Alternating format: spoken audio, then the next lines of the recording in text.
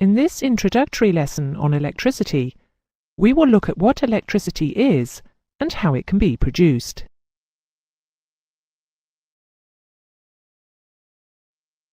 In order to understand how electricity works, we first need to examine the atom.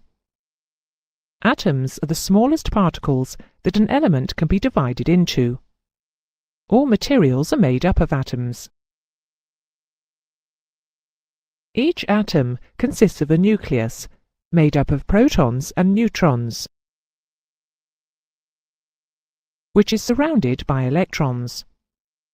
Although not entirely scientifically correct, for the purpose of this explanation, we can assume that the electrons orbit the nucleus like planets spinning around the Sun. Each proton in the nucleus has a positive electrical charge. The neutrons have no electrical charge, and for our purposes they can be ignored. Each electron has a negative electrical charge. Each atom has an equal number of protons and electrons.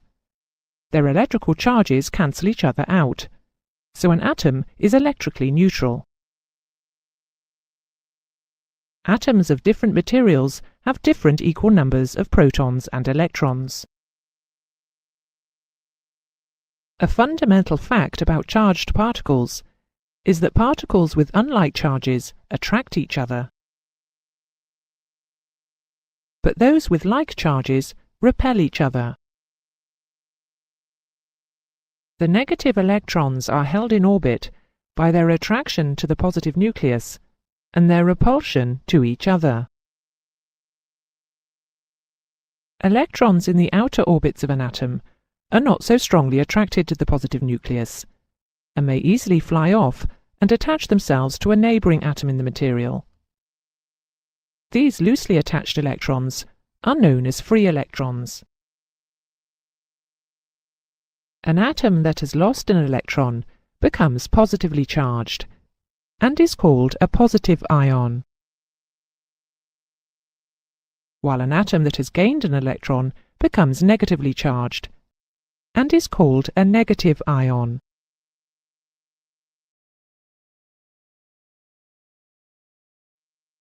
Materials which have easily detached free electrons in their outer orbits are called conductors. Metals such as copper, silver and aluminium are good conductors. Materials which have very few free electrons are called insulators. Wood, rubber, glass and plastics are examples of insulators.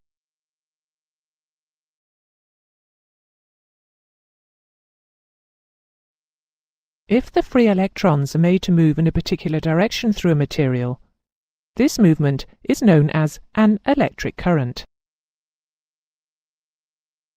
Electrons are caused to move through a conductor by applying a positive charge, which is a deficiency of electrons, at one end of the conductor, and a negative charge or surplus of electrons at the other. The positive charge attracts the free electrons, and the negative charge repels them. So there is a flow of electrons in one direction through the conductor from the negative terminal to the positive terminal. This flow is known as an electrical current. To maintain the current flow, the force which caused the electrons to flow in the first place must be maintained. Otherwise, when sufficient electrons have flowed from the negative to the positive terminal to balance out the charge, the current flow will cease. To keep the current flowing, the source of the force which caused the electrons to move must be capable of absorbing the electrons from the positive terminal and transferring them through itself back to the negative terminal. In this way, the current can be maintained as long as there is a complete circuit.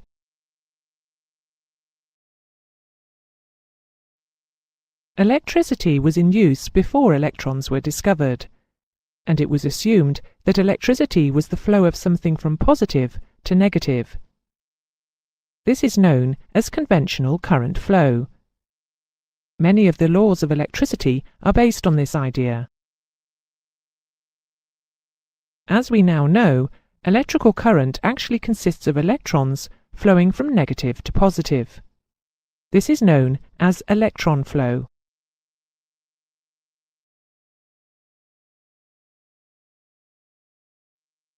There are 6 basic means by which a force can be provided to cause electrons to flow. These are friction, which produces static electricity, by chemical action in cells and batteries, by magnetism using alternating current or direct current generators, by the application of heat to thermocouples, by light in photoelectric cells, and by applying pressure to piezoelectric crystals. Of these 6 methods, only batteries and generators produce electrical power in usable quantities. These 2 methods will be explained in detail in later lessons. We will have a quick look here at the other 4 methods, starting with static electricity.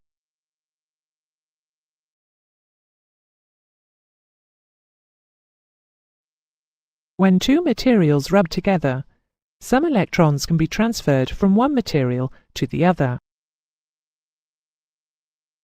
The result is that one material will have a positive charge and the other a negative. This is known as static electricity. Quite often, this build-up will discharge with a spark when the 2 materials are moved apart. You may have observed this when taking off a sweater. This phenomenon can cause problems when an aircraft is being refueled. The flow of fuel through the equipment can cause a build-up of static electricity and the possibility of a spark, which could ignite the fuel. To prevent this, the aircraft and the fuel truck are bonded to each other, and each is bonded to earth to prevent the possibility of a static discharge when connecting or disconnecting the refueling equipment.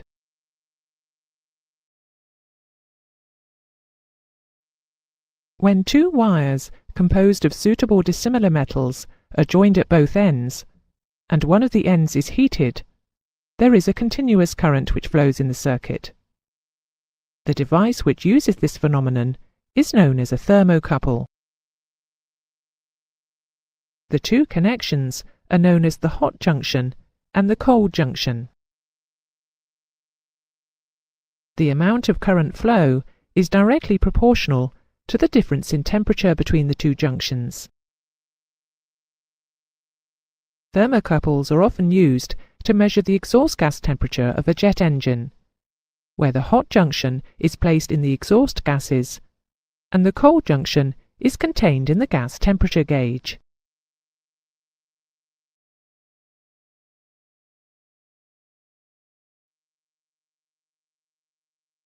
When pressure is applied to a crystal of a suitable material, quartz for instance, the free electrons in the crystal move together on one side of the crystal. This produces an electrical charge across the crystal. These crystals are known as piezoelectric crystals. Piezoelectric crystals may be found in modern headset microphones.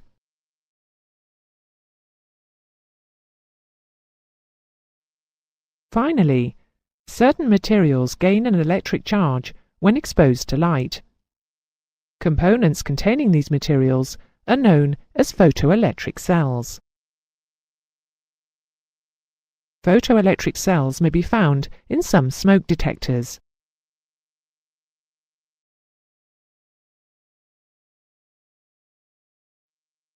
That is the end of the lesson.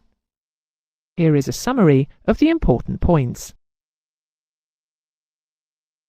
Copper, silver and aluminium are good conductors of electricity, while wood, rubber, glass and plastics are examples of insulators. In an electrical circuit using conventional flow, the current flows from the positive to the negative terminal, but electrons actually flow from the negative to the positive terminal. An electrical charge can be produced by friction, by chemical action in cells and batteries, by magnetism using generators and alternators, by the application of heat to thermocouples, by light in photoelectric cells, and by applying pressure to a piezoelectric crystal.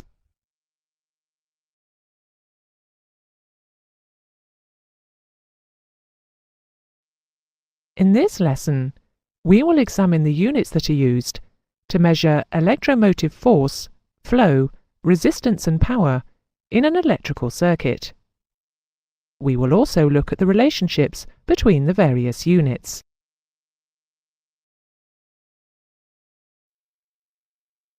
We know that the flow of electrons through a material is known as current, and that for a current to flow, there must be a positive charge, which is a deficiency of electrons, at one end of the conductor, and a negative charge, or surplus of electrons, at the other.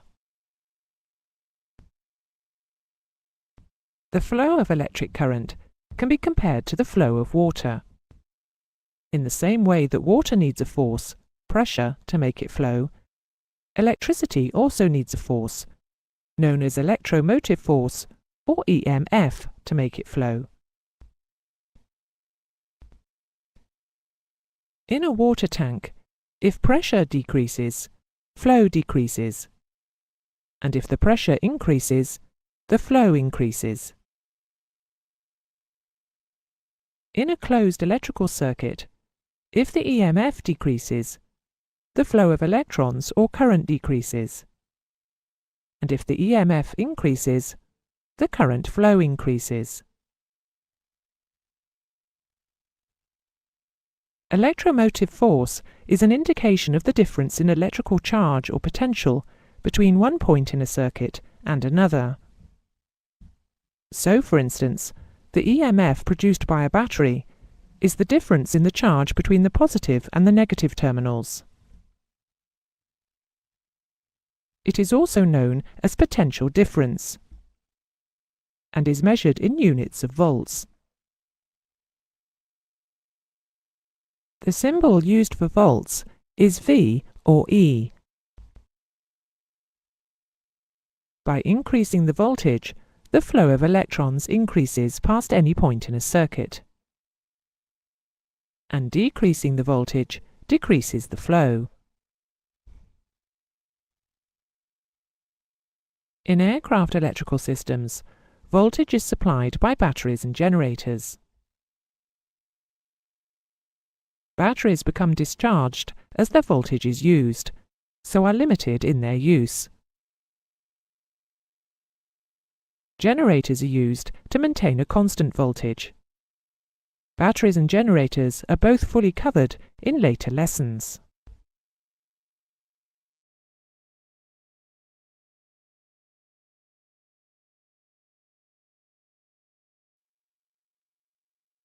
To measure voltage, a voltmeter is used.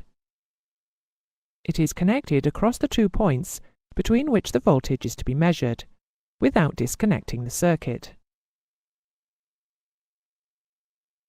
Electrical circuits can have very high or very low values of voltage in them. 1 microvolt is 1/1,000,000th of a volt. 1 millivolt is 1,000th of a volt. And 1 kilovolt is 1,000 volts. The prefixes used for these values are displayed on the screen.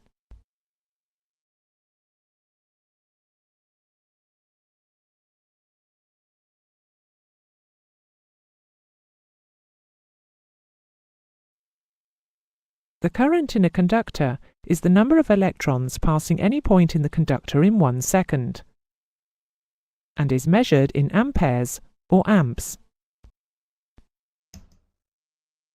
Current can be measured by an instrument called an ammeter, which is connected into the circuit so that the current in the circuit passes through it. The symbol used for current is I. However, when current is expressed in amps, the symbol A is used. So if you wanted to say that the current flow in a circuit is 5 amps, it could be written as I equals 5A. Small values of current are given the following prefixes. 1 microamp is 1 millionth of an amp, and 1 milliamp is 1,000th of an amp.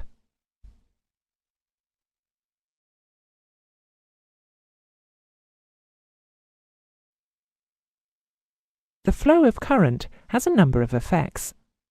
They are heating, magnetic, and chemical. When current flows through a conductor, it always causes an increase in temperature in the conductor.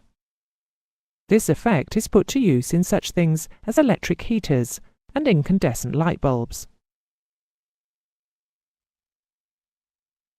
A magnetic field is always produced around the conductor when a current flows through it.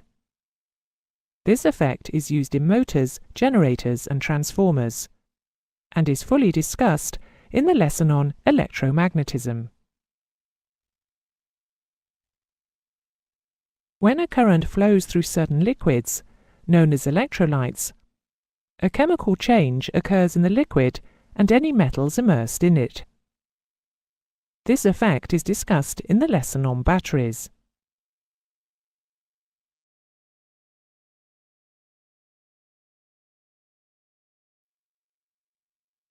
For a current to flow, there must be a complete path or circuit.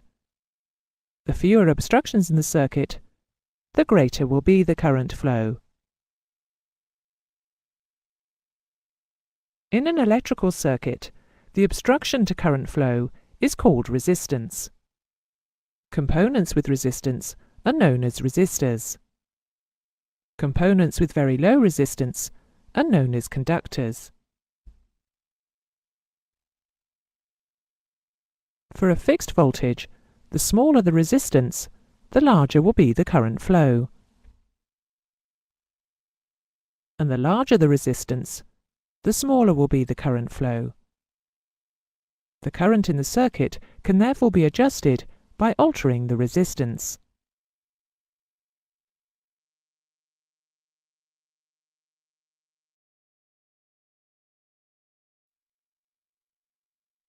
There are a number of factors which affect the resistance of a material. Different types of material have different levels of resistance.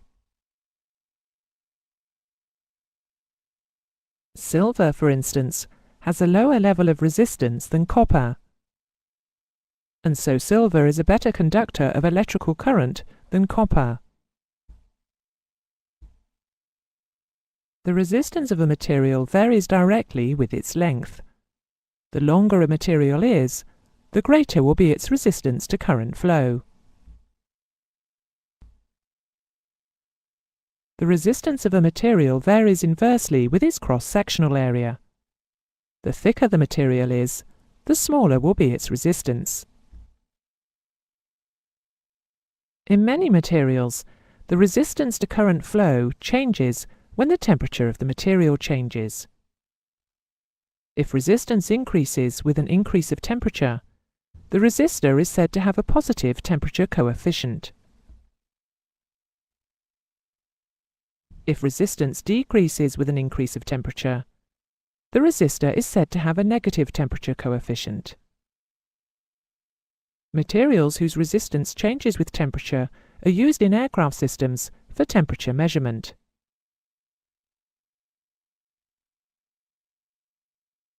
Here is a summary of the factors affecting the resistance of a material. Spend a moment studying it before moving on.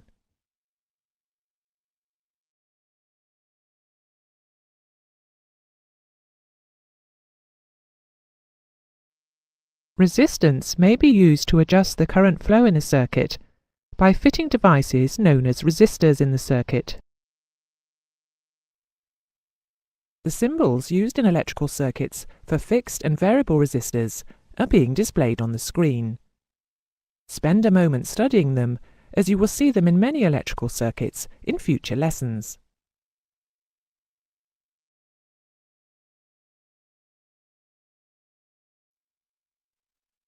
The abbreviation used for resistance is R. The unit of resistance is the ohm, and the symbol omega is used to signify ohms. A material has a resistance of 1 ohm if an applied voltage of 1 volt produces a current flow of 1 amp through it. As with volts and amps, there are symbols for larger and smaller values of resistance. 1 millionth of an ohm is expressed as 1 microhm.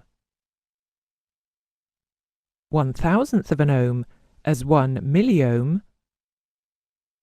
1,000 ohms is expressed as 1 kiloohm, and 1 million ohms as 1 megohm. The symbols used for these values are being displayed on the screen.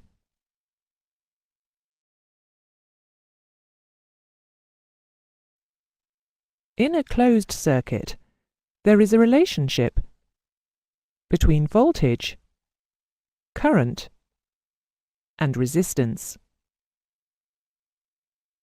If the voltage remains constant, any increase in resistance will cause a decrease in current, and a decrease in resistance will cause an increase in current. We can therefore say that in a closed circuit, current is inversely proportional to resistance. If the resistance remains the same, any increase in voltage will cause an increase in current, and a decrease in voltage will cause a decrease in current. So current is directly proportional to voltage. This is expressed as Ohm's law, which states that in a closed circuit, voltage equals current multiplied by resistance, or V equals IR. And by transposition, I equals V over R, or R equals V over I. To reinforce Ohm's law, we will look at a couple of examples. In this circuit, we know that the resistance is 4 ohms and the current is 3 amps. So using Ohm's law, we can find the applied voltage. V equals IR, so the voltage is 3 multiplied by 4, or 12 volts. Now, you try this one. Click the box next to the correct answer.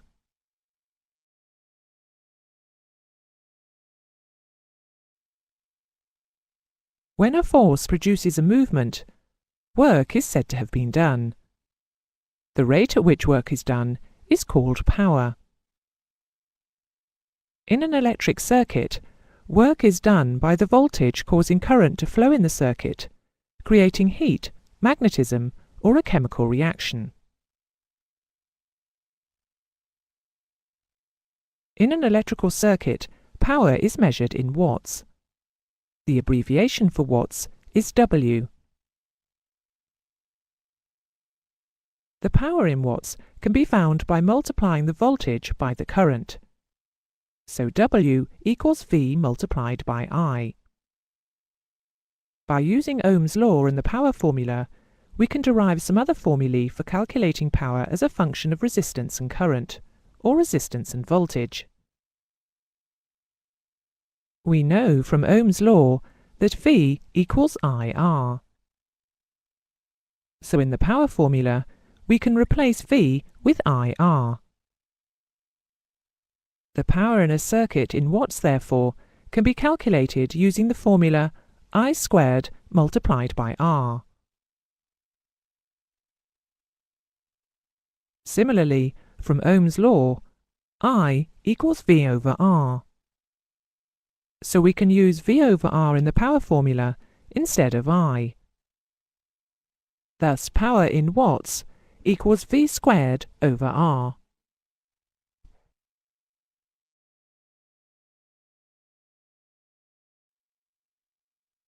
When a current passes through a resistor, the power is dissipated as heat, and the resistor will eventually melt if the current becomes excessive.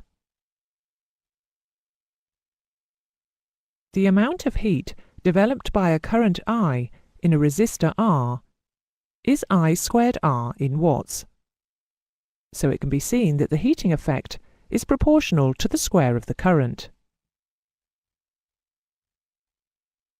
A relatively small increase in current can therefore cause a significant increase in heating effect. Each electrical component and the wiring which supplies it is given a power rating or maximum wattage, which, if exceeded, will cause it to overheat. Each electrical circuit in an aircraft will be protected by a fuse or circuit breaker, which will prevent the maximum permitted current flow in the circuit from being exceeded by breaking the circuit if the current increases beyond a safe level. Fuses and circuit breakers are described in another lesson.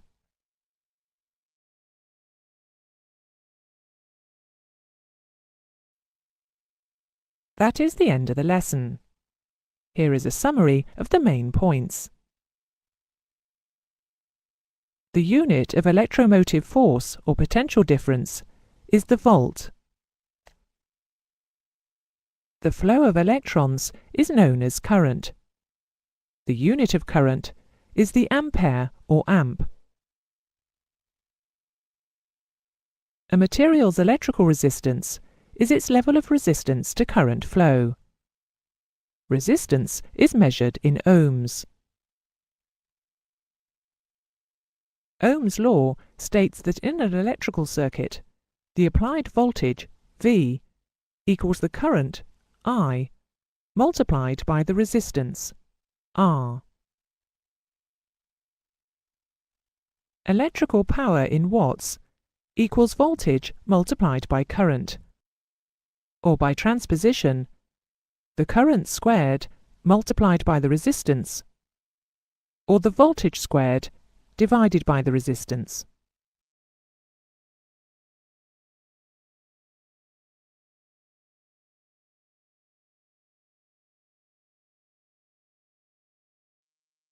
You should now understand the relationship between current, voltage and resistance in a simple closed electrical circuit. In this lesson, we will look at some more complicated circuits with multiple resistive loads in series and in parallel.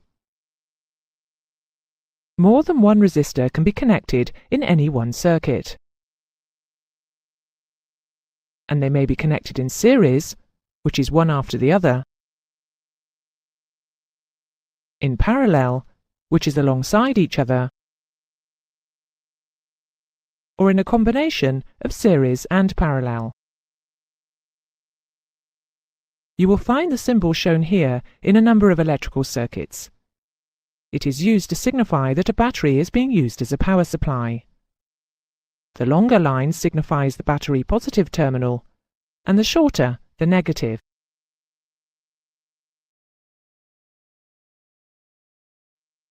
You are already familiar with Ohm's law. There are two more laws that you need to know to help you understand what is going on in series and parallel circuits. These are known as Kirchhoff's laws.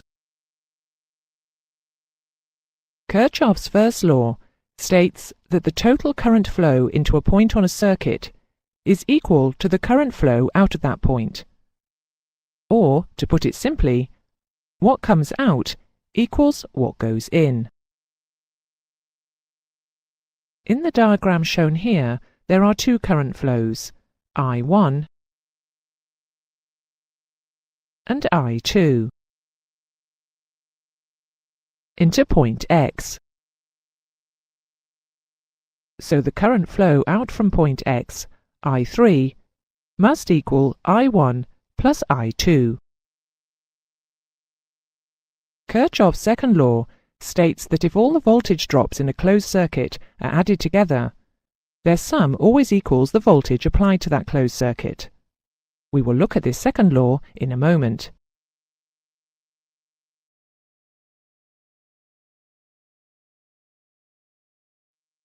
If a number of resistors are connected in series, they will act as one long resistor. You know that the resistance of a material is directly proportional to its length. So to calculate the total resistance of a number of resistors in series, the individual resistances are simply added together. In our example here, the total resistance of the circuit, RT, will be the sum of R1, R2, and R3. If we add some numbers to the circuit, you can see that the total resistance of this particular circuit is 4 ohms plus 6 ohms plus 10 ohms, making a total of 20 ohms. The applied voltage is 12 volts. To calculate the current flow in the circuit, Ohm's law can now be applied. I equals V divided by R. So the current is 12 divided by 20, which equals 0.6 amps. This current will flow continuously through all three resistors. We can use this circuit to prove Kirchhoff's second law. If we apply the current flow of 0.6 amps to each individual resistor, we can establish the voltage drop across them. R1 is 4 ohms. So, using Ohm's law, V equals IR. The voltage drop across R1 is 4 multiplied by 0.6, or 2.4 volts. The voltage drop across R2 is 6 multiplied by 0.6, or 3.6 volts. And the voltage drop across R3 is 10 multiplied by 0.6, or 6 volts. According to Kirchhoff's second law, the sum of these voltage drops should equal the applied voltage of 12 volts, and it does. Series connection of loads is impractical, because individual resistive loads cannot be individually controlled. Also, the failure of one resistor would mean failure of the rest of the circuit.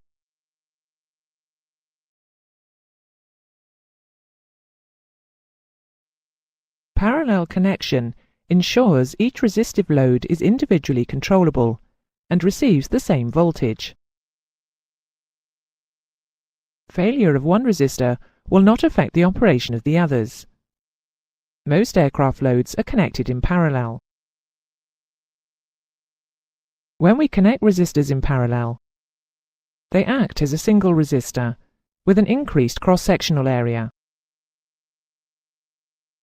We know that resistance is inversely proportional to the cross-sectional area of the material, and as the total cross-sectional area will be bigger than that of even the resistor with the largest individual cross-section area, the total resistance of a number of resistors in parallel will always be lower than the resistance of the lowest individual resistor.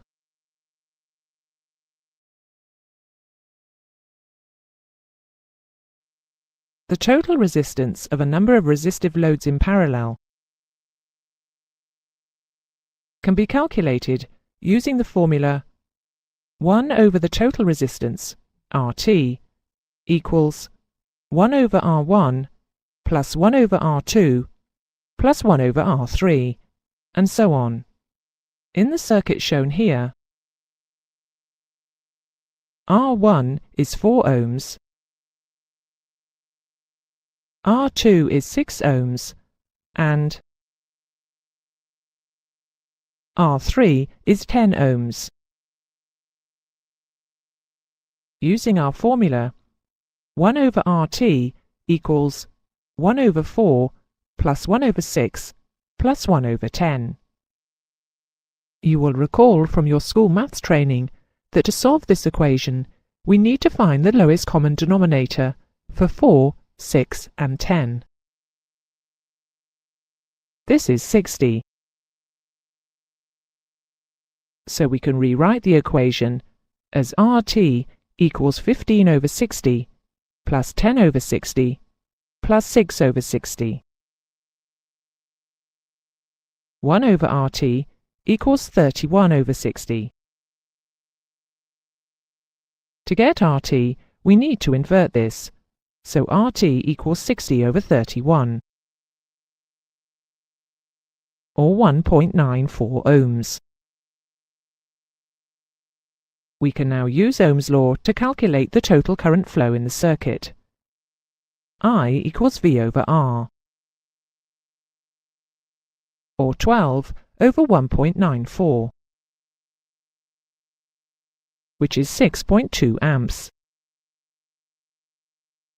We can check this calculation is correct by looking at the current flow through each resistance individually.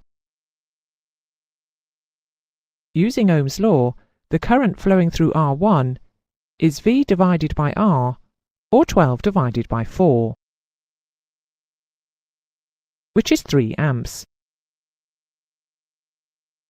The current flowing through R2 is 12 divided by 6, which is 2 amps.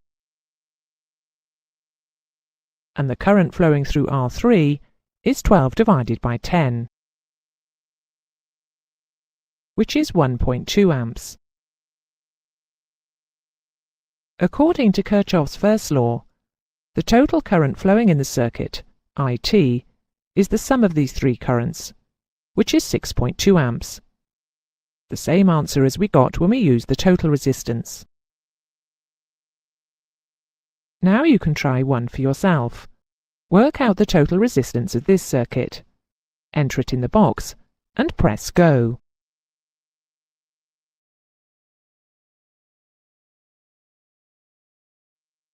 To calculate the total resistance of a circuit containing resistive loads both in series and in parallel, we first calculate the resistance of each parallel group, and then add them together with the series resistors. In the example shown here, we will first calculate the total resistance of the parallel resistors R2 and R3, then add it to R1. Using the formula for parallel resistors, 1 over RT equals 1 over 6 plus 1 over 10, the lowest common denominator for 6 and 10 is 30. So we can rearrange the calculation to say 1 over RT equals 5 over 30 plus 3 over 30, or 8 over 30. Inverting this gives us 30 over 8, which is 3.75 ohms. To find the total resistance in the circuit, we add this to R1. So the total resistance is 3.75 plus 4, making a total of 7.75 ohms.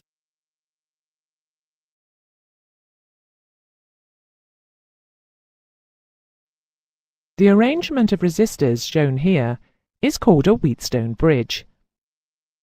The Wheatstone bridge can be used to compare an unknown resistance, in this case Rx, with others of known values.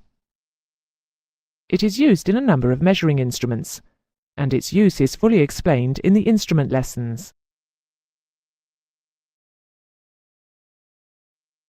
That is the end of the lesson. The important things to take from this lesson are the formulas for working out the total resistance in series and parallel circuits. These formulas are being displayed on the screen. Remember that in a circuit containing resistive loads both in series and in parallel, we first calculate each parallel load, then add them to the series loads.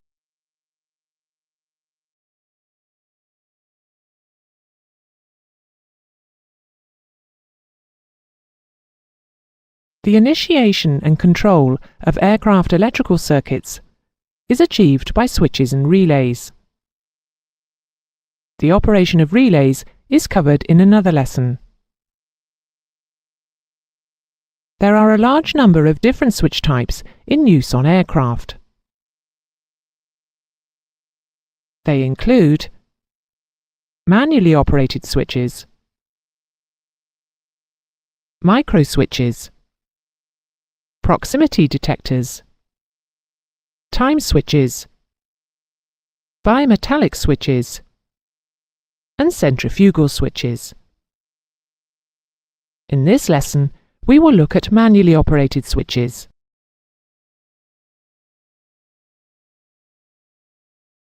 However, before we look at the various types of typical aircraft switches, it is important to know what defines an electrical switch and how it functions. An electrical switch is a mechanical device that connects and disconnects an electrical circuit. In its simplest form, the switch has two pieces of metal, called contacts, that touch to make the circuit. A pair of contacts is said to be closed when there is no space between them, allowing electrical current to flow from one contact to the other. When the contacts are separated by an insulating air gap, they are said to be open, and no electrical current can flow. It is worth noting that this terminology is the opposite of that used in hydraulic systems, where a closed valve prevents the flow of fluid and an open valve permits flow.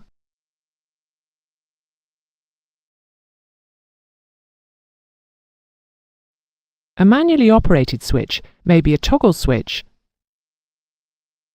a rocker switch, a push-pull switch, or more probably on modern aircraft, a switch light. The simplest toggle switch is a two-position switch with a single pair of contacts. With this type of switch, the contacts can be either closed or open.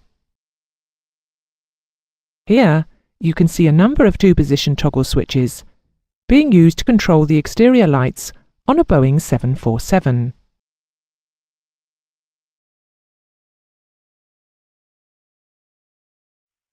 Three-position toggle switches normally have a center-off position, with the electrical power able to go to one of two services depending on the direction in which the switch is moved.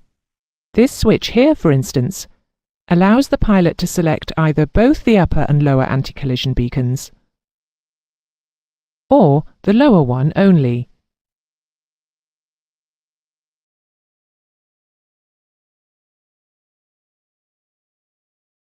Toggle switches, depending on type, can remain in the last selected position, as all the light switches we have seen so far do, or they can be fitted with springs, so that when the operator's finger is removed, the switch moves back to the off position.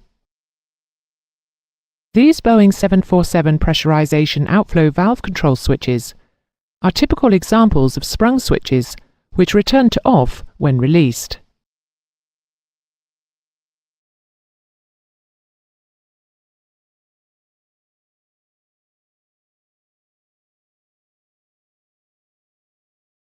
Some toggle switches may be fitted with guards to prevent inadvertent operation.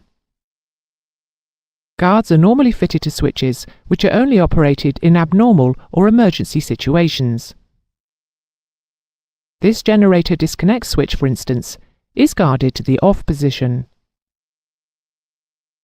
To operate the switch and disconnect the generator, the guard has first to be raised.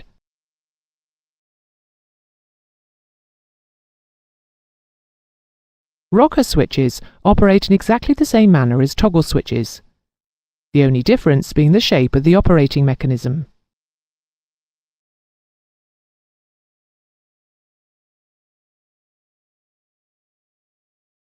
Push and pull switches are normally only two-position, so the contacts in this type of switch are either open or closed. The switch is operated by pushing or pulling on the stem of the switch.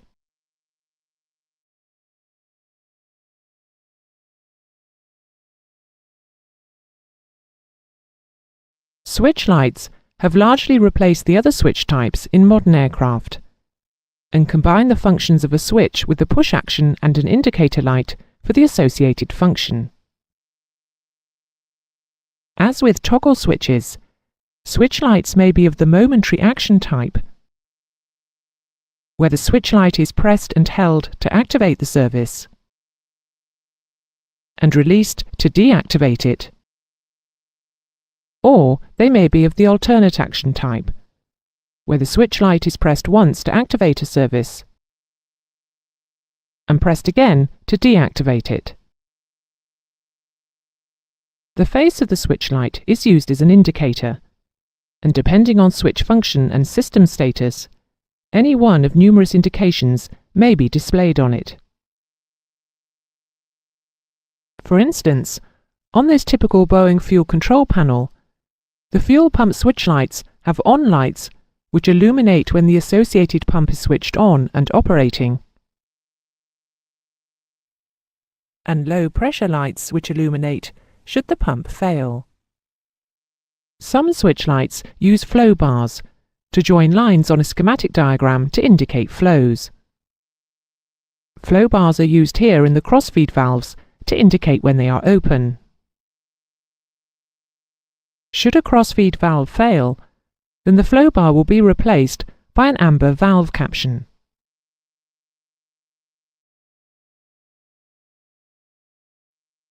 Again, as with toggle switches, switch lights used to operate important abnormal or emergency services may be guarded to prevent inadvertent operation. In this case, the guard is a transparent perspex panel, which is hinged at the top and drops over the switch light. To operate the switch light, the guard is first raised, then the button can be pressed. The guarded switch lights shown here control the Boeing 767 aircraft's fuel dump system.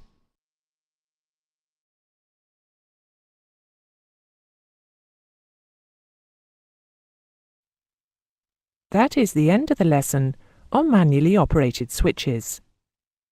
Here is a summary of the important points. Toggle and rocker switches can be 2 or 3 position.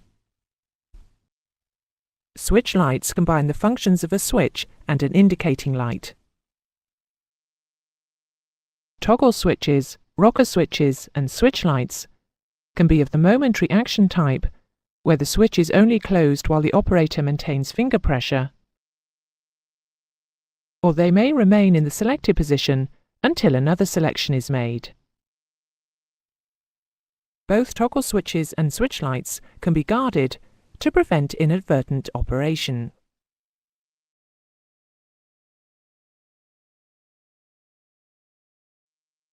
In this lesson, we will discuss the automatically operated switches which may be found on an aircraft. They include microswitches, proximity detectors, time switches, bimetallic switches, and centrifugal switches. We will examine each of these types of switch, beginning with microswitches.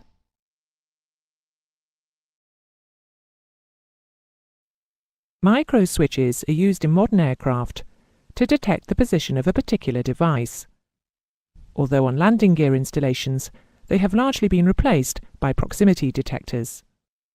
A microswitch operates in the same manner as a momentary action switch light, except that instead of the switch being operated by the pilot's finger, It is fitted with a plunger, which operates the switch when it comes into contact with the striker plate fitted to the component being monitored.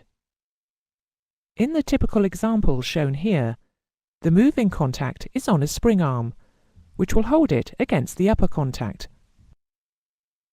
When the component being monitored reaches the required position, the striker plate will push down on the plunger, causing the moving contact to move down and connect with the lower contact. Shown here is the Boeing 747 flap lever, which has a number of micro switches fitted to warn the crew of flap failures. Bimetallic switches are temperature-sensitive switches, which operate when a certain temperature is reached to provide an indication to the pilot or to activate or deactivate a circuit. The switch consists of a bimetallic strip made up of two strips of dissimilar metals bonded together. The strip is fixed at one end, with the other end free to move up and down. The free end has an electrical contact on it. At normal temperatures, the strip is straight. In our example shown here, when the strip is straight, its contact is touching a fixed contact. When the switch is heated, the two metals will expand by different amounts, and the bimetallic strip will bend. This causes the contacts to open, breaking the electrical circuit. Bimetallic switches are often used in battery charging circuits. The switch is placed in close proximity to the battery to monitor its temperature. Should the battery temperature become excessive, the switch will operate to shut off the charging current and put on a warning light.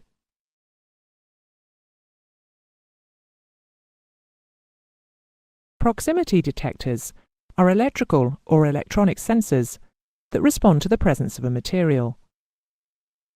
The electrical or electronic response is used to activate a switch, relay, or transistor. There are many types of proximity detectors. The major types are inductive, capacitive, and magnetic. The inductive and magnetic sensors need the monitored target to be metal, but the capacitive type can monitor either metal or non-metal materials.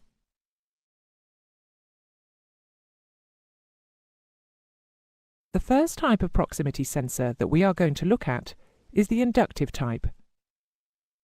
Inductance is a property that a coil has when it has an alternating current or AC pass through it. Inductance is fully explained in the AC part of the syllabus. For the moment, all you need to know is that the inductance of a coil with AC passing through it changes when it is brought into close proximity to a suitable ferrous material, and that this change can be measured. It is important on aircraft with retractable landing gear systems that the pilot is kept informed of the position of the landing gear. On older aircraft, this is achieved by using gear-operated microswitches to operate indicating lights. On modern aircraft landing gear, inductive-type proximity sensors are used instead of microswitches. In a typical undercarriage system, each proximity sensing unit will consist of three components.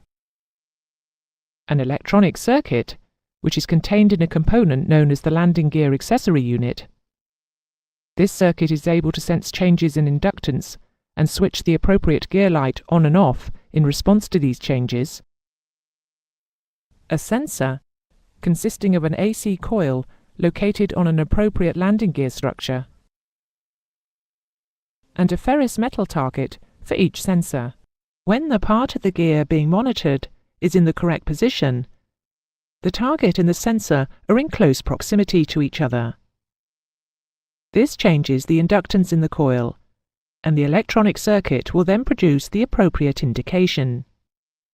The inductive proximity sensor is a hermetically sealed unit and is actuated by the presence of the actuator or target.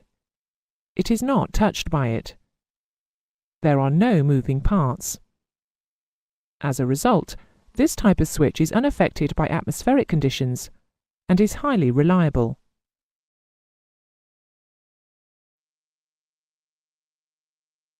Now we will look at the capacitive type of proximity sensor.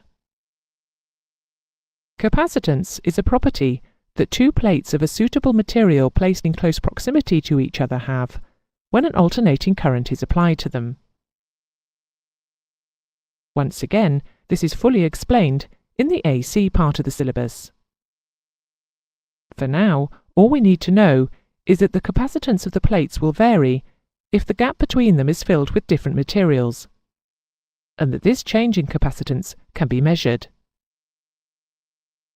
Capacitance-type detectors can detect changes in all materials, both solid and liquid. They are widely used in aircraft fuel quantity measuring systems. A typical capacitive fuel measuring device consists of two concentric tubes of metal with an AC supply across them, standing upright in the fuel tank. The gap between the two tubes will be full of air when the tank is empty, and full of fuel when the tank is full. At intermediate fuel levels, the gap will have part fuel and part air. The capacitance of the device will change as the proportion of fuel and air changes. This capacitance is measured and displayed on a gauge as fuel quantity.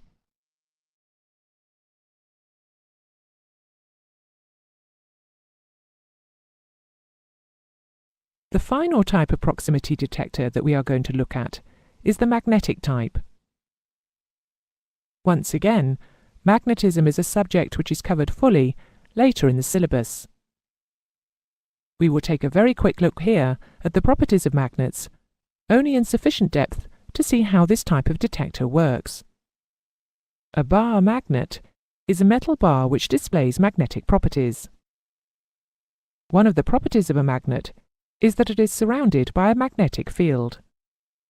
The lines of force or flux of the field come out from one end or pole and return to the magnet at the other end.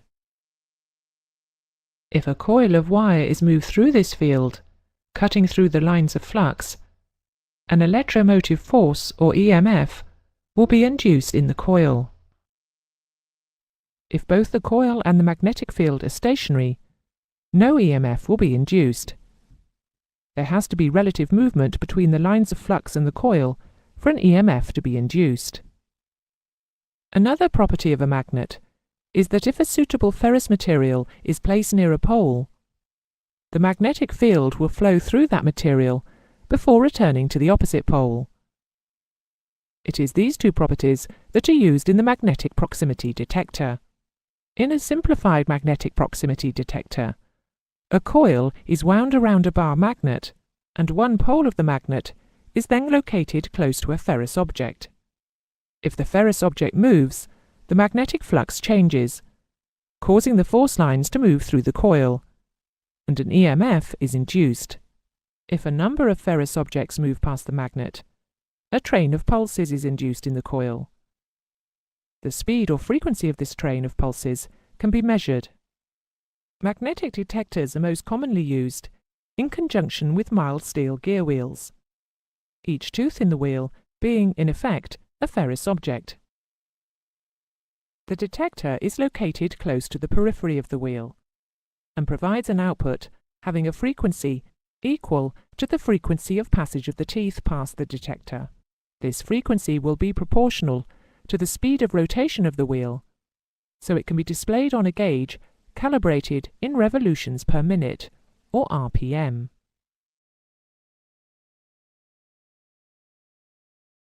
Time switches or relays can be initiated electrically or mechanically to activate a circuit after a specific time interval has occurred. A time switch is often found in an aircraft's auxiliary power unit, where it will close the air intake door after a specific time delay after the auxiliary power unit has been shut down. Time switches can be simple wind-up mechanical switches, like this galley hot cup controller, or, more probably, on modern aircraft, solid-state electronic devices.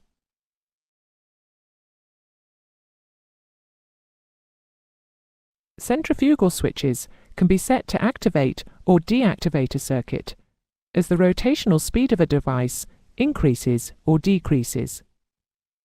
In the simplified diagram shown here, the flyweights are being driven around by the component whose rotational speed is being monitored. As the speed increases, the flyweights move out, pushing the non-rotating sleeve against the spring, which in turn moves the lever arm. At a specific rotational speed, the lever arm will close the switch contacts and an electrical signal will be sent. Centrifugal switches are commonly used to switch off engine starter motors once the engine reaches self-sustaining speed.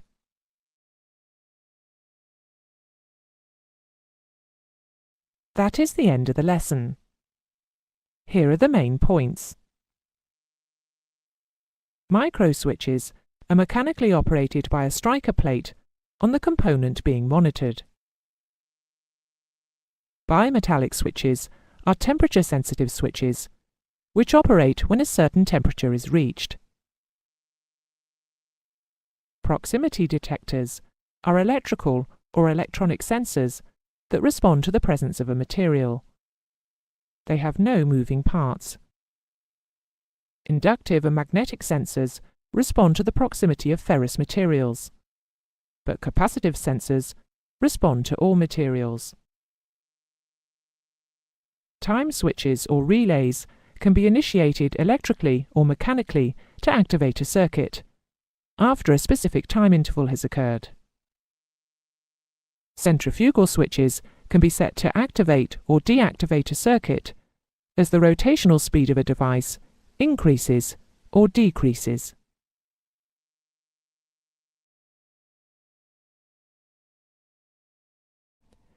In an electrical circuit, abnormal conditions may arise which can cause the current or the voltage in the circuit to become excessive. A short circuit, for instance, will lead to a large increase in current, causing the cables carrying the current to overheat and possibly catch fire. Generators need to be protected from faults in individual loads so that a fault in one load will not cause the generator to fail, with a subsequent loss of other loads.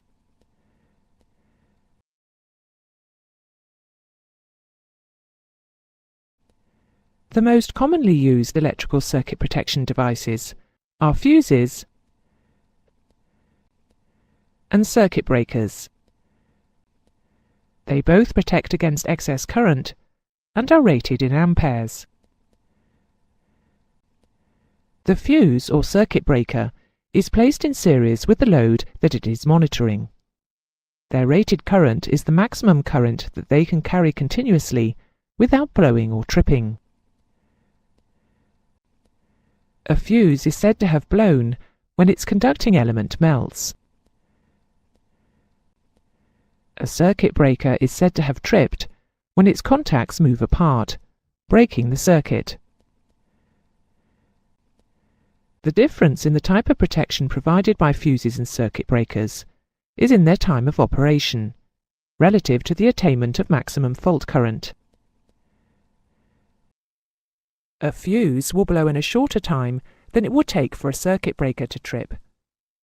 In both cases, the time taken is measured in fractions of a second, but this can be important for pieces of sensitive electronic equipment, which are often individually protected by fuses.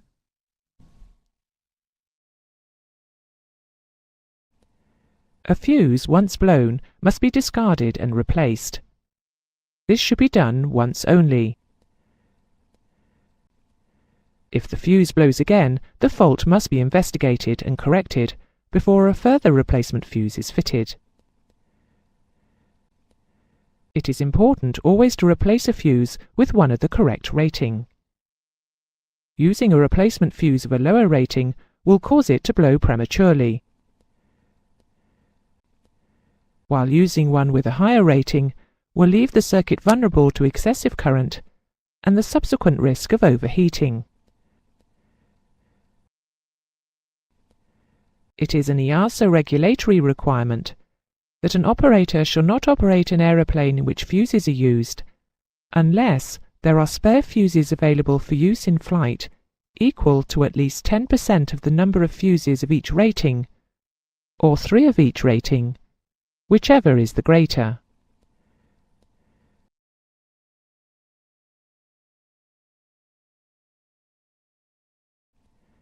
Unlike the fuse, a circuit breaker may be reset after it is tripped. Like the fuse, this should be done once only. If the circuit breaker trips again, the fault must be investigated before a further reset is attempted. A circuit breaker may also be used as a circuit isolation switch by manually tripping and resetting it as required.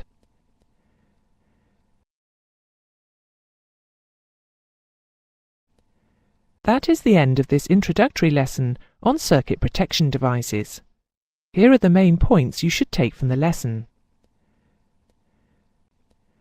Blown fuses have to be discarded, but a tripped circuit breaker may be reset once the fault has been rectified. Fuses and circuit breakers are rated in amperes. It is a regulatory requirement that an operator shall not operate an aeroplane in which fuses are used unless there are spare fuses available for use in flight equal to at least 10% of the number of fuses of each rating, or 3 of each rating, whichever is the greater.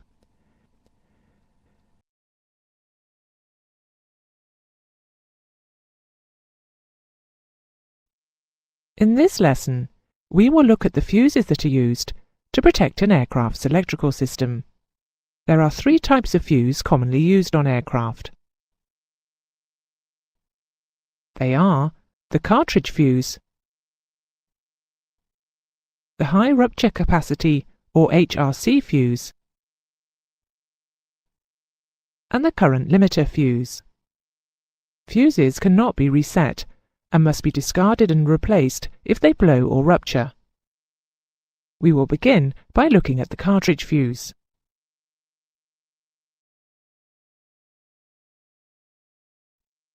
The cartridge type fuse consists of a tubular glass or ceramic body with a fuse element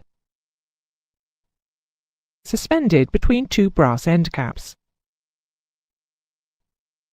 The fuse element may be made from tinned copper wire, silver wire, or electro-tinned zinc. Zinc is generally used in heavy-duty circuits. Fuses are usually fitted in fuse holders with screw-on caps.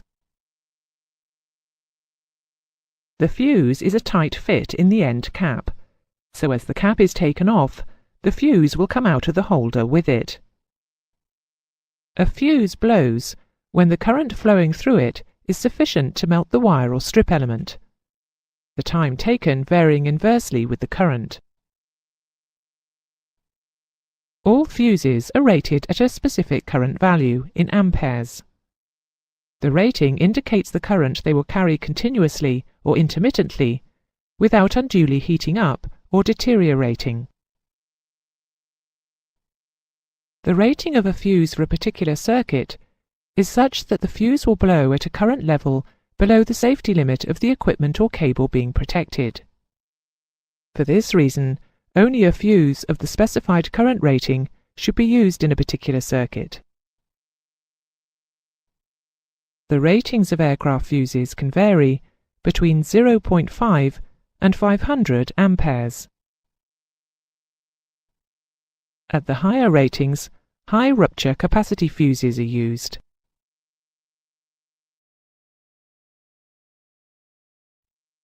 The high rupture capacity, or HRC fuse, is an improvement on the cartridge type fuse. It is used mainly in high current rated circuits. It consists of a tubular ceramic barrel within which a number of identical fuse elements in parallel are connected to end caps of plated brass or copper. The barrel is filled with powdered marble or clean quartz sand to damp down the explosive effect of the arc setup on rupture of the fusible elements.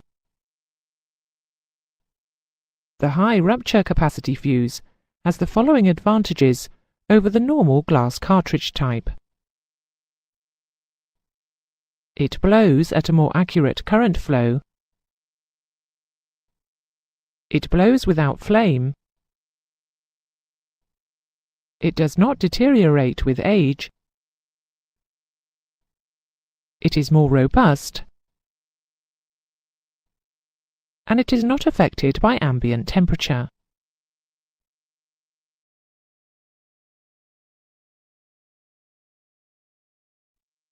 Current limiters, or air fuses, are fuses which are again used in high current circuits.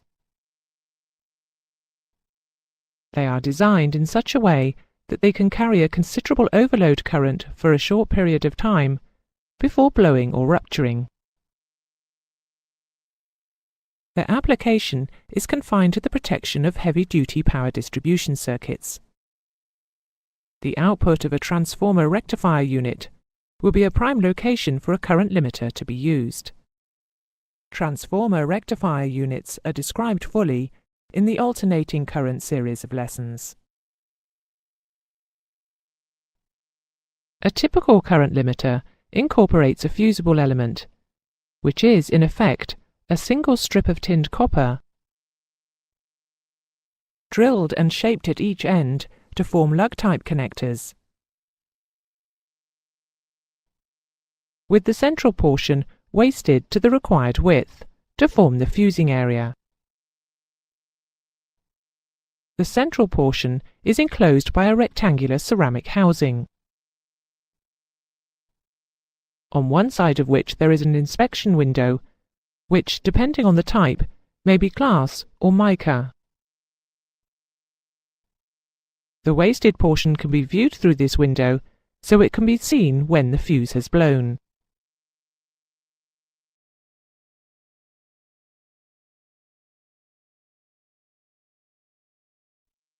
If it is necessary to isolate a particular circuit by the removal of the fuse, in order that the system be made safe, or for work to be carried out, a dummy fuse or fuse holder should replace the fuse which has been removed to warn personnel not to fit a normal fuse.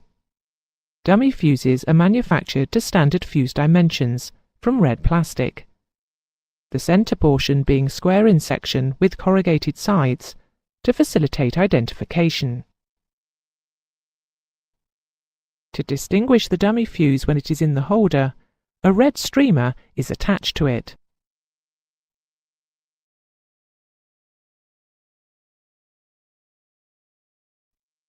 That is the end of the lesson. You should remember the following key points. Fuses cannot be reset and must be discarded and replaced if they blow or rupture. Fuses are rated in amperes. Current limiters are designed in such a way that they can carry a considerable overload current for a short period of time before blowing or rupturing. Dummy fuses are red in colour with corrugated sides. When in use, they should have a red streamer attached.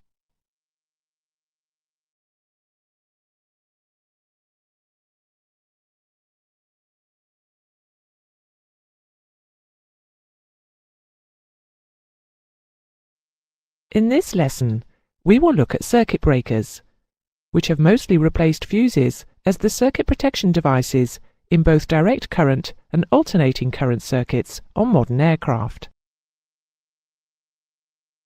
Circuit breakers combine the function of fuse and switch. They can be used for switching circuits on and off in certain circumstances. Generally, the circuit breaker incorporates an automatic thermosensitive tripping device. Once tripped, a circuit breaker usually has to be reset manually. Circuit breakers can be tripped and reset any number of times, but remember that a tripped circuit breaker should only be reset once. If it trips again, the fault must be dealt with before another reset attempt is made. Some larger circuit breakers may also include electromagnetic and reverse current tripping devices.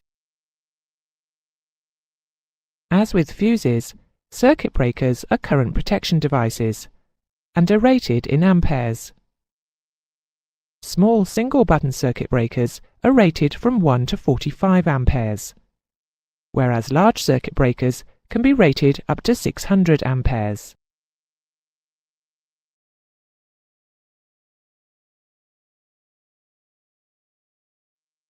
The flight deck of a modern aircraft will have a circuit breaker panel or panels, where numerous small single-button circuit breakers will be located. These circuit breakers fall into two groups, known as trip-free and non-trip-free circuit breakers. If a non-trip-free circuit breaker is held in by the pilot under fault conditions, the circuit will be made. This is clearly dangerous. If a trip-free circuit breaker is held in under the same circumstances, the circuit cannot be made. Almost without exception, the circuit breakers on the flight deck of your aircraft will be of the trip-free type.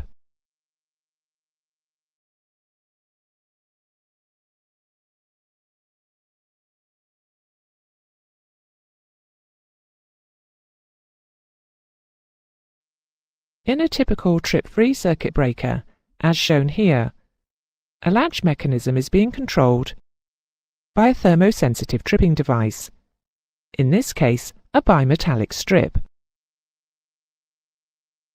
With the circuit breaker in the closed position, current flows through the main contacts, through the bimetallic strip and onto the load. If the current flow becomes excessive, the bimetallic strip will bend as shown,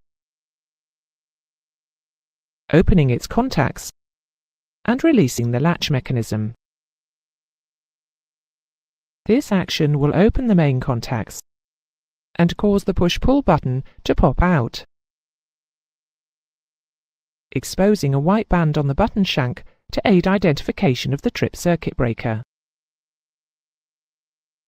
If an immediate reset attempt is made, the current will not flow in the circuit, because the bimetallic strip contacts will still be open, and the button will not latch in. Only when the bimetallic strip has cooled sufficiently will the circuit be able to be completed again. This type of circuit breaker can be used as a switch by pulling out the button. This will override the latch mechanism and open the main contacts. If a circuit breaker has been pulled for maintenance purposes, then a clip with a red flag attached is affixed to the shank to warn personnel not to reset it. Larger current capacity circuit breakers may have both a trip and a reset button. These circuit breakers are not normally accessible from the flight deck.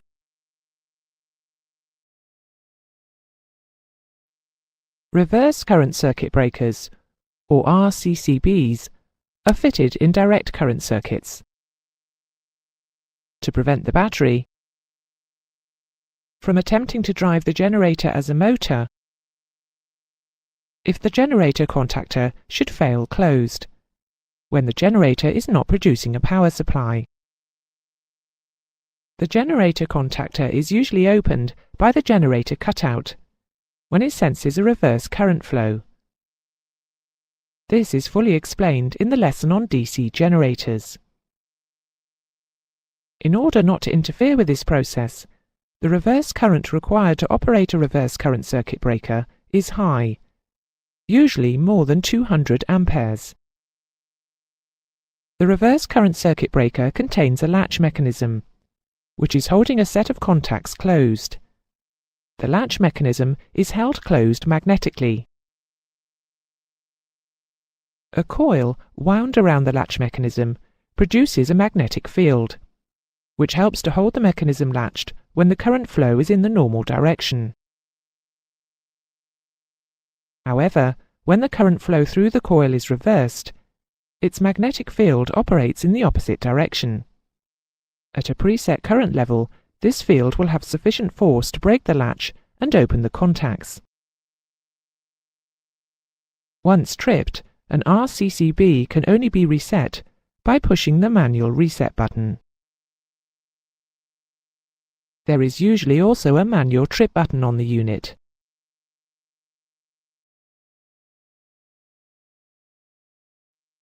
That is the end of the lesson. Remember the following key points. Circuit breakers are rated in amperes. Flight deck circuit breakers are usually trip-free thermally tripped circuit breakers, which need to be reset manually. A trip-free circuit breaker can only be reset once the fault has cleared. Holding in the reset button will not allow current to flow in the circuit. In the event of a circuit breaker trip, only one reset should be attempted before the defect is investigated. Small circuit breakers fitted in the flight deck are sometimes used as switches. Reverse current circuit breakers prevent large reverse current flows in direct current circuits.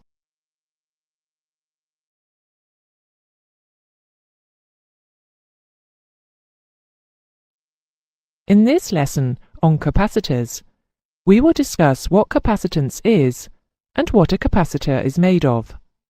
We will state the units of capacitance and examine how capacitors act in a direct current or DC circuit.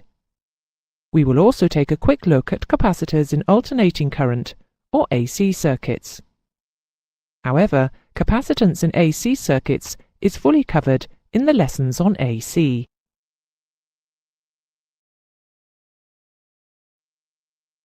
A capacitor is a device that stores electrical energy in the electrical field that can be created between two conductors that are separated by an insulator. In its simplest form, a capacitor consists of two metal plates separated by an insulating material called a dielectric. Wires connected to the plates allow the capacitor to be connected into an electrical circuit. If we connect one plate to the positive terminal of the power source and the other to the negative, electrons will flow to the plate attached to the negative terminal and will be drawn from the plate attached to the positive terminal.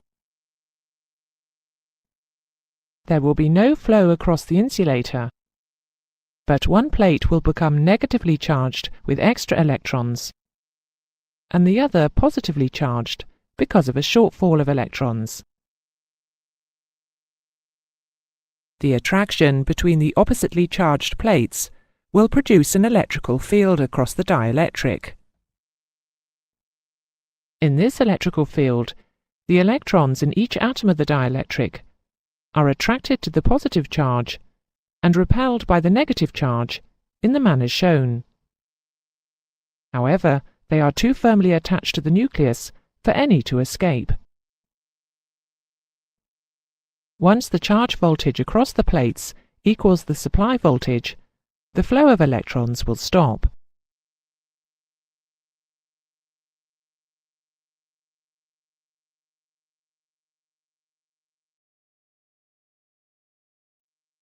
If the capacitor is now removed from the supply, it will retain this charge until it is connected to an external circuit. When the surplus electrons on one plate will flow through to replace the shortfall on the other, and the atoms in the dielectric will return to their original shape.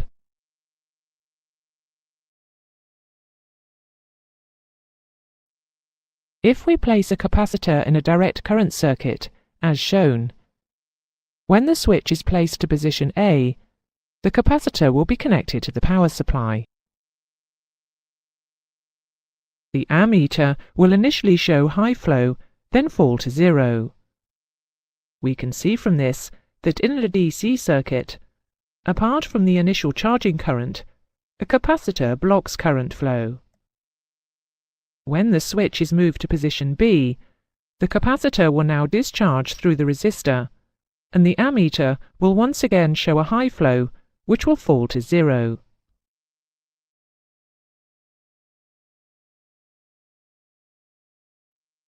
Much of the electrical power used on aircraft is alternating current, or AC. In AC systems, the polarity of the supply voltage changes cyclically. The change happens at a much greater rate than shown here. In fact, in aircraft AC systems, it changes 400 times every second. If a capacitor is placed in an AC circuit, it will constantly be charged and discharged as the polarity of the supply changes. So electrons will constantly be flowing to and from the plates of the capacitor. Although no current flows across the capacitor, current is constantly flowing in the wires, and if a light bulb is placed in the circuit, it will remain illuminated. From this, we can deduce that a capacitor appears to allow current to flow freely in an AC circuit.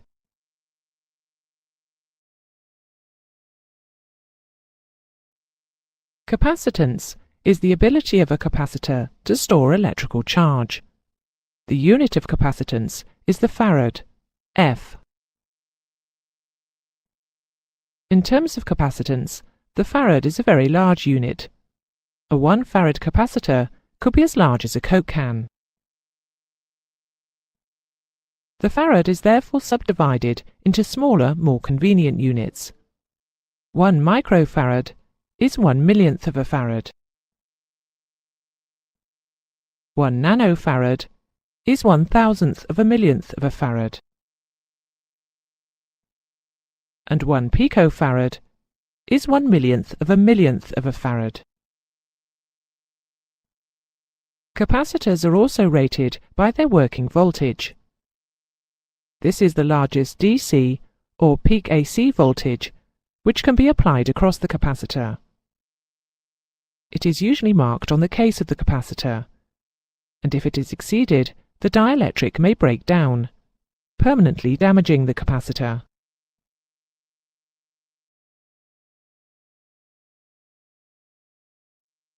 There are 3 factors that affect the capacitance of a capacitor. These are the area of the facing plates, the distance between the plates, and the material of the dielectric. It is fairly obvious that the larger the area of the plates, the more electrons can be stored on them, so capacitance will vary directly with plate area. The distance that the plates are apart determines the strength of the electrical field between them. If the plates are widely separated, the electrical field will be weak, and it will not pull many electrons onto the negative plate. If, however, the plates are very close together, the attraction caused by the unlike charges will produce a strong field, and lots of electrons will be attracted. So capacitance varies inversely with the distance between the plates. The third thing that affects capacitance is the material of the dielectric. Different dielectric materials have different effects on the electrical field, and this will give different values of capacitance. In order to compare different materials, they each have what is known as a dielectric constant, or K.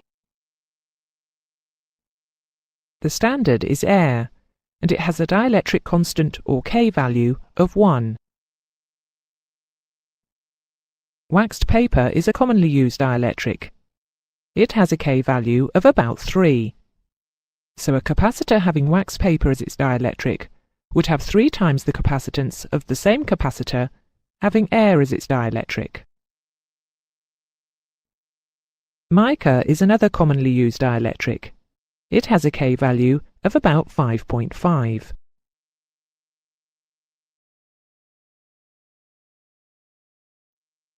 Capacitors can be either of a fixed or variable capacitance, and they may be polarized or non-polarized.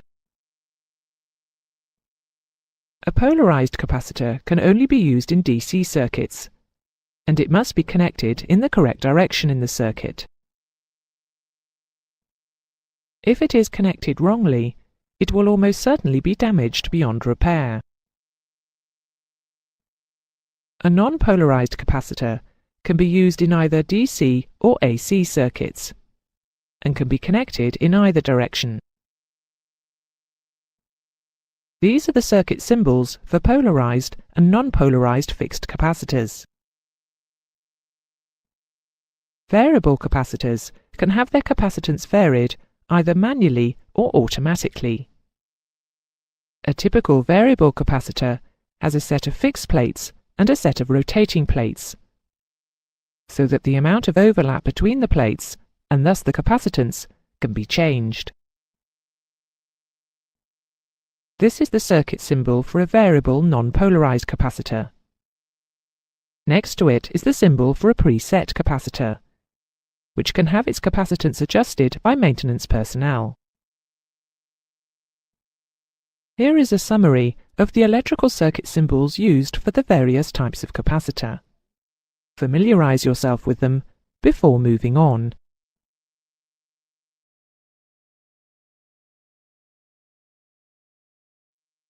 If capacitors are connected in parallel, they will act as one large capacitor, with the total area of the plates equal to the sum of the areas of the plates of all the parallel capacitors. Thus, the total capacitance of a number of capacitors in parallel can be found by adding together the individual capacitances. In the example here, there are 3 capacitors in parallel. The total capacitance will be C1 plus C2 plus C3. That is 1 plus 0.5 plus 0.7, which is 2.2 farads.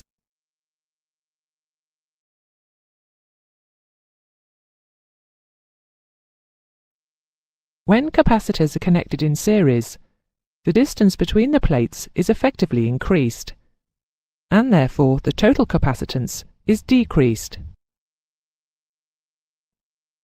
The total capacitance is found by using the same formula that we used for resistances in parallel. So, 1 over the total capacitance is equal to 1 over capacitance 1 plus 1 over capacitance 2, and so on. In the example here, we have 3 capacitors in series.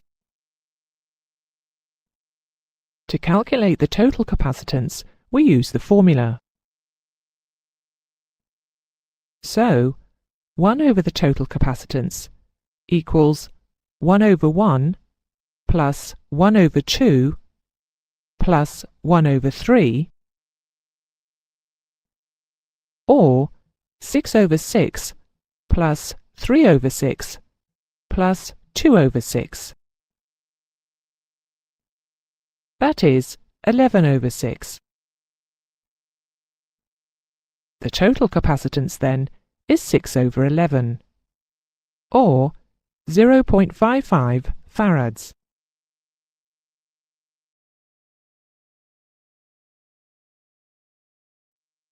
In a DC circuit, a capacitor is used in much the same way as an accumulator in a hydraulic system. It stores electrical energy which can be fed back into the system when required.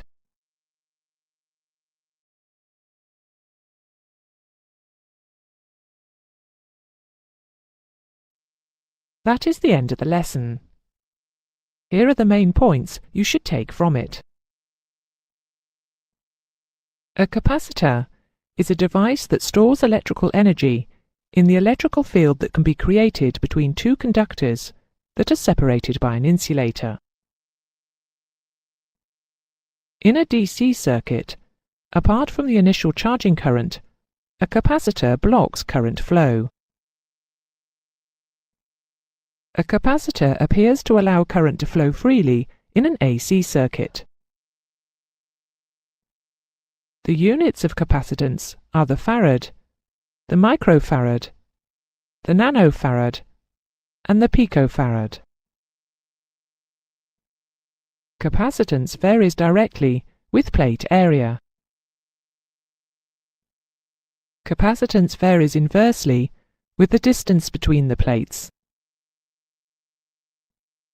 Different dielectric materials give different values of capacitance. Finally, the formulas for calculating the total capacitance for capacitors connected in series and in parallel are on the bottom of the screen.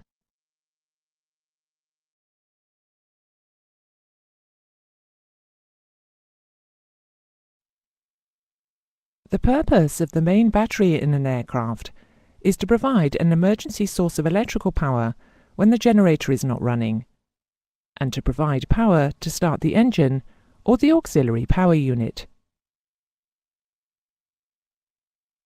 Batteries are also used in emergency lighting systems and in torches.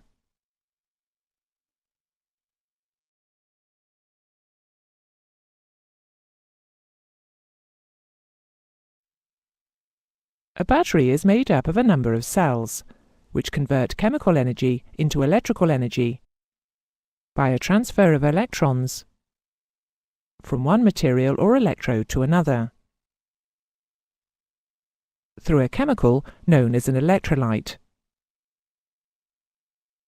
causing a potential difference or voltage between the two electrodes.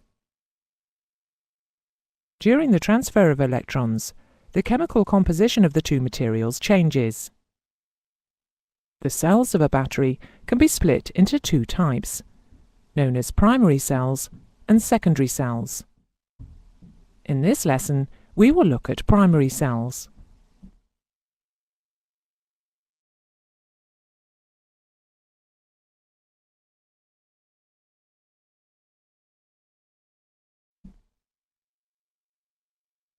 A primary cell consists of two electrodes, immersed in a chemical called an electrolyte.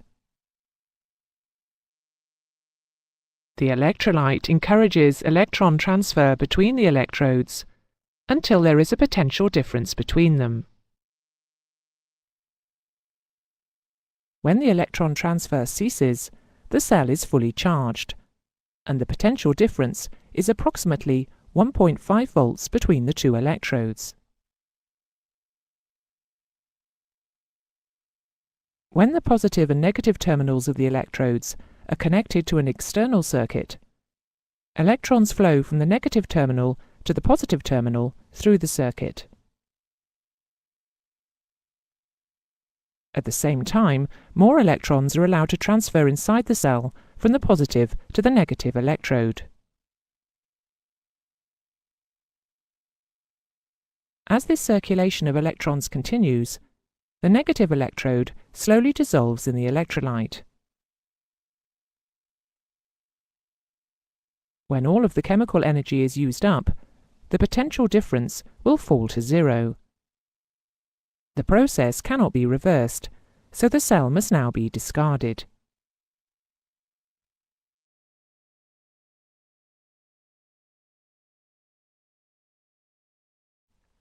Most aircraft torches use single-cell batteries of the primary cell type. A typical primary cell is shown here. The central carbon rod is the positive electrode, and the zinc plate case forms the negative electrode.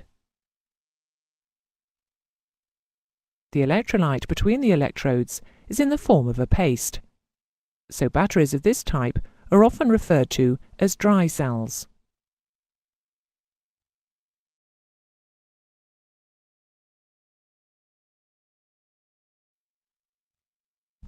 That is the end of the lesson. You now know that a battery is made up of a number of cells, which convert chemical energy into electrical energy. You also know that primary cell batteries cannot be recharged and need to be discarded once their chemical energy has been used up.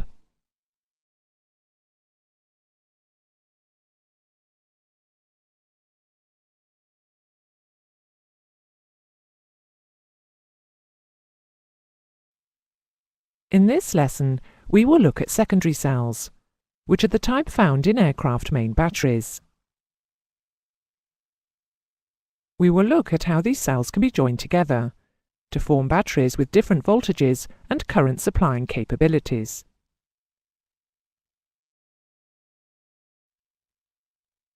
Secondary cells work on the same principle as primary cells. They have two electrodes immersed in an electrolyte. The chemical reaction between the electrodes and the electrolyte causes a potential difference to build up between the two electrodes.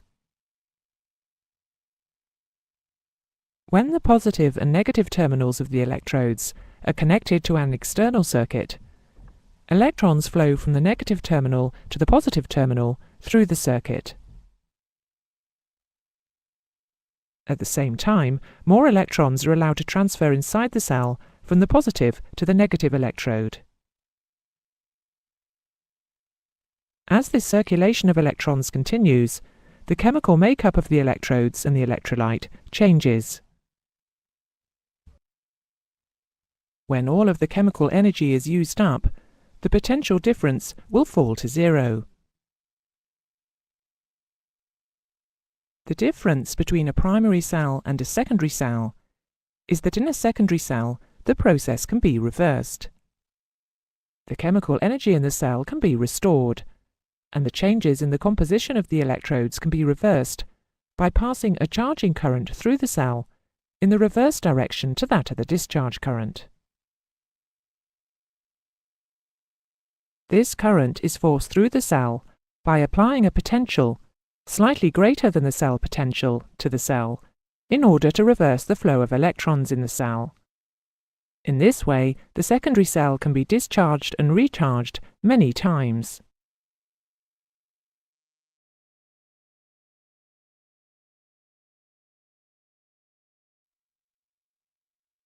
The capacity of a cell is a measure of how much current it can provide for a specific period of time. Capacity is measured in ampere hours, or Ah, and is determined by the surface area of the electrodes, or plates as they are often called. The larger the area of the plates, the greater is a cell's capacity. There may be a number of plates joined together in parallel in each cell to increase the capacity of the battery. The groups of positive and negative plates are slotted together to form a cell. A cell with a capacity of 80 ampere hours, for instance, should theoretically provide a current of 8 amps for 10 hours, or 80 amps for 1 hour. In practice, the capacity will reduce as the rate of discharge is increased. A cell's rated capacity is normally measured at the 1 hour rate.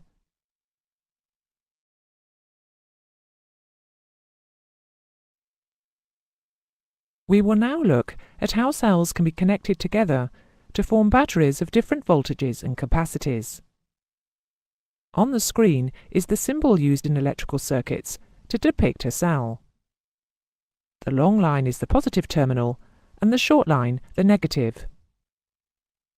A single-cell battery may be used on its own, or cells may be connected in series or in parallel, depending on the voltage and capacity required. For cells connected in series, the positive terminal of one cell is connected to the negative terminal of the next, and so on. The total voltage is the sum of the individual cell voltages. So, for instance, if 3 2-volt cells, each with a capacity of 10 ampere hours, are joined in series, they will produce a voltage of 6 volts. But the capacity will be the same as for a single cell, in this case 10 ampere hours. If the same 3 cells are connected in parallel, that is to say, the positive terminals are joined together and the negative terminals are joined together,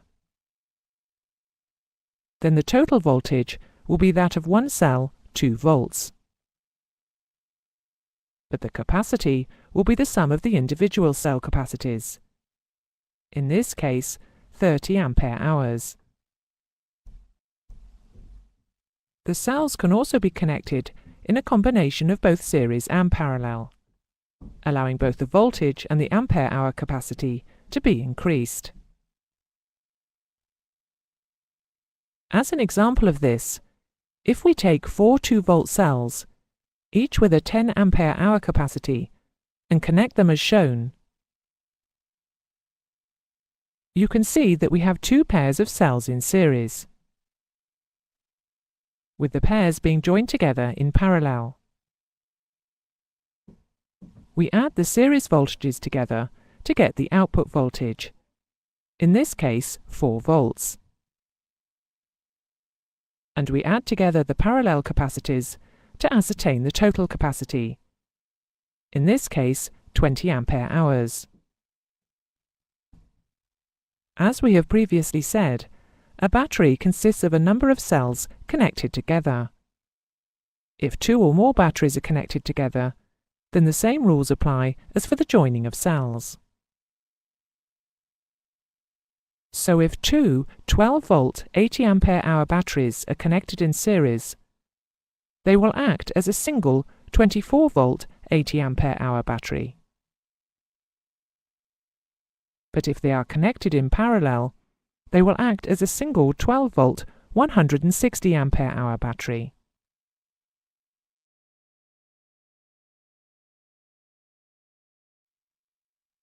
That is the end of the lesson. You have learned the following key points. A secondary cell can be discharged and recharged many times. The capacity of a cell is a measure of how much current it can provide for a specific period of time. It is measured in ampere hours.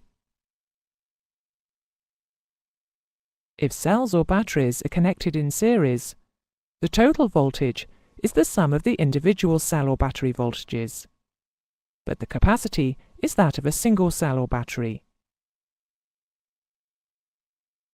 If cells or batteries are connected in parallel, the voltage is that of one cell or battery, but the capacity is the sum of the individual cell or battery capacities.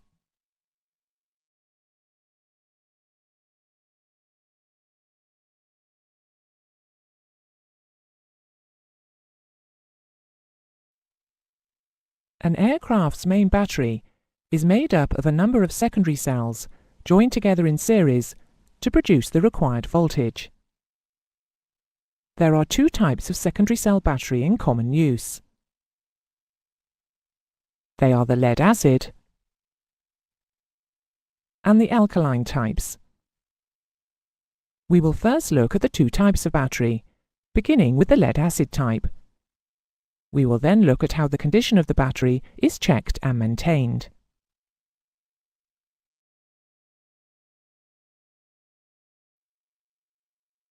One of the most common types of secondary cell battery is the lead-acid battery. The on-load voltage, or the voltage with the load being taken, of each cell of a fully charged lead-acid battery is 2 volts. The on-load voltage is also known as the nominal voltage. The off-load voltage, or voltage with no load applied, is 2.2 volts. A 12-volt lead-acid battery consists of 6 cells connected in series, and a 24-volt battery of 12. The active material of the positive electrode, or plate, is lead peroxide, and that of the negative plate is spongy lead.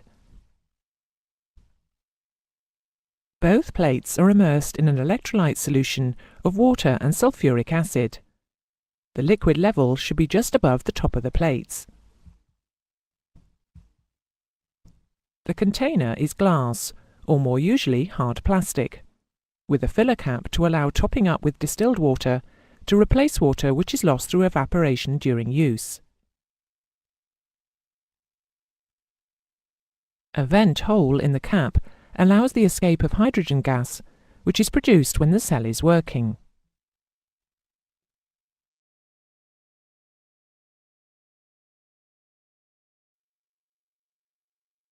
The state of charge of a lead-acid cell can be determined by measuring the strength of the electrolyte solution. This is done with a hydrometer, which measures the specific gravity.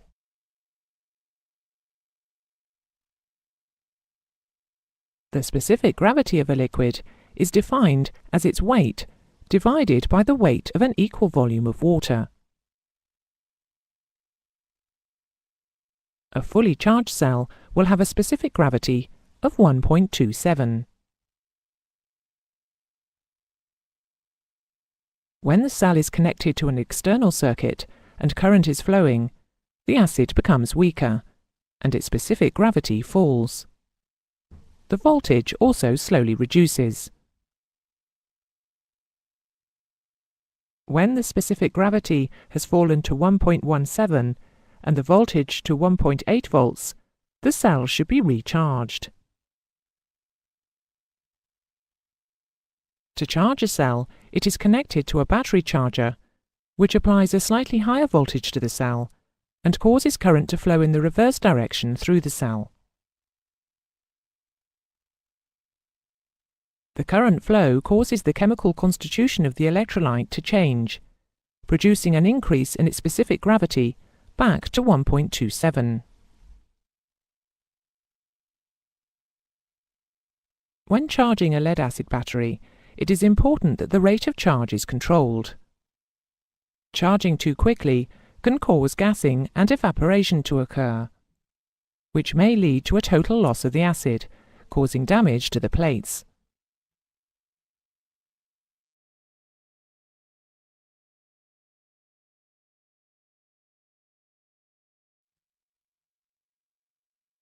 The performance of a lead-acid battery is affected by its temperature.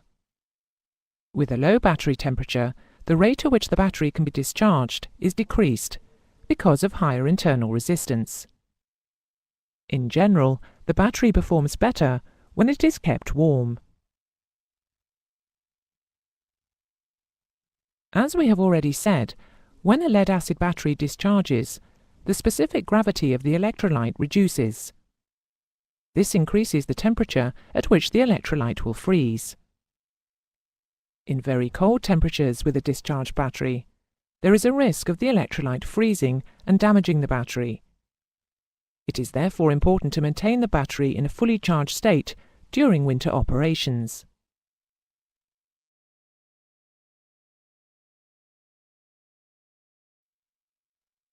Electrolytes are highly corrosive, and if spilled in aircraft, can cause extensive damage. The neutralizing agent to be used on an acid electrolyte spillage is a sodium bicarbonate solution. In older types of lead-acid battery, the acid is in liquid form, and great care has to be taken to avoid any spillage.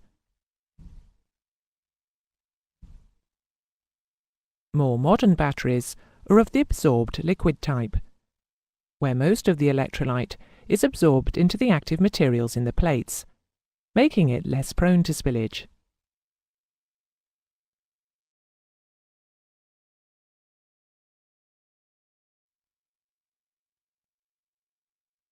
Lead-acid batteries are still used in some smaller aircraft, but have been largely replaced by alkaline batteries of the nickel-cadmium or NiCad type. The plates of these batteries are composed of nickel oxide and cadmium, and the electrolyte is potassium hydroxide.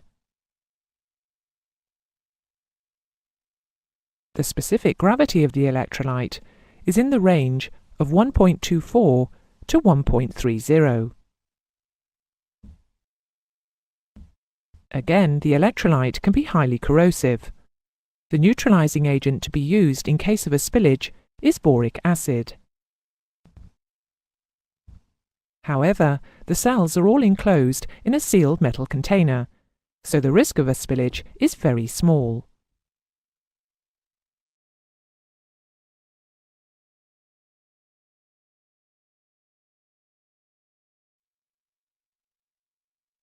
The on-load voltage of one cell is approximately 1.2 volts. A 24-volt battery will consist of 20 cells in series and a 12-volt battery of 10.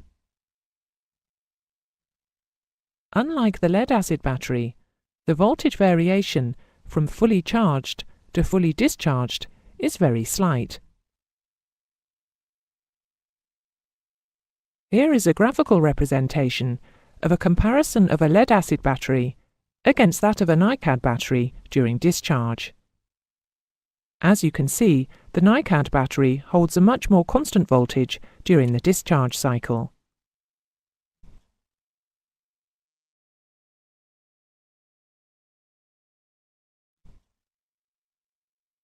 Unlike the lead-acid battery, the specific gravity of the nickel-cadmium battery electrolyte does not change, and as we have seen, the voltage variation from fully charged to fully discharged is very slight.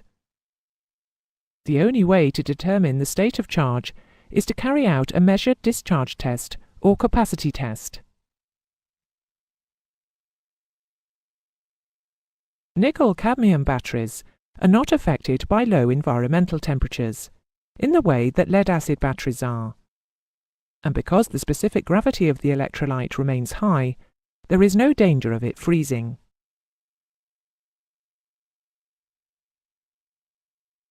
A NiCad battery has a low internal resistance. Because of this, it is capable of supplying very high currents during its discharge cycle. This type of battery is often used to drive the starter motor of an airliner's auxiliary power unit. The nickel-cadmium battery normally has a metal case, unlike the hard plastic of the lead-acid battery, so it is more robust. It is also more compact than a lead-acid battery of the same capacity.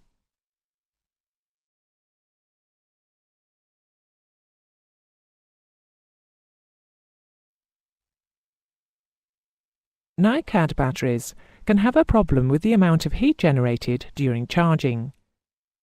In certain conditions, heat is generated faster than it can dissipate, so causing a rapid increase in temperature. This has the effect of lowering the effective internal resistance of the cells, thus allowing an ever-increasing charging current and subsequent increase in temperature, which, unless checked, leads to the total destruction of the battery. This condition is known as a thermal runaway and can cause so much heat that the battery may explode. For this reason, the charging of a NiCad battery must be closely monitored.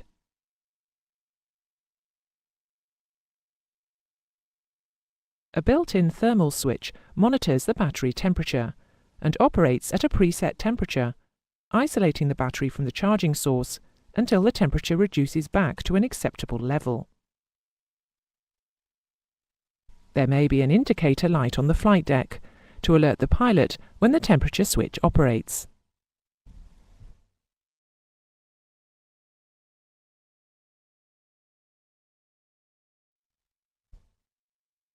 As we have already said, the capacity of a battery is the product of the load in amperes that the manufacturers state it will deliver, and the time in hours that the battery is capable of supplying that load. The capacity is measured in ampere hours. Actual capacity is determined by the battery's deterioration in service. If a 60 ampere hour battery, when subjected to a 60 ampere load, lasts only 42 minutes, then the actual capacity is 42/60ths, or 70% of its rated capacity. In other words, the battery is only 70% efficient. A capacity test, which is a test to determine the actual capacity of an aircraft battery, is carried out every 3 months, and the efficiency must be 80% or more for the battery to remain in service.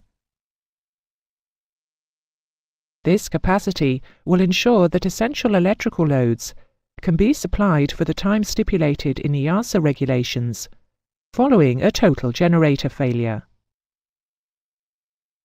Essential loads will include aircraft attitude information, essential communication equipment, standby lighting, pitot heat, plus any other services necessary for continued safe flight. Spare batteries will be held ready for use in the electrical workshop. Lead-acid batteries are stored in a charged state to prevent deterioration of their plates.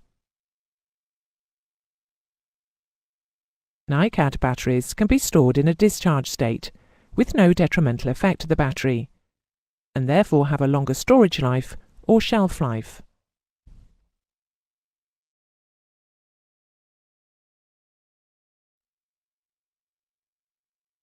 The pilot's pre-flight check of a battery may include comparing the on-load voltage with the off-load voltage to give an indication of the state of charge of the battery.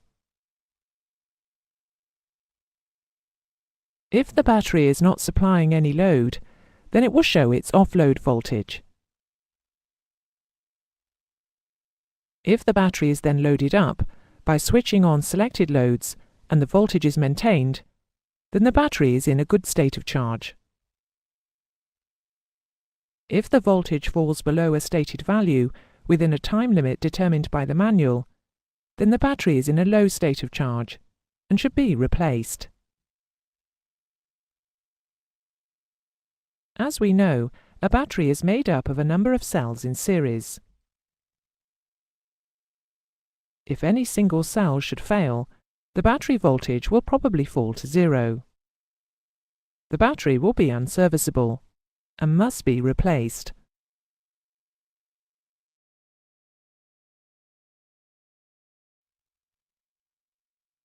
A constant voltage charging system using the engine-driven generator is employed with most lead-acid batteries to maintain the battery in a fully charged condition during flight. With this system, the output voltage of the generator is maintained constant, at 14 volts for a 12-volt battery and at 28 volts for a 24-volt battery. With NiCad batteries, which are susceptible to thermal runaway, a dedicated battery charger which monitors battery temperature and voltage is used. Some NiCad battery charging systems use a method known as pulse charging. In this type of system, the battery charger delivers short pulses of charging current.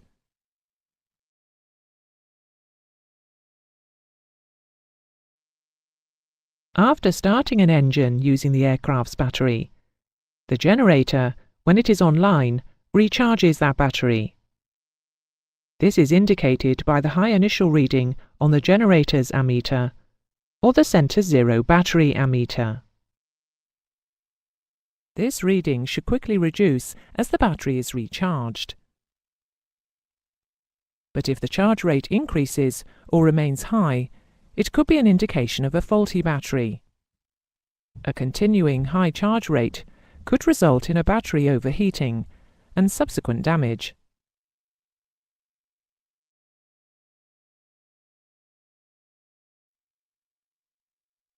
That is the end of the lesson. On screen is a summary of the advantages that NiCad batteries have over lead-acid batteries. The main disadvantage that NiCad batteries have is the more complex charging procedure required to avoid thermal runaway. Spend a moment studying this table, then move on when you are ready.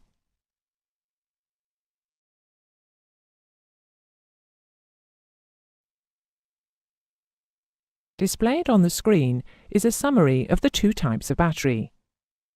Again, spend a moment studying this before moving on.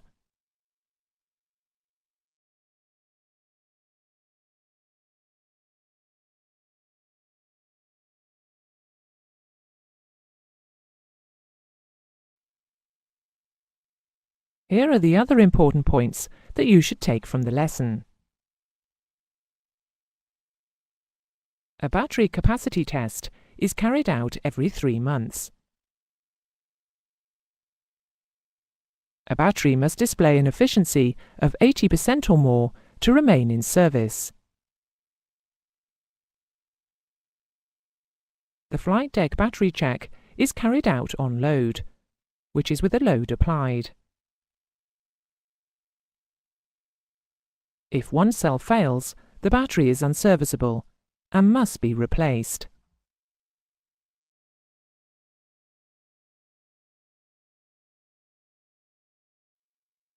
In this lesson, you will learn what a magnet is and how it physically interacts with other magnets. You have probably already seen and used magnets. They appear in many forms. You probably played with magnets as a child, and there are magnets which are used around the house, such as the magnets which are used to stick notes to the fridge door.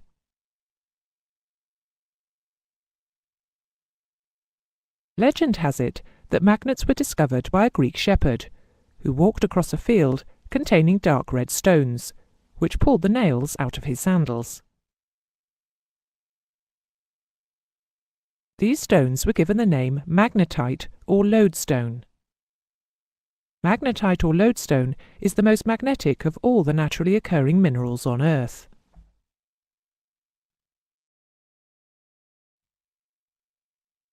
A magnet is an object that has a magnetic field.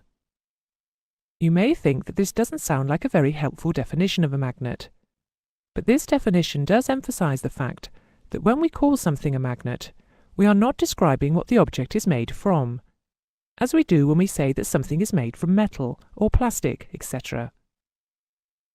Our definition is really saying that an object is a magnet when it behaves like a magnet.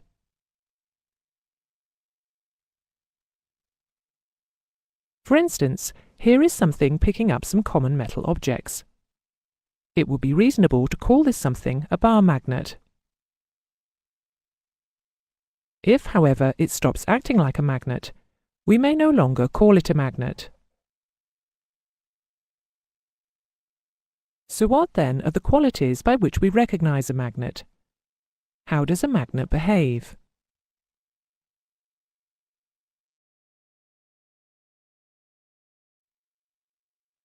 The first thing that we notice about a magnet is that it attracts towards itself ferrous materials, such as iron, nickel and cobalt, but it does not attract other materials, such as plastic, glass, or even some other metals, like aluminium. The materials that can be attracted by a magnet are termed magnetic materials, or more precisely, ferromagnetic materials.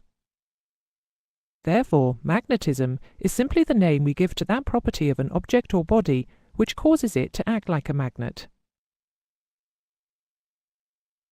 The next thing we need to look at is how a magnet reacts in the presence of other magnets.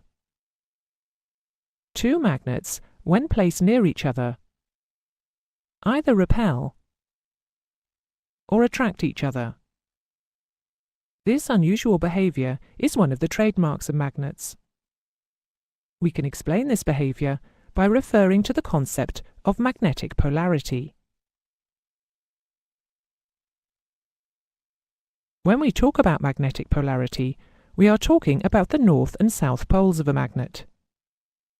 All magnets possess a north pole and a south pole. You will never find a magnet that has a single pole. When the ends of two magnets are brought together, they either repel or attract each other. If the magnetic poles that are brought together are the same sort of pole, two north poles for instance, then the magnets repel each other. The same thing happens if two south poles are brought together. If one of the magnets is rotated so that its other pole is brought close to the second magnet, then the two magnets will attract each other. So we can say that unlike magnetic poles attract each other.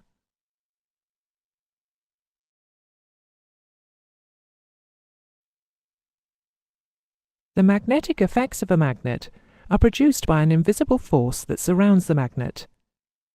This force is known as a magnetic field. To discover the layout of a magnet's field, we can suspend a magnet so that it is free to rotate as shown. The magnet under the pencil is free to rotate both clockwise and anti-clockwise. However, in the presence of a second magnet, it does not move about randomly, and it does not stop in just any orientation. The suspended magnet will come to rest pointing in a very specific direction, which depends on its position relative to the other magnet. Let's now view the magnets from above. We will observe and take note of the various directions in which the suspended magnet comes to rest when it is placed in different positions relative to the fixed magnet, to see if there is a pattern to it.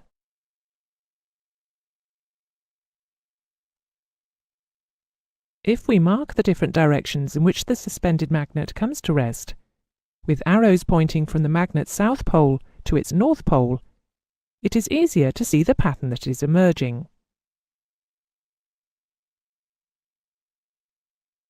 After some time, this picture emerges. The lines that we have plotted are called lines of flux, or lines of force. The lines of flux show the direction in which a freely suspended magnet will come to rest. This direction is referred to as the direction of the field.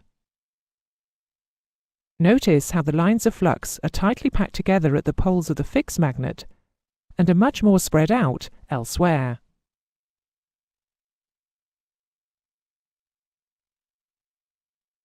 The regions where the lines of flux are closest together are the regions where the effect of the magnet is strongest.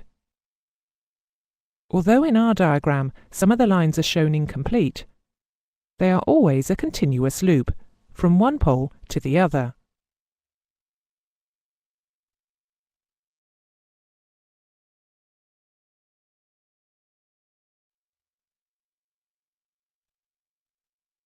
We have seen that a freely suspended magnet comes to rest along the field lines of a fixed magnet. But in what direction will it come to rest if there is no other magnet nearby?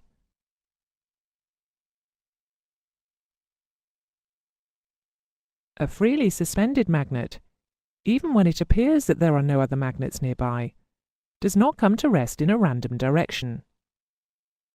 No matter what direction the magnet is pointing in when it is released and begins its swing, it always ends up pointing in the same direction.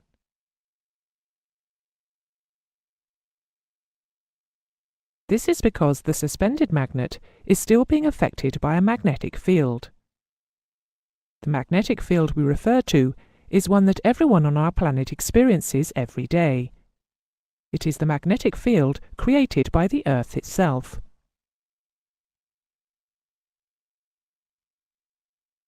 The Earth has a magnetic field of its own, which acts as if it is created by a huge bar magnet at the Earth's core. A freely suspended magnet will come to rest aligned with the Earth's magnetic field.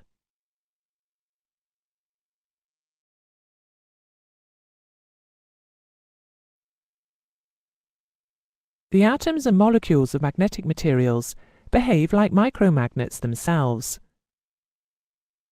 It is the total magnetic field from all of these microscopic magnets which gives us the magnetic field we detect around the magnet itself.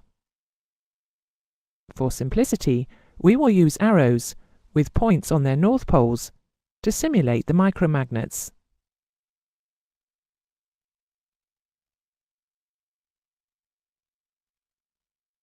If the micromagnets are all pointing in the same direction, then their individual fields all reinforce one another. The diagram here shows all the micromagnets pointing in the same direction. A standard bar magnet is just a magnetic material, such as iron or steel, in which some of its micromagnets are pointing in the same direction. If the micromagnets are all pointing in random directions, their fields cancel one another out. So an iron bar, which does not behave like a magnet, is depicted like this, with its internal micromagnets all pointing in random directions.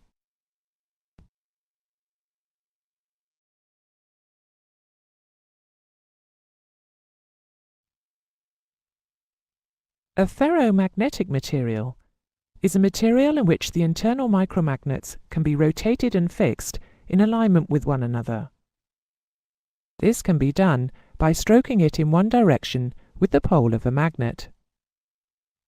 Here, the north pole of the magnet is pulled along an iron bar, pulling all of the south poles of the bar's micromagnets into one direction, thereby creating more and more micromagnets which are pointing in the same direction. Notice how the originally disordered micromagnets become aligned as they are pulled into place by the magnet. A magnet where all the internal micromagnets are pointing in the same direction is said to be saturated. It cannot be magnetized anymore.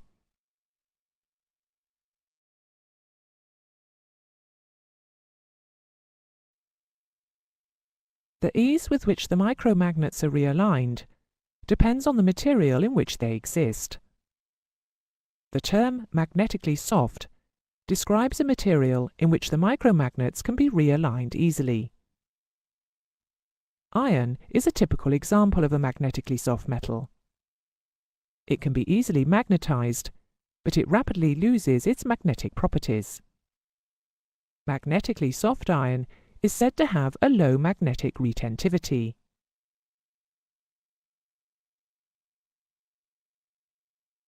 You will not be surprised to learn that a magnetically hard material contains micromagnets which are far more difficult to realign than those of a magnetically soft material.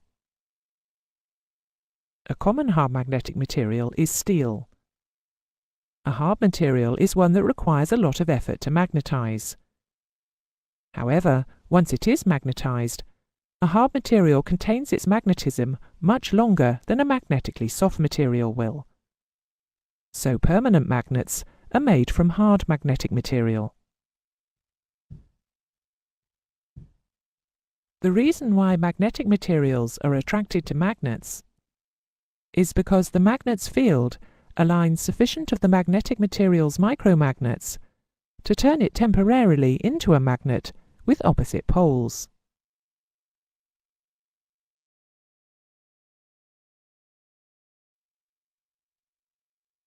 You have learned that the internal micromagnets in a ferromagnetic material can be aligned, causing the object to become a magnet. However, this process can be reversed. The alignment of the micromagnets of a magnet can be broken, so that the object is no longer a magnet. The breaking of the alignment of micromagnets can be achieved in a number of ways. High temperatures can disrupt the orderly alignment of the micromagnets in a magnet, causing it to stop being a magnet. Another way of disrupting the micromagnets of a magnet is simply to drop it onto a hard floor, or to physically strike or knock it. This has the effect of shaking up the micromagnets, randomizing them, and destroying whatever alignment they had within the magnet. A third way is to place the material inside a solenoid, which is supplied with an alternating current. Solenoids are fully explained in another lesson.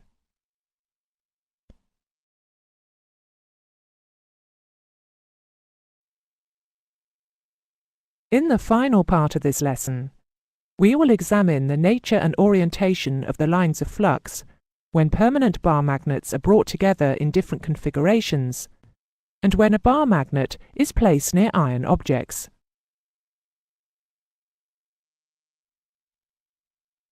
Here is the first situation that we are going to consider. On the left is a bar magnet with its north pole pointing to the right, and on the right there is a soft iron bar.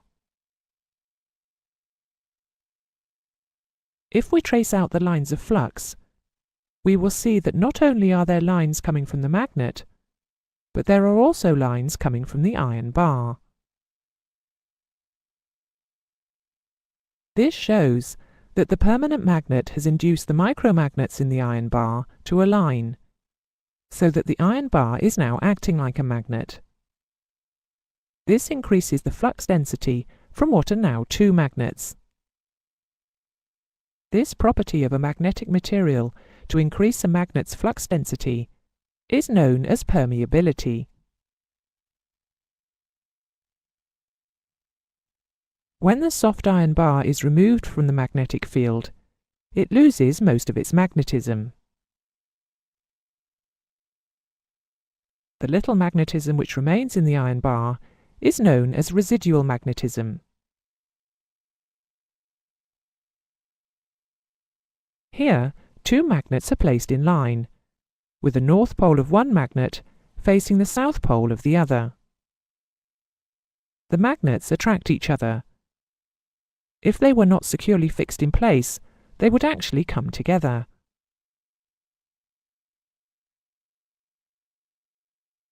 The lines of flux between the two magnets are very tightly packed together. This is because the lines of flux from the two magnets are reinforcing one another to create a dense area of magnetic flux. Here, one of the magnets has been flipped around, swapping over north and south poles. The magnetic lines of flux between the magnets now appears to be deflected. This is caused by the fact that lines of flux can never cross each other. The lines of flux from the north pole of each magnet are pushing the two magnets apart. There is an indication that the two magnets are repelling each other.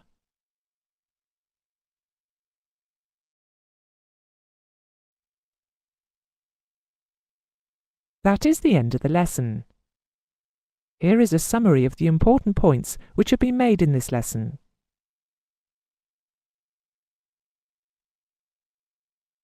A magnet is an object which has a magnetic field, and which behaves like a magnet.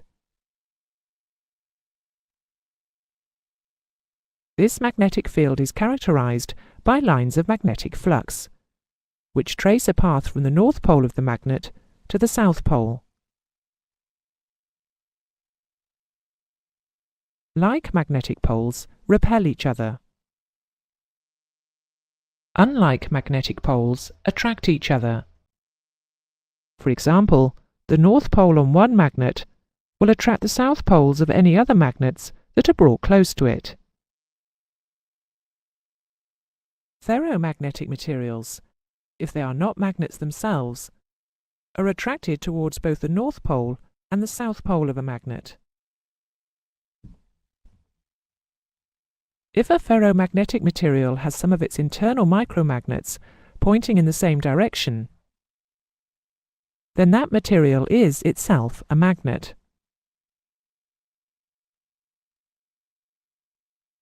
A magnetically soft material has micromagnets that are easy to realign.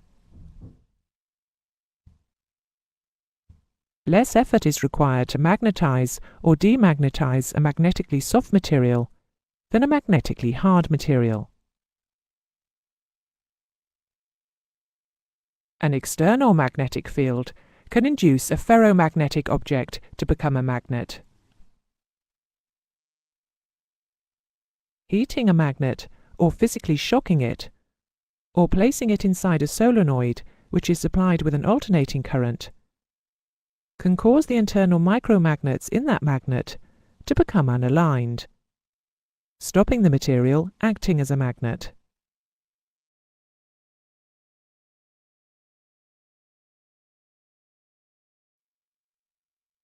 The aim of this lesson is to outline the inextricable links between magnetism and electricity. The fundamental aspect of the link between electricity and magnetism is that any flow of electric charge will create a magnetic field.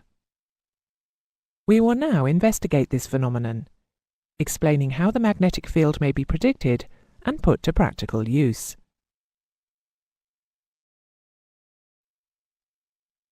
In 1820, a Dane named Hans Christian Ørsted observed that a compass needle was deflected away from its north-south alignment when placed near a wire through which a current was flowing. He saw that the compass needle aligned itself at right angles to the wire. When the current was switched off, the compass needle returned to its north-south alignment. Ørsted's experiment revealed that there is a magnetic field around a wire which has a current flowing through it. But this magnetic field has no beginning and no end. This magnetic field has no discernible north or south pole.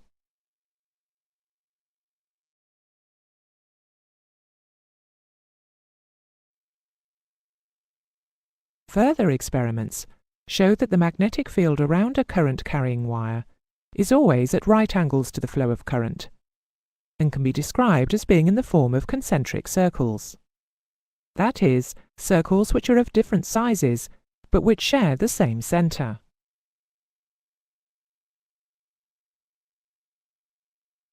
The magnetic field lines always point in a specific direction around the wire, either clockwise or counterclockwise, depending on the direction of the current flow in the wire. A good technique to predict the direction of the magnetic field around a wire is to point the thumb of your right hand along the wire in the direction of the conventional flow of current. Remember, that is the opposite direction to the electron flow. The direction in which your fingers now naturally curl around the wire is the direction of the magnetic field. Because of the similarity between this method of determining the direction of the magnetic field and the direction a right-handed corkscrew needs to be turned to screw it in, the method is called the corkscrew rule.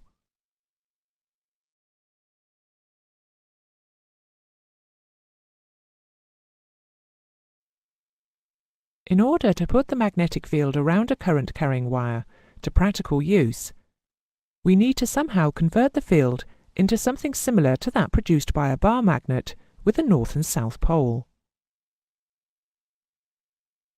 If we look in cross-section at two insulated current-carrying wires placed close together, with the current flowing in the same directions, their magnetic fields will combine, as shown here. If, however, we place two insulated current-carrying wires together with the current flowing in opposite directions, their fields will now interact like this. If we combine both of these effects over a number of wires, we will produce a magnetic field very similar to that produced by a bar magnet. This can be done very effectively by forming an insulated wire into a coil. The two ends of the coil will act as magnetic north and south poles. This device is known as an electromagnet or solenoid.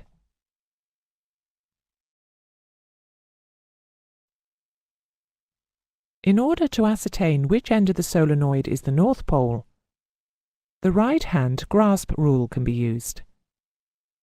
If you imagine holding the cylinder in your right hand, with your fingers curling around it in the direction of the conventional current flow, your outstretched thumb will be pointing towards the north pole of the solenoid.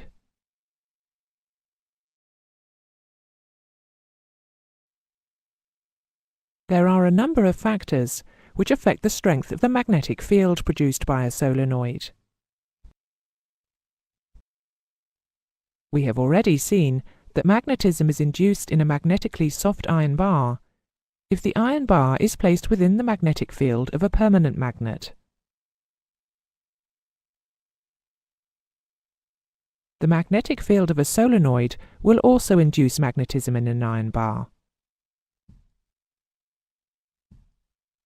The electromagnet will be especially strong if the iron bar is placed where the magnetic field of the solenoid is strongest. That is, in the center of the coil. Here, the iron bar is the core of the coil, forming a very effective electromagnet which will act exactly the same as a bar magnet. However, the electromagnet can be turned on and off at the flick of a switch. When the current is switched off, the temporarily induced magnetism in the soft iron core quickly dissipates, and it stops acting as a magnet.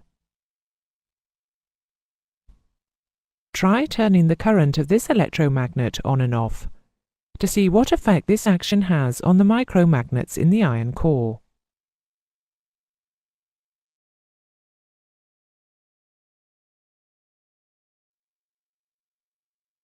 The strength of a magnetic field produced by a coil is directly proportional to the strength of the current flowing through it. This graph represents visually the connection between the two variables. That is, the current flowing in an electromagnet and the strength of the field produced. As you can see, if the current flow is doubled, then the strength of the magnetic field is also doubled. Another way of increasing the strength of the magnetic field surrounding an electromagnet is by increasing the number of turns making up the solenoid. At a constant current supply, the strength of a magnetic field is directly proportional to the number of turns of wire in the coil which is producing the magnetic field.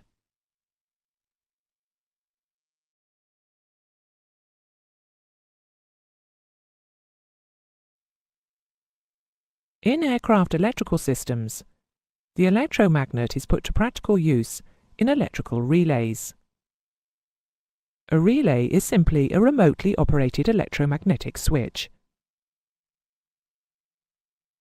It consists of a coil with a great number of turns of insulated wire, wrapped around a fixed core of soft iron.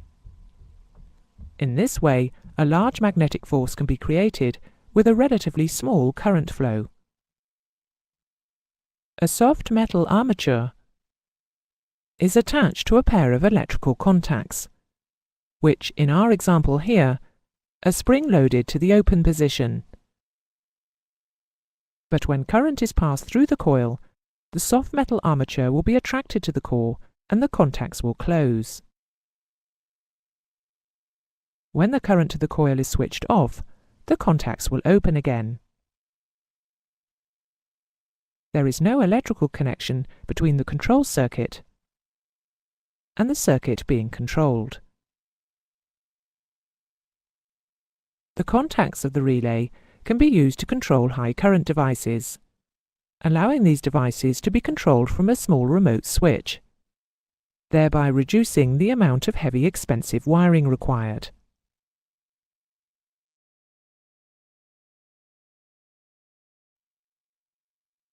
Although any electromagnet can be referred to as a solenoid, the term solenoid has a particular meaning in aviation. In aviation, solenoids are used to open and close electrical contacts in a similar way to a relay, or they may be used to open and close valves in the aircraft hydraulic or fuel systems.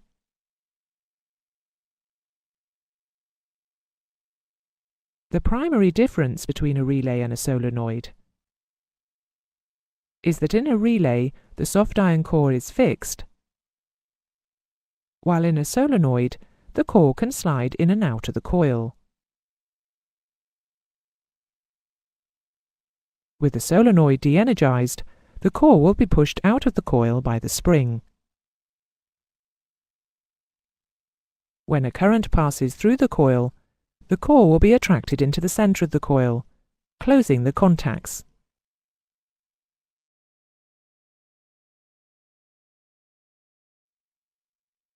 You will recall that the lines of flux between two opposite magnetic poles look like this, and that the magnetic field around a current-carrying conductor looks like this. If the current-carrying conductor is placed between the two opposite magnetic poles, the two sets of magnetic fields will interact.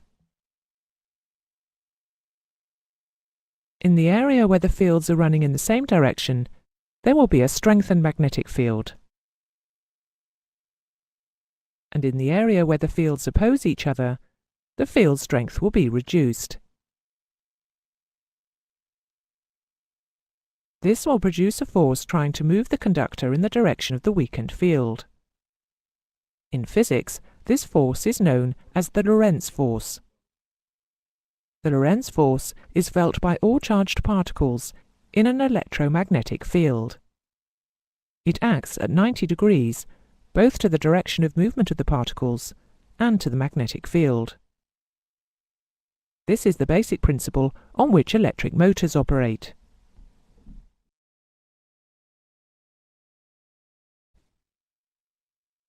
Here is a summary of the important teaching points which have been made in this lesson.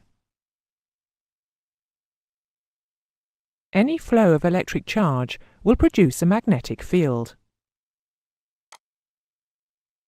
The magnetic field around a wire carrying an electric current takes the form of concentric circles, all centered on the wire.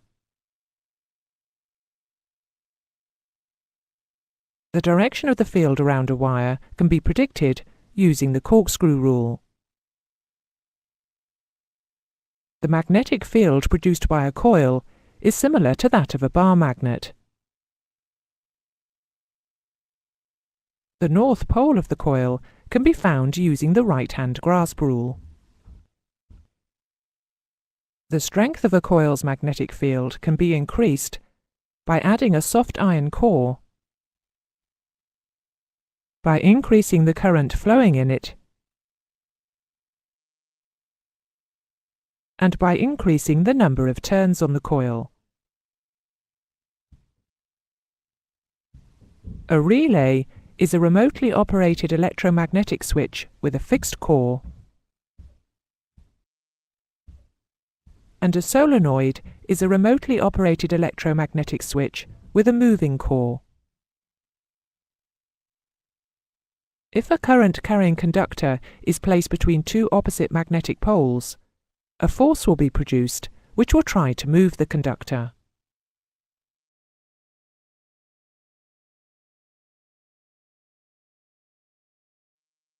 Batteries are a good source of DC electricity by conversion of chemical energy. But they are not inexhaustible and will become discharged after a period of time and need recharging. The primary source of electricity in an aircraft is always a generator or alternator, which is driven by the engine.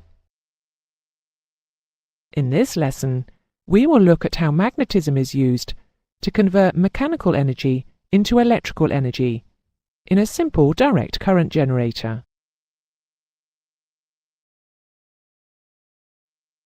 In 1831, an Englishman, Michael Faraday, discovered that if a conductor is moved through a magnetic field, cutting through the lines of flux, an electromotive force, or EMF, is induced in the conductor. In the interests of historical accuracy, it should be pointed out that the American Joseph Henry made the same discovery at more or less the same time. An EMF is induced into a conductor for as long as the conductor keeps cutting through the field. If the conductor stops cutting through the lines of flux, the induced EMF ceases. It does not matter whether the conductor or the magnetic field is moved, as long as there is relative movement between the two. If, however, the conductor is moved parallel with the lines of magnetic flux, then no lines of flux are cut, and no EMF is induced.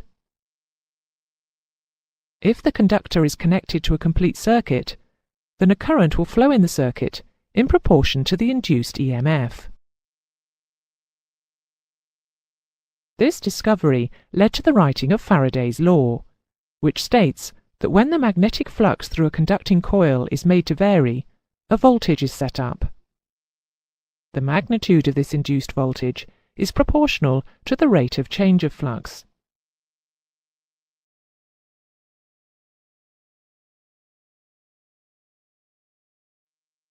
The simplest form of electrical generator consists of a fixed magnetic field produced by a permanent magnet with a single loop or coil of wire rotating in the magnetic field. The closed circuit is made by attaching rotating ring-shaped conductors, known as slip rings, to both ends of the loop. The slip rings are in contact with stationary carbon brushes. Continuous contact between the slip rings and the brushes is maintained by spring pressure. The brushes are attached to cables, which form a closed circuit. An EMF is induced in the rotating loop by electromagnetic induction. The part of the generator in which the EMF is induced, in this case the rotating loop, is known as the armature. The magnetic field, in this case produced by the permanent magnet, is known as the field.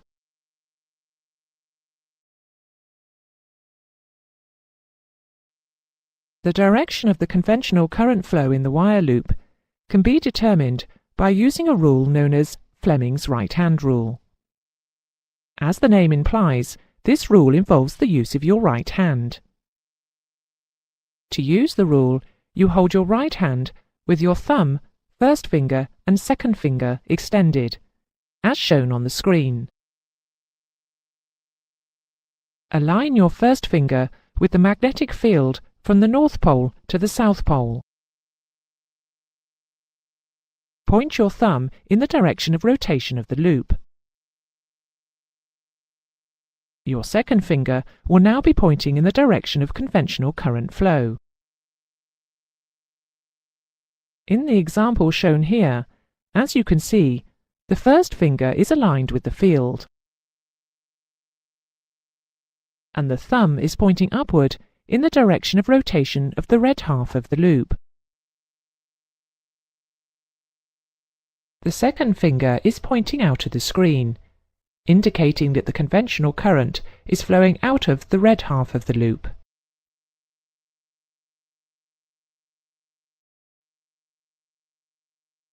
We will now take a look at our generator, as the armature rotates through 360 degrees, to see what sort of voltage is produced.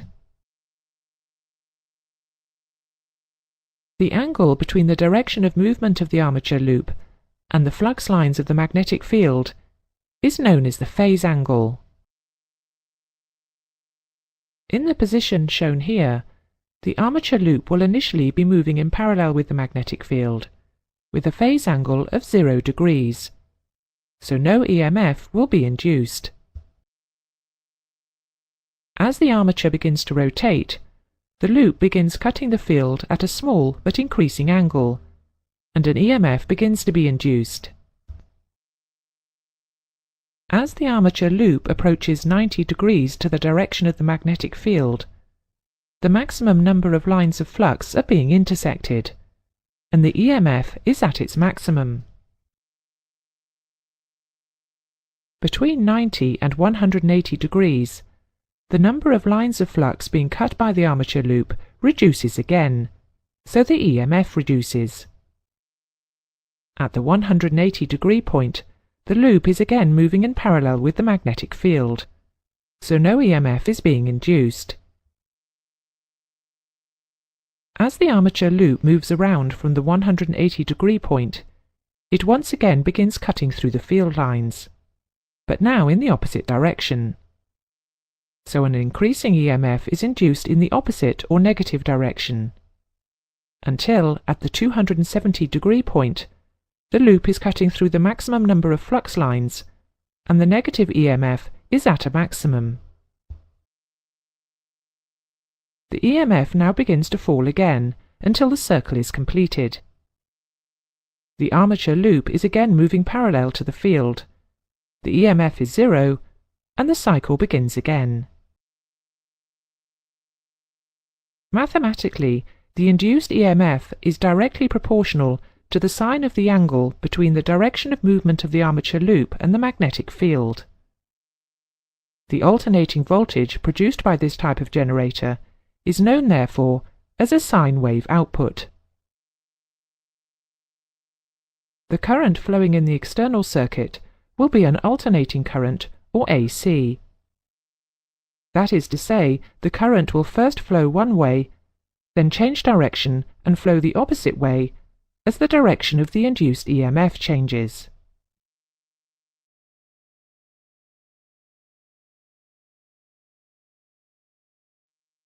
The magnitude of the induced voltage can be affected by three factors. They are the rate of cutting of the lines of flux. The faster they are cut, the greater will be the induced voltage. This is controlled by the speed of rotation of the generator. If the generator is being driven by the engine, then its speed of rotation will vary with that of the engine. The number of turns of wire on the armature coil. The more turns there are, the greater will be the induced voltage. This is, of course, fixed during manufacture. And the strength of the magnetic field. A coil of wire can be wrapped around the two poles of the field magnet. Passing a current through this coil will allow the magnetic field strength to be increased, and so increase the voltage output of the generator. This coil is known as the field coil, and by controlling the current flow through it, the strength of the magnetic field can be varied, and the voltage of the generator can be controlled at a fixed value, irrespective of the generator speed. We already know from the study of electromagnets that when a current flows, a magnetic field is formed around the conductor. Heinrich Lenz, a 19th century Russian physicist, wrote a law about the way in which this magnetic field acts when it is set up by the current produced by a generator. Lenz's law states that a change of flux through a closed circuit induces a voltage and sets up a current. The direction of this current is such that its magnetic field tends to oppose the force producing it. What this means is that when our loop or coil is rotated, the magnetic field produced by the current flow in the coil will oppose the rotation. The greater the current flow, the greater will be the opposition. What this means in terms of practical electrical generators is that as the current flow from a generator increases, the work required to rotate the generator also increases.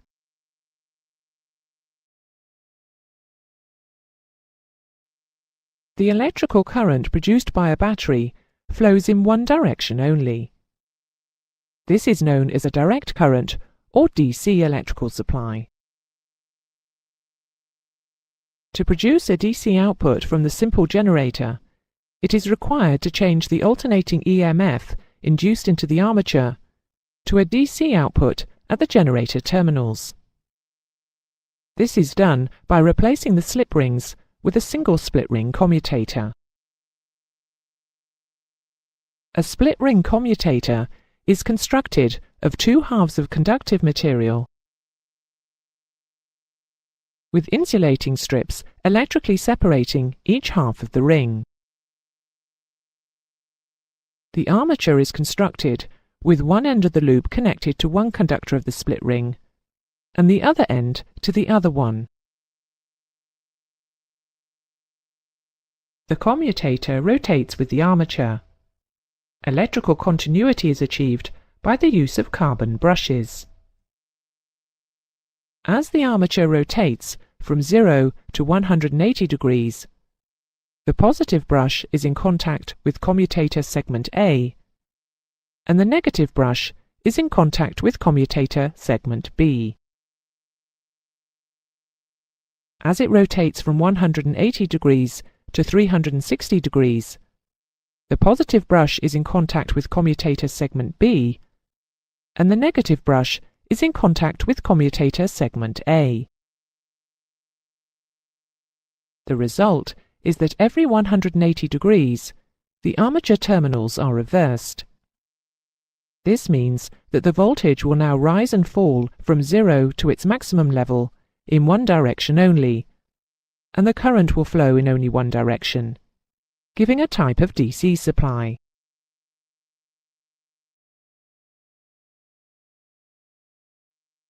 That is the end of the lesson. Here are the main points you need to take from it. An electromotive force can be induced in a coil by causing it to cut through the lines of flux in a magnetic field. The magnitude of the induced EMF will vary with the rate of cutting of the lines of flux, with the strength of the magnetic field, and with the number of turns on the coil.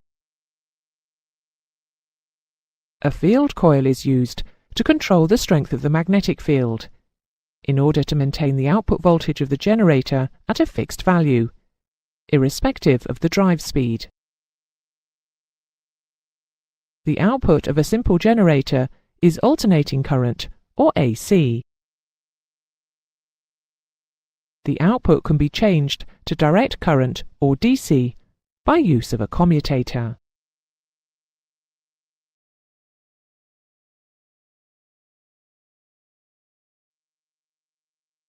In this lesson, we will discuss the design of the various types of direct current, or DC generators and alternators, that are used to supply electrical power to aircraft systems.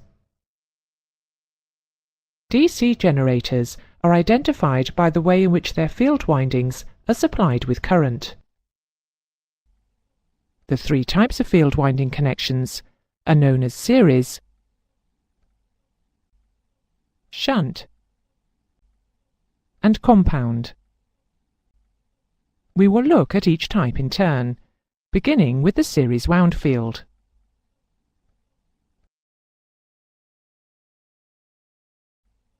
In a DC generator, the magnetic field is produced by stationary electromagnets, consisting of field coils wound around the pole pieces of the field permanent magnet. An alternating voltage is induced in the rotating armature coils before being converted to DC by the rotating commutator. In a series-wound DC generator, the armature, the field coils, and the external circuit are all in series. For simplicity, we can show the electrical circuit like this. This means that the same current which flows through the armature and external circuit also flows through the field coils. Since the field current, which is also the load current, can be large, the required strength of magnetic flux is obtained with a relatively small number of turns in the field windings. With this configuration, the output or terminal voltage of the generator is very low if there is no connection to the external circuit, as there will be no current flowing in the field coil, and only a weak magnetic field will be produced by the residual magnetism in the pole pieces. Since the load current passes through the field coil, as a load is connected and it draws current from the generator, this current increases the field strength and generates more voltage in the armature winding. The output voltage will therefore increase as the load current increases. A point is reached where any further increase in load current does not result in greater voltage, because the magnetic field has reached the point where no more magnetic lines of force can be absorbed by the pole pieces. This is known as the field saturation point. The output or terminal voltage of a series-wound generator, then, varies with the applied load. Aircraft systems require a reasonably constant voltage, so the series-wound generator cannot be used.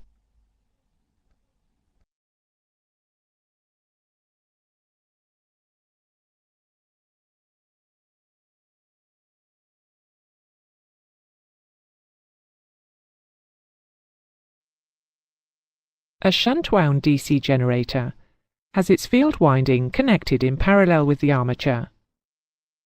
The term shunt is often used in the electrical world to mean in parallel with. Diagrammatically, the electrical circuit will look like this. Unlike the series-wound generator, the current through the field coils of a shunt-wound generator is independent of the load current. The shunt field windings have a large number of turns, and therefore require a relatively small current to produce the necessary field flux.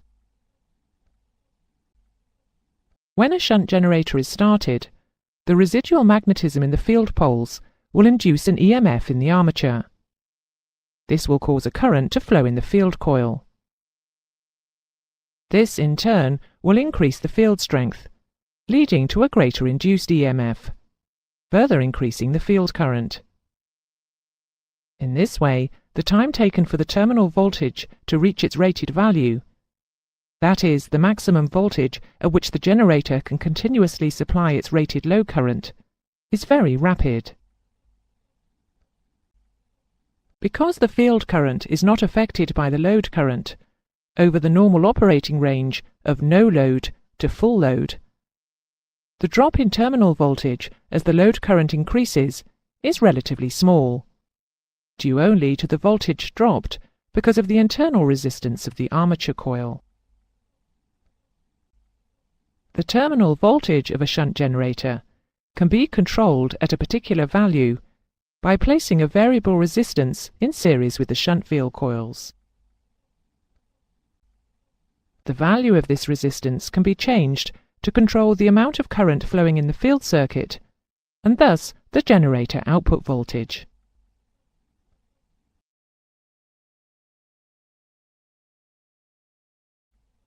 A compound wound DC generator is a generator with both series and shunt field windings. There are two sets of field coils, one in series and one in parallel with the armature. The two coils are always mounted on common pole pieces. Compound wound generators are designed to overcome the small drop in terminal voltage which occurs in a shunt wound generator when the load is increased. This voltage drop is undesirable where loads requiring a constant voltage are being supplied. By adding the series field with a suitable number of windings, the strength of the total magnetic field is increased when the load current is increased. The voltage drop caused by the increased load current flowing through the resistance of the armature is therefore compensated for by the increased strength of the magnetic field, and it is possible to obtain an almost constant voltage output.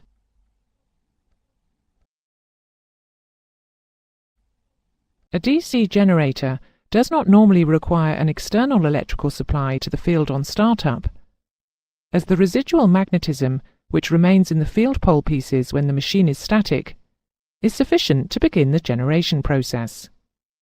These types of generator are known as self-exciting generators. Because of the residual magnetism, as soon as the generator is rotated, there will be a voltage produced.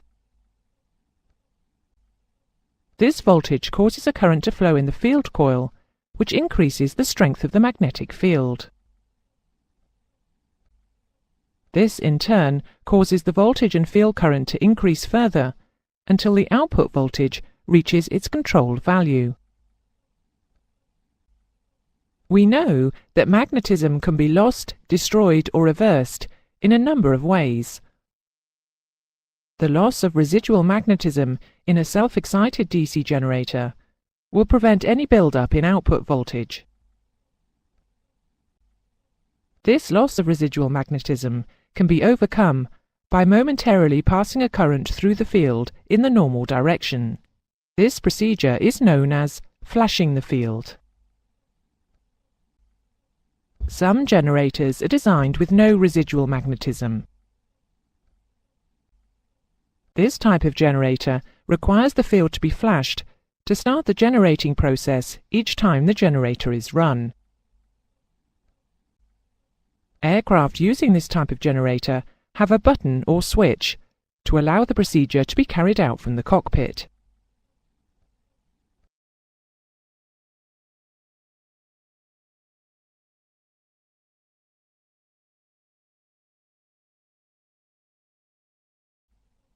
Commutator ripple is the term given to the fluctuation of the voltage output of a DC generator, as the voltage rises and falls during the rotation of the armature loop. By increasing the number of coils in the armature, or the number of field coils, or indeed both, the pulsating or ripple effect of the DC produced by a generator can be reduced. Here you can see a sectional view of a DC generator. You can see that there are a number of coils on the armature. Each coil needs a pair of commutator segments. When aircraft first began requiring electrical power in appreciable amounts, the only practical way of converting the AC produced by a generator into DC was by use of a commutator. But there are a number of problems with the use of a commutator. The heavy load-carrying windings must be on the rotating assembly. And because of the high current flowing, there is a lot of sparking between the commutator and brushes, causing the brushes to wear out quickly. The era of solid-state electronic components has led to the development of the high-current diode rectifier. This is a solid-state device with no moving parts. Its electrical symbol is shown here. When placed in an electrical circuit, the diode rectifier allows current to flow unrestricted in the direction of its arrowhead, but blocks flow in the other. This means that the commutator is no longer required, as the generator's output can be converted to DC externally to the generator.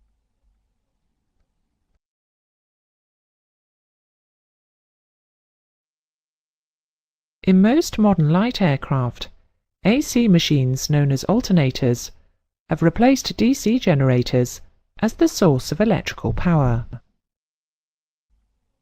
In an alternator, the functions of the rotating and stationary components are reversed compared to those on a DC generator. The magnet with its field windings is on the rotating assembly, or rotor, and the heavy armature windings are on the stationary assembly, or stator. The field current, which is much lower than the armature current, is fed onto the rotor through brushes and slip rings. The advantages of an alternator over a DC generator are that it can be of a much lighter weight for the same power output. It will produce a more stable output at low engine speed, and it does not suffer with the problems of a commutator, as it uses a rectifier to convert AC to DC.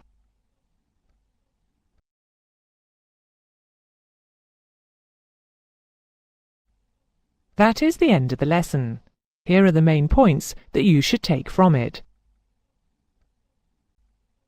The output or terminal voltage of a series wound generator varies with the applied load. The output voltage of a shunt wound generator reduces slightly as the load increases. The output voltage of a compound wound generator can be constant with a varying load. The output voltage of a generator is controlled by placing a variable resistance in series with the field coil. A DC generator has a rotating armature and a stationary field. An alternator has a stationary armature and a rotating field. The AC output of an alternator is converted to DC using diode rectifiers. The advantages of an alternator over a DC generator are that it can be of a much lighter weight for the same power output. It will produce a more stable output at low engine speed, and it does not suffer with the problems of a commutator, as it uses a rectifier to convert AC to DC.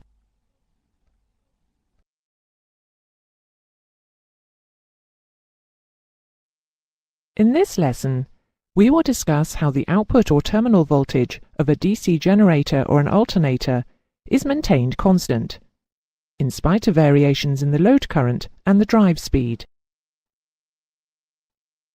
We will also look at how an electrical system's redundancy can be improved by operating DC generators in parallel.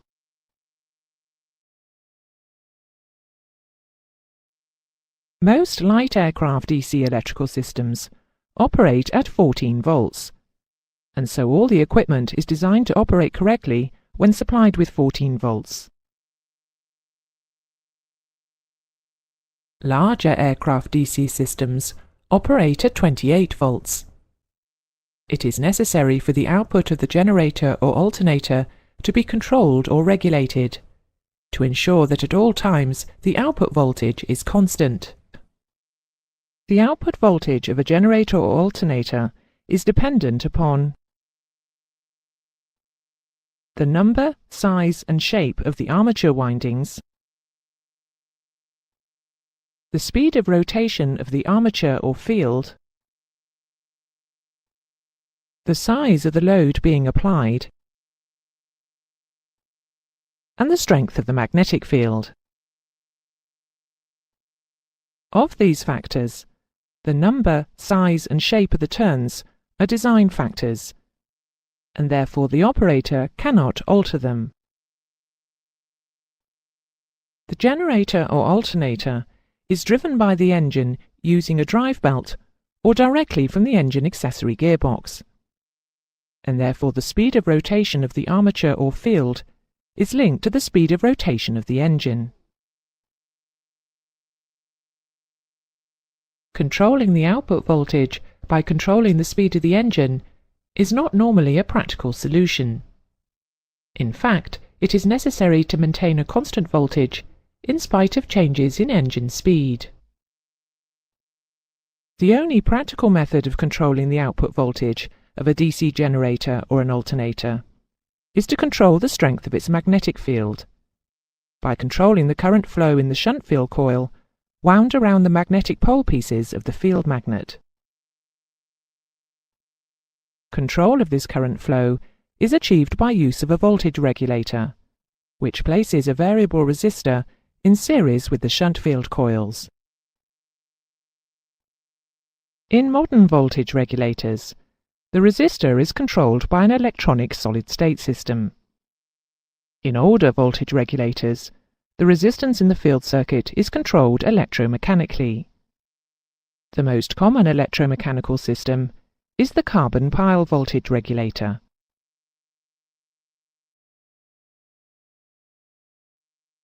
A carbon pile voltage regulator uses a carbon pile as a variable resistor. The carbon pile is a stack of carbon discs, whose overall resistance is inversely proportional to the amount of compression of the stack. The more the stack is compressed and the discs are pressed together, the lower is its resistance. And the less it is compressed, the higher is its resistance. The carbon pile is held in compression by spring strips. Pushing on the soft iron base plate at the bottom of the pile. The carbon pile is connected in series with the generator shunt field coil. Mounted below the carbon pile, there is an electromagnet, the coil of which is known as the control coil.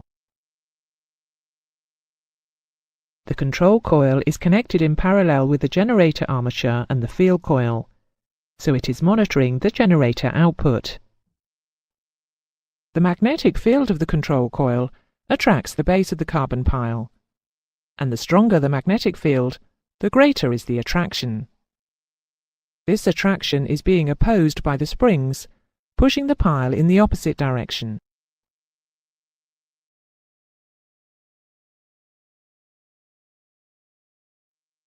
Because the control coil has a fixed resistance, and Ohm's law states that voltage equals current multiplied by resistance, the current through the control coil will vary in direct proportion to the generator output voltage.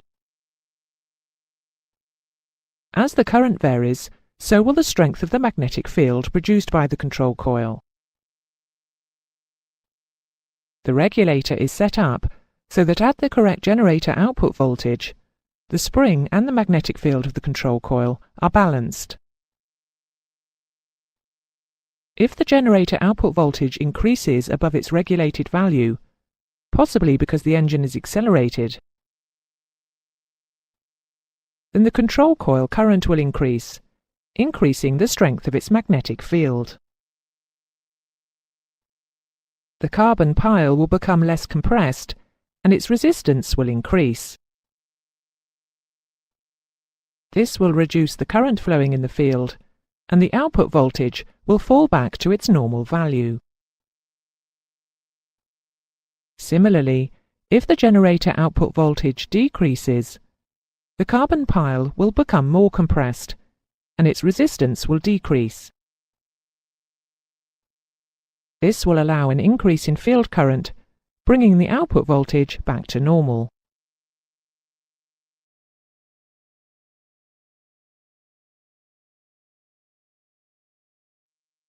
A twin-engine aircraft will normally have a generator or alternator driven by each engine. In some systems, both generators feed the same busbar. This is known as paralleling generators. Each generator is connected to the busbar by its generator control breaker. The generator control breaker is a large solenoid-operated switch, which enables the generator to be connected to the busbar when its voltage output is correct.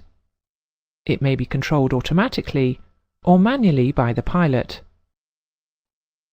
The advantages of operating generators in parallel are that it allows the generators to share the total electrical load of the aircraft, and it enables power to be maintained in the event of a generator failure.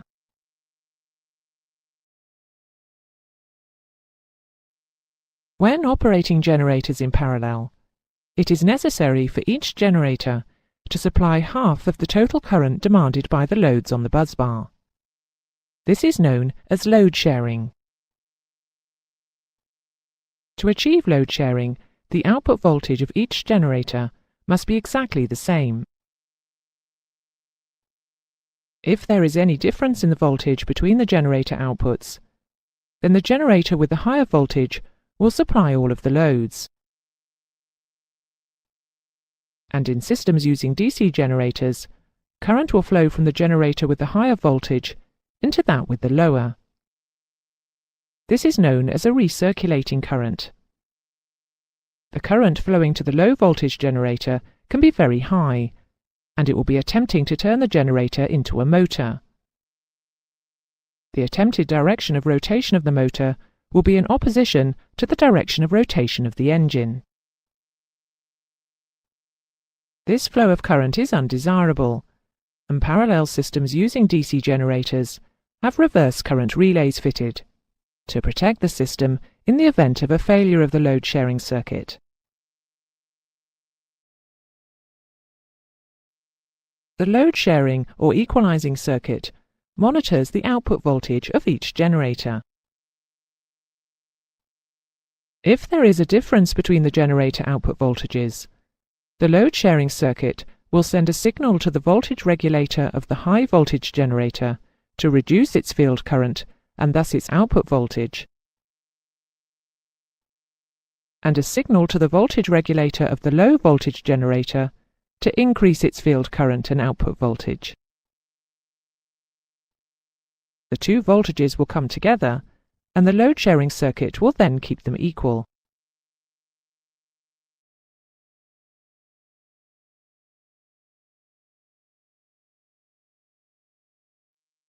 That is the end of the lesson. You now know that the output voltage of a DC generator or an alternator is maintained constant during load and drive speed changes by a voltage regulator, controlling a variable resistor in series with the shunt field coil. You also know that in parallel generator systems, the load sharing or equalizing circuit keeps both generator voltages equal by sending signals to the individual voltage regulators. This ensures that each generator takes an equal share of the applied load.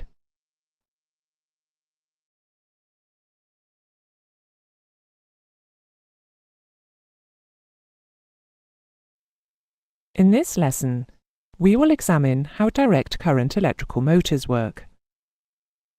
An electric motor is a machine for converting electrical energy into mechanical energy.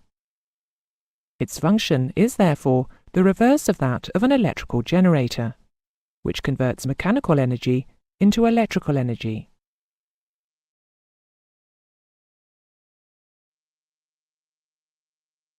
The 3D circuit you can see here is the same circuit as that represented by the circuit diagram. The left-hand section of the circuit diagram represents the stiff wire in the form of a U. This section is hinged at either end to allow it to swing freely. If the circuit is switched on, there is no visible effect.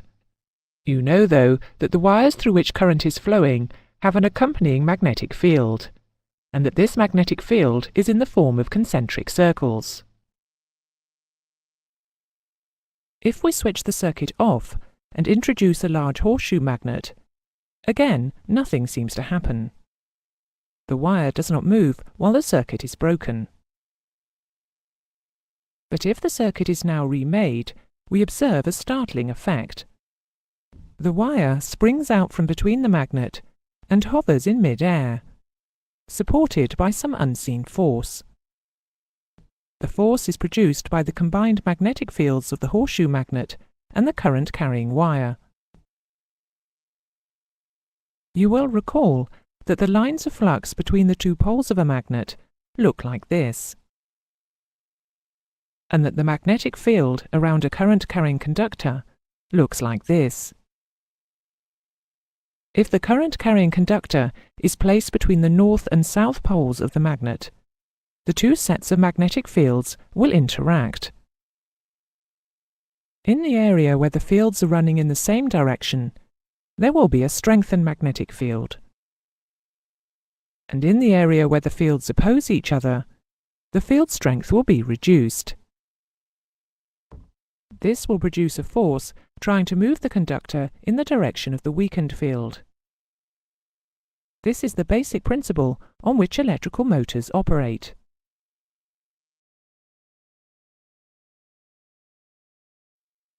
We are able to predict how any two magnetic fields will interact in any given situation, and for any direction of current flow, by using a method known as Fleming's left-hand rule. Let's look at how this rule works. Hold your left hand in exactly the same way as the hand you see on screen. Each of the 3 fingers shown here points at right angles to the other 2 fingers. The fingers represent the direction of current, direction of magnetic field, and direction of the resultant force.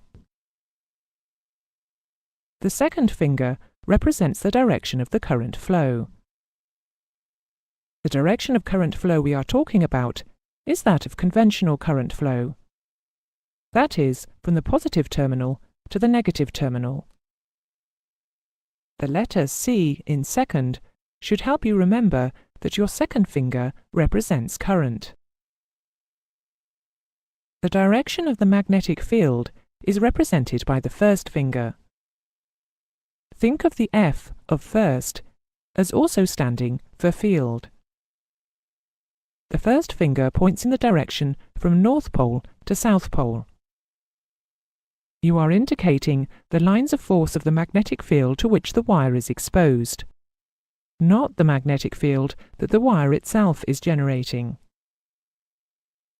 Your thumb will now indicate the direction of motion of the resultant force.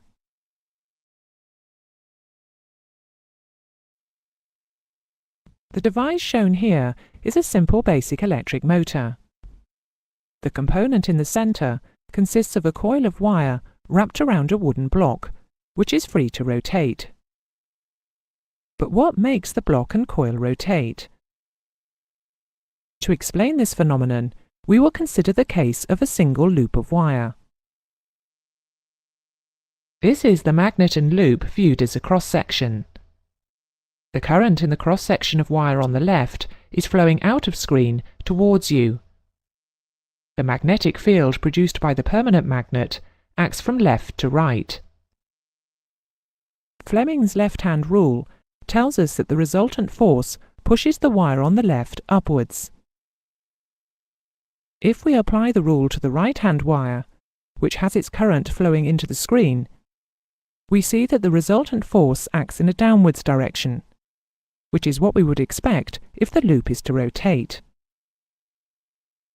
Notice the shape of the magnetic field around the wires. If you imagine the magnetic field lines to be rubber bands under tension, the wires of the loop are about to be catapulted in the directions that we have just predicted using Fleming's left-hand rule. The resultant forces produced by the interaction between the magnetic field in the loop and the field of the permanent magnet will turn the loop around in a clockwise direction. But what happens when the loop goes past the vertical position? The forces acting on the loop now act in an anti-clockwise direction, pushing the loop in a direction opposite to the direction in which it started turning. With the mechanism operating as we show here, the loop would rock back and forth until it reached a vertical position where the forces were pushing it in neither one direction nor the other.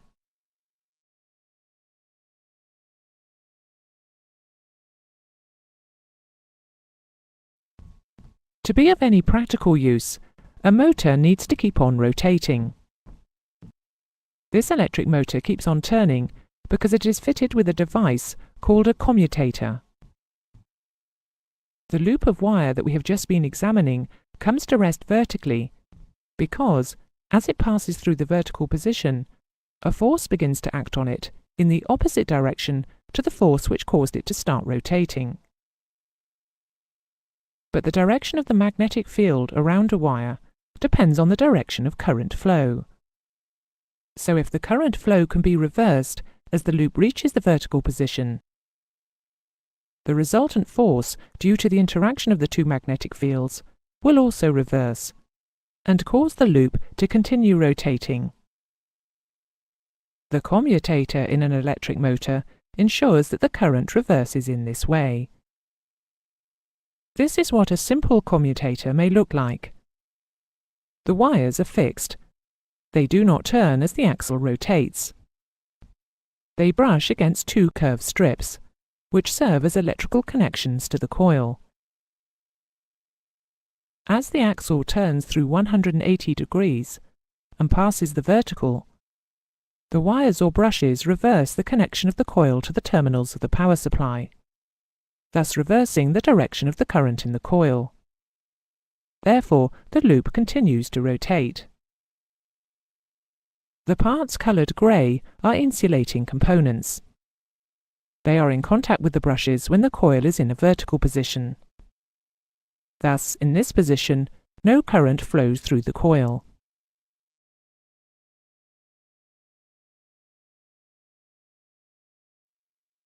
If the direction of the supply current is reversed, the motor will rotate in the opposite direction. Similarly, if the magnetic field polarity is reversed, the motor will rotate in the opposite direction. However, if both are reversed, the direction of rotation of the motor remains unchanged.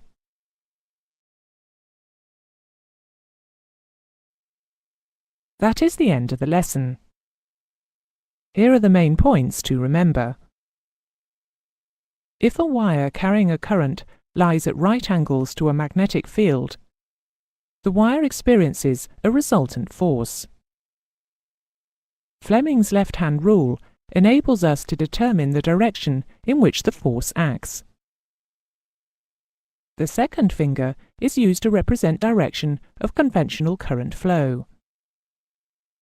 The direction of the magnetic field is indicated using the first finger. The direction of the resultant motion will be indicated by the direction in which the thumb is pointing.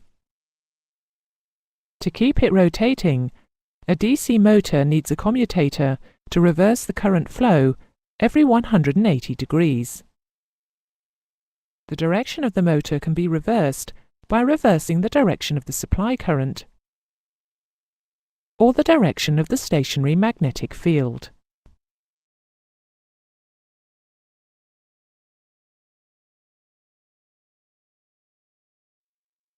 We have seen that a simple DC motor can be made using a coil rotating inside the magnetic field of a horseshoe magnet, with a commutator being used to reverse the current flow in the coil every 180 degrees.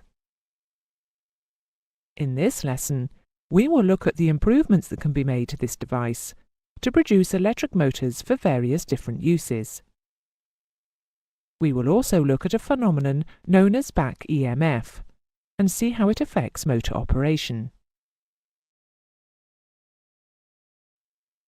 In practical electric motors, several coils are wound on a single rotating core, with all the coils lying at different angles to one another.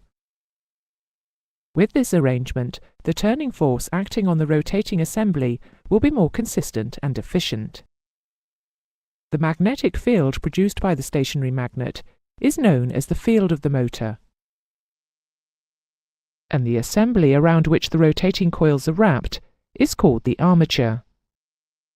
The armature has a soft iron core to increase the strength of the magnetic fields of the coils.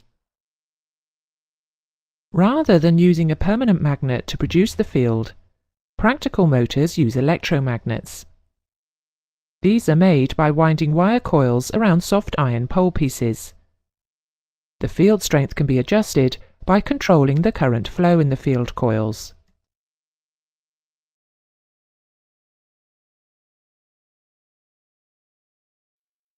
You know from the lesson on generators that the movement of a coil through a magnetic field will induce an electromotive force, or EMF, in the coil. This applies to the armature coils in a motor. Lenz's law states that this EMF will attempt to oppose the change producing it. This induced EMF is known as the back EMF. The back EMF will be proportional to motor speed and the strength of the stationary magnetic field. It will act in opposition to the applied EMF. The EMF being felt by the armature will be the difference between the applied EMF and the back EMF. This is known as the net EMF. As motor speed increases, the back EMF will increase, and this will reduce the current flow through the armature. This leads to a reduction in the strength of the armature's magnetic field, and a reduction in the torque output of the motor. The motor speed will stabilize when the strength of the armature magnetic field is balanced by the load. In order to ensure that there is a good flow of current through the armature, the resistance of the armature windings is kept as low as possible. This, however, means that when the motor is first switched on and there is no rotation, and thus no back EMF, the current flow through the armature will be very high. In order to reduce the starting current and protect the armature windings from damage, some motors have a resistor, known as a slow start resistor, in series with the armature coils. As the motor speeds up and the back EMF builds up, this resistor is taken out of circuit by either a centrifugal or a time switch to apply full current to the armature. We have already said that the stationary field of a DC motor is produced electromagnetically, so that by varying the current flow through the field windings, we can vary the strength of the magnetic field produced. There are 3 types of DC motor in common use, and they are categorized according to the arrangement of their field windings. The 3 types are known as series wound, shunt wound, and compound wound.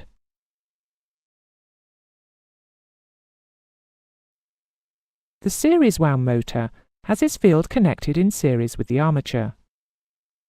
The field coil consists of a few turns of heavy wire, and since the entire armature current flows through it, the field strength varies with the armature current. This means that both the field and the armature have very strong magnetic fields on startup, before the back EMF builds up in the armature. Series wound motors therefore have a very high torque on startup. As the motor speeds up, the back EMF increases, and this reduces the current flow in the armature and the field, so the torque rapidly drops off. Series motors run slowly with heavy loads and very rapidly with light loads. You can see that the speed of a series wound motor changes with the applied load. For this reason, they are not used either when a constant speed condition is needed or where the load is intermittent.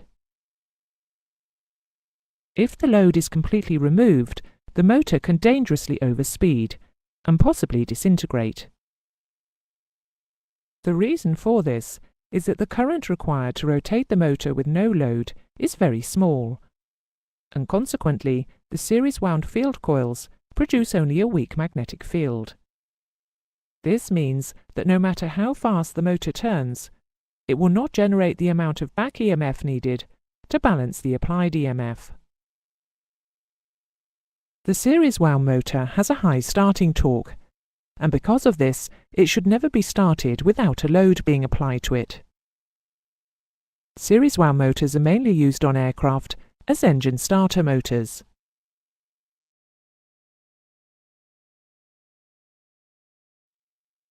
In a shunt wound motor, the field is connected directly across the voltage source, in parallel with the armature, and is therefore independent of variation in load and armature current.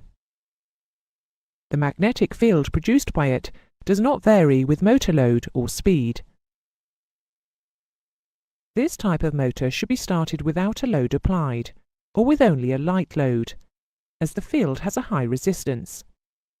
So it takes a time to build up its magnetic force when the motor is switched on. The motor will accelerate with the back EMF increasing until the net EMF is only just enough to sustain the speed. If the load on the motor is increased, the motor slows down, reducing the back EMF in the armature.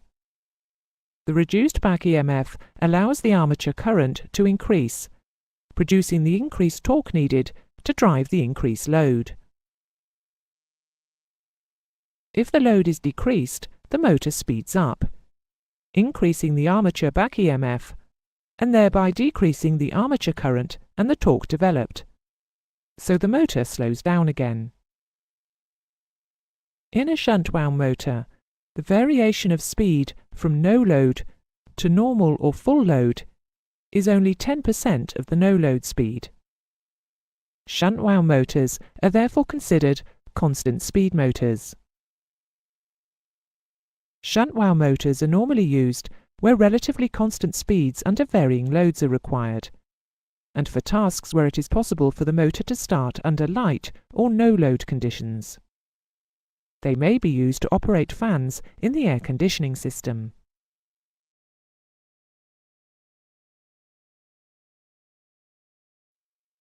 Compound wound motors have two sets of field windings, one in series and the other in parallel with the armature coils. The compound wound motor combines the characteristics of both the series and the shunt wound motor. It has a high starting torque, but it will not overspeed under light loads, and it will maintain a reasonably constant speed under varying load conditions. Compound wound motors are often used to drive hydraulic pumps. Several types of turbine engine-powered aircraft are equipped with starter systems, which use a starter generator having the dual function of engine starting and of supplying DC power to the aircraft's electrical system. Starter generator units are permanently coupled to their engine via a drive shaft and gear train. The units have both series and shunt field windings. For starting purposes, the unit functions as a compound motor, the shunt field winding being supplied with current via an automatic relay-operated field changeover switch. When the engine is running and the starter motor circuit is isolated from the power supply, the changeover relay is also automatically de-energized, and its contacts connect the shunt field winding to a voltage regulator. The machine therefore functions as a conventional DC generator. The advantage of the starter generator is that one device provides two functions, thereby saving weight.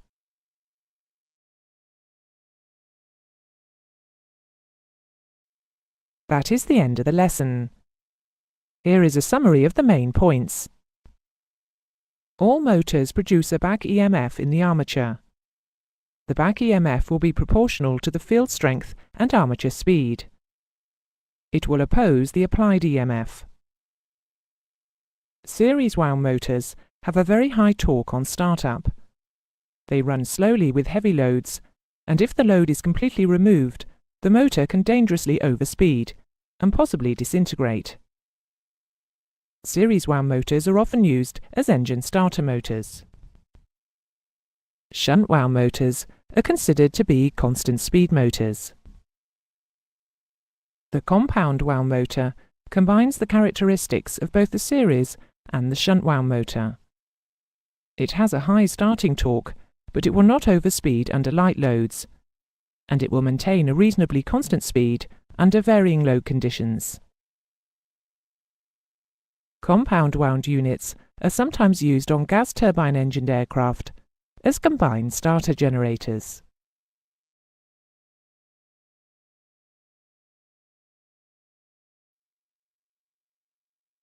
The electrical power supply system for a single-engine aircraft consists of a generator or alternator with the control and indication equipment necessary to meet all of the aircraft's electrical power requirements.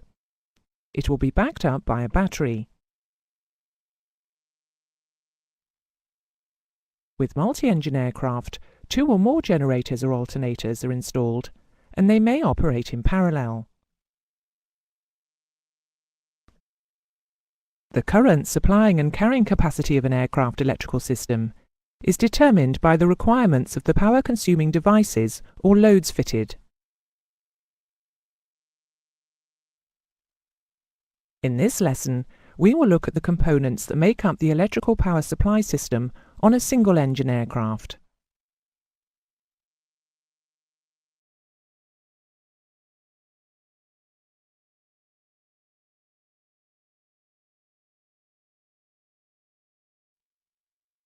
Electrical power supply systems may be either of the dipole or unipole type. A dipole or two-wire system is required where an aircraft is made of a non-conductive material. The current needs a complete circuit to flow, and therefore needs a negative wire to connect the load to the negative side of the generator, as well as a positive or live wire to connect from the distribution point or busbar to the load.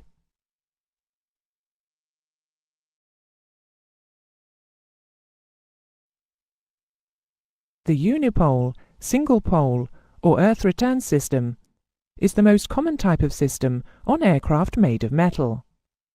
The metal airframe is used as the negative conductor, completing the circuit for the current flow. The negative side of the generator is connected to the airframe. This is known as an earth connection.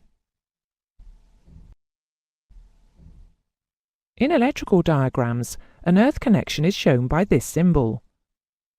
All parts of a circuit with this symbol can be considered to be connected together. The negative side of each load is connected to a suitable point on the airframe near the load. Again, this is known as an earth connection. The current can now flow through a single wire to the load, and the return current will flow through the airframe to the generator earth point and back to the generator. This type of system reduces the amount of wiring required by almost half. This, of course, produces a significant weight reduction. However, it does mean that if any bare positive wire should come into contact with the airframe, there will be a high flow of current through the circuit. This is known as a short circuit, and it can damage the electrical components, as well as producing sufficient heat to pose a fire risk. For a short circuit to occur in a dipole system, both the positive and the negative cables would have to be damaged.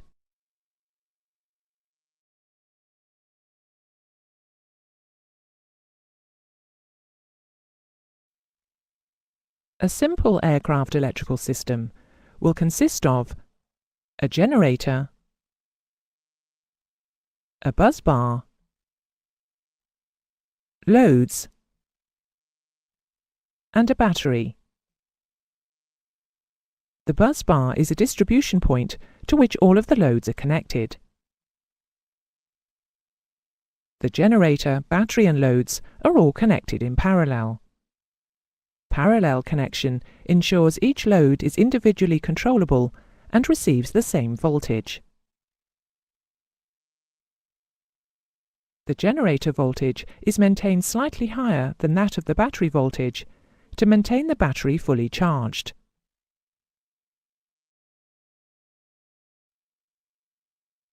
The first component that we will look at in our single-engine system is the generator or alternator.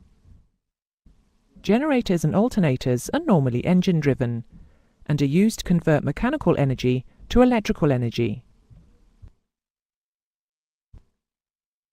As you have already seen, a generator produces direct current or DC using a rotating armature, stationary field and a commutator. Whereas an alternator produces alternating current or AC using a rotating field and a stationary armature.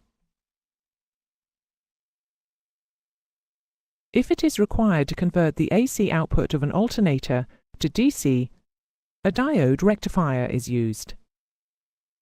This is usually fitted in the end frame of the alternator. Most modern light aircraft have a direct current system, which is powered by an alternator with diode rectifiers. The diode rectifiers in the alternator end frame are solid-state devices, which convert AC to DC and permit the current to flow out from the alternator, but not into it from the battery.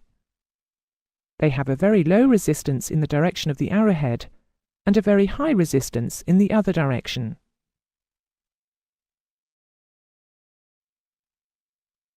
The voltage regulator maintains the output voltage of the generator or alternator at a constant value, irrespective of the engine RPM or electrical loads. As you have already seen, this is achieved by controlling the current flow in the field coils of the generator or alternator. The voltage regulator controls the generator output to maintain 14 volts for a system with a 12-volt battery and 28 volts for a system with a 24-volt battery.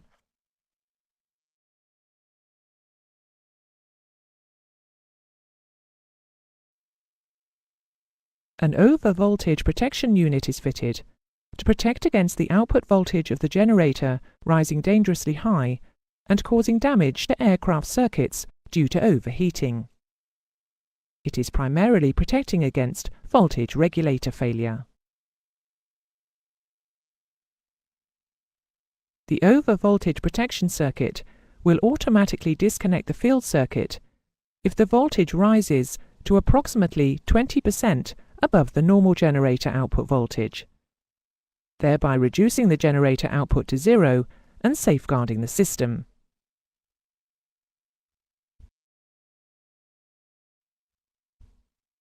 The generator or alternator master switch is a pilot-operated switch. It enables the pilot to electrically isolate the generator or alternator. Opening the master switch breaks the field circuit, causing the generator output to fall to its residual level, which is virtually zero.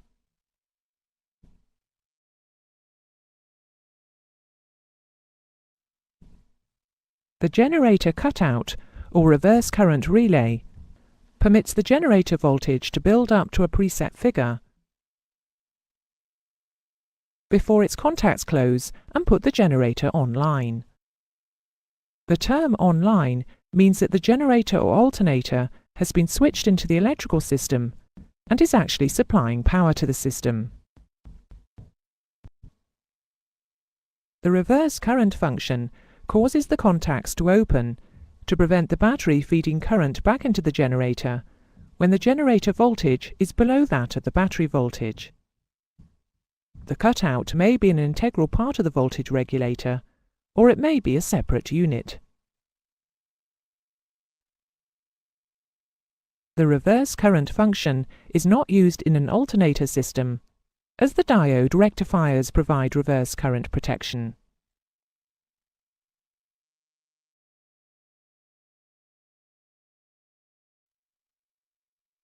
We will now take a closer look at the generator cutout to see how it works. It operates in very much the same manner as the standard electrical relays that you have seen previously. It consists of a soft iron core and an armature with a pair of contacts connected to it. The contacts are sprung to the open position and will close when the armature is magnetically attracted to the core. The difference between the reverse current relay and a standard relay is that the core has two sets of windings or coils wrapped around it.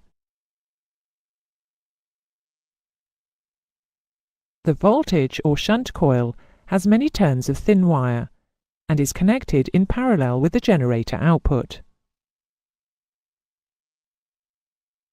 The series or current coil has a few turns of thick wire and is connected in series with the generator output. The generator output current passes through this coil.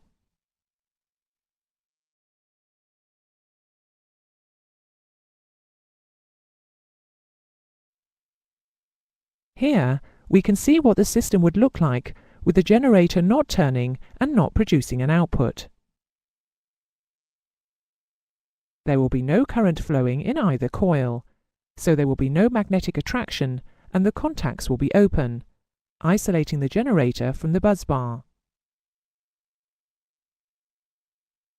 As the generator starts to rotate and builds up voltage, current will begin to flow in the voltage coil. When the voltage has built up to a predetermined value, which will be greater than the normal battery voltage, there will be sufficient current flowing through the voltage coil to produce a magnetic field strong enough to overcome the spring and close the contacts, connecting the generator output to the busbar or bringing the generator online. The generator output current will now flow through the current coil. This current flow is in the same direction as the current through the voltage coil, so it increases the strength of the magnetic field and helps to keep the contacts closed against the spring. If the output voltage of the generator falls below the battery voltage, then current will begin to flow from the battery toward the generator. If this was allowed to continue, the generator would almost certainly be damaged, and the battery would become discharged very quickly.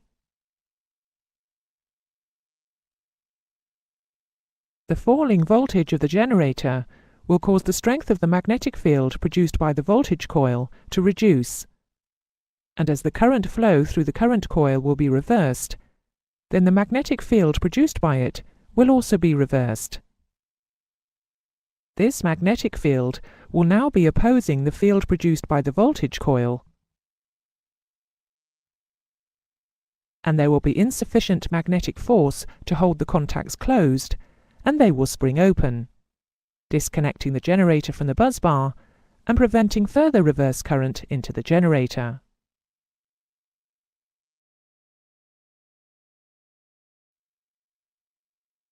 Some electrical loads require an alternating current or AC supply. On aircraft with a DC electrical system, the AC is produced by the use of an inverter or inverters. Inverters can be either static or rotary. Modern inverters are of the static type and use solid-state electronic components to convert DC to constant frequency AC. The static inverter can accept a range of DC input voltages and still produce a steady AC output. The most common AC output is 115 volts AC at 400 Hz frequency. The frequency of AC electrical supplies is fully explained in the AC lessons. Rotary inverters are older devices designed before the advent of solid-state electronics. They convert DC to AC by using a constant-speed DC motor to drive an alternator, thereby producing constant frequency AC.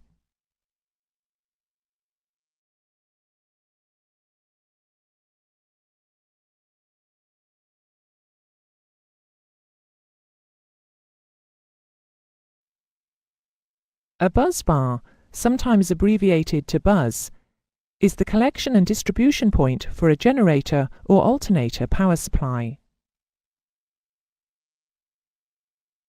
Busbars are usually situated in junction boxes or distribution panels located at central points within the aircraft, and they provide a convenient means for connecting power supplies to the various consumer circuits. In its simplest form, a busbar can take the form of a strip of interlinked terminals. While in more complex systems, main busbars are thick metal, usually copper, strips or rods, to which input and output supply connections can be made. If a cable connecting a load to the busbar should become disconnected, the load is said to have become open-circuited and will no longer operate.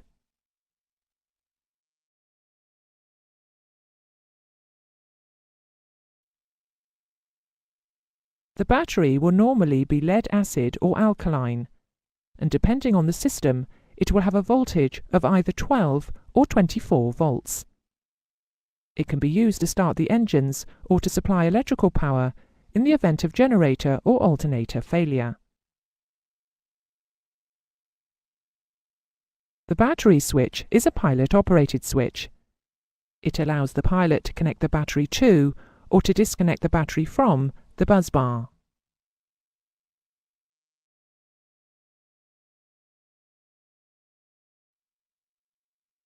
That is the end of the lesson. Here is a summary of the main points. A dipole or two-wire electrical system is required, where an aircraft is made of a non-conductive material. In a unipole, single-pole or earth return system, the metal airframe is used as the negative conductor, completing the circuit for the current flow. This type of system produces a significant weight reduction, However, there is an increased short circuit risk. The voltage regulator maintains the output voltage of the generator or alternator at a constant value, irrespective of the engine RPM or electrical loads. The overvoltage protection unit protects against the output voltage of the generator rising dangerously high. It is primarily protecting against voltage regulator failure. Opening the generator or alternator master switch breaks the field circuit, causing the generator output to fall to its residual value, which is virtually zero. The generator cutout or reverse current relay permits the generator voltage to build up to a preset figure before putting the generator online.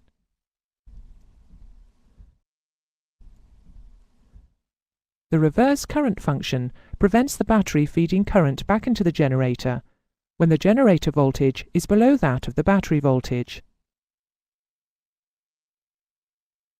In an alternator system, the diode rectifiers provide reverse current protection.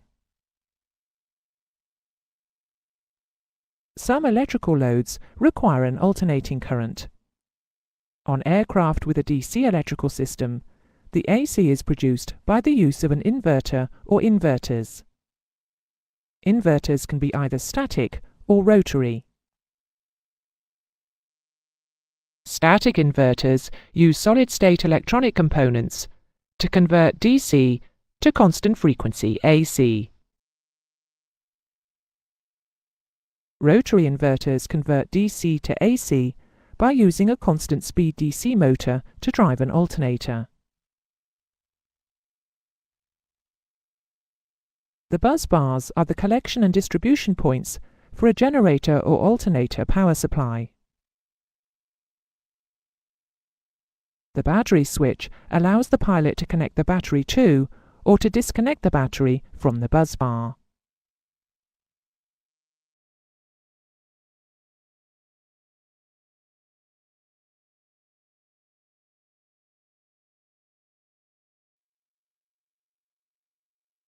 Instruments and warning lights must be provided for the pilot to monitor the aircraft DC electrical system. These normally consist of a voltmeter, an ammeter or ammeters, and a light to inform the pilot that the generator is not online. In this lesson, we will look at these instruments and warning light, and we will examine the indications the pilot can expect to see during system operation.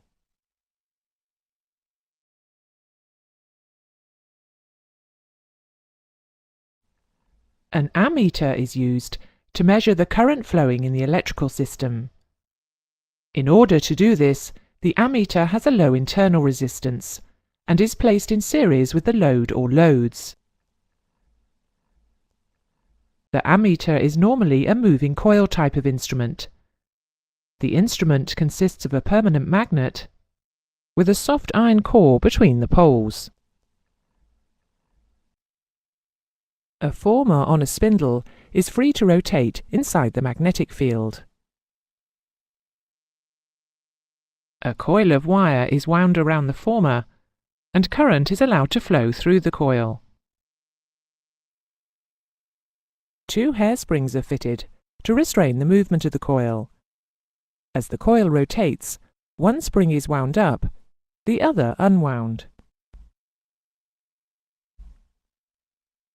The coil and former carry a pointer, which is arranged to move over a scale as the coil rotates. The meter is likely to be housed inside a case made of soft iron, to prevent stray magnetism affecting the indication.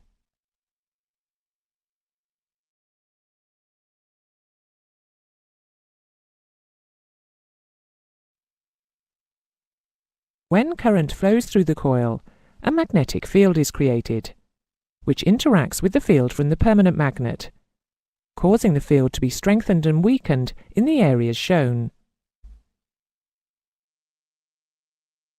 This causes the coil to rotate, moving the indicator pointer across the scale until the magnetic torque is balanced by the hairspring. The greater the current flow through the coil, the greater will be the movement of the pointer. The deflection of the pointer is proportional to the current flowing through the coil.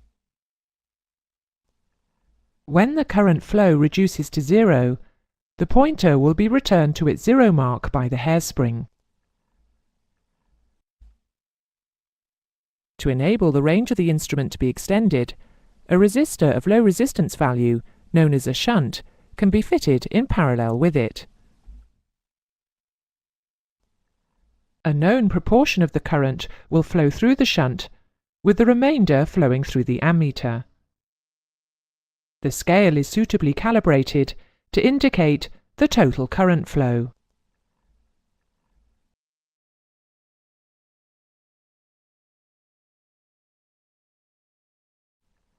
The number of ammeters required and the type employed depends on the type of aircraft and the overall nature of its electrical installation. One ammeter is normally provided for each possible source of power. There are two types of ammeter in common use. They are the charge, discharge, or center zero ammeter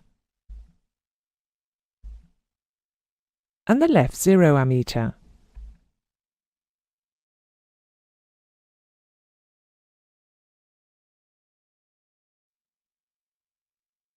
The charge, discharge, or center zero type ammeter displays information about current flow into or out of the battery.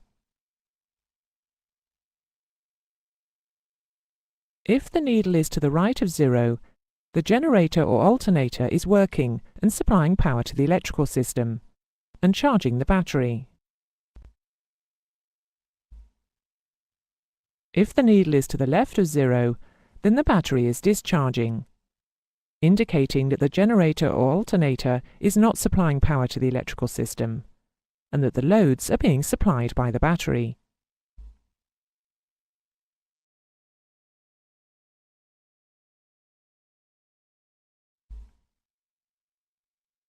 The left zero type of ammeter displays the actual current being drawn from a generator or alternator. This type of meter is often referred to as a load meter. If the load meter reads zero, then the alternator is not supplying power to the system, leaving the battery as the sole source of power in a single engine system.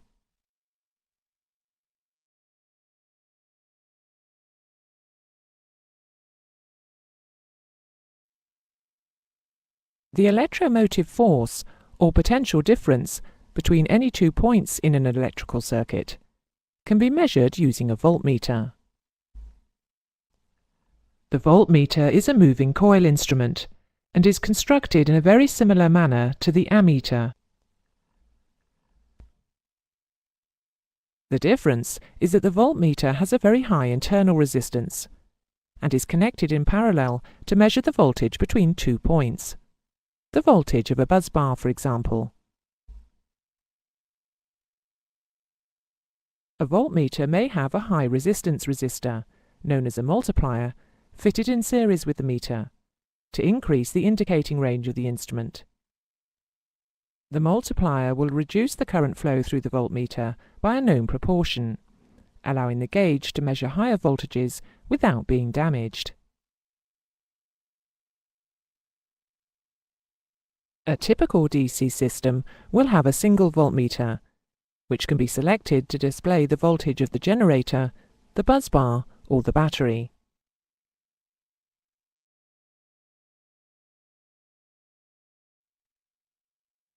The generator, or alternator warning light, indicates to the pilot that the generator or alternator voltage has fallen below the battery voltage. Illumination of the light is usually associated with a generator cutout, or with the operation of a reverse current detector.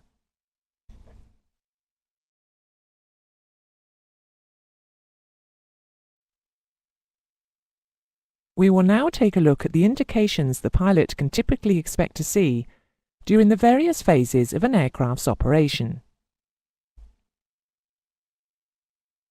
Prior to engine start, with the battery switch to off and the voltmeter selector to off, all three gauges will read 0.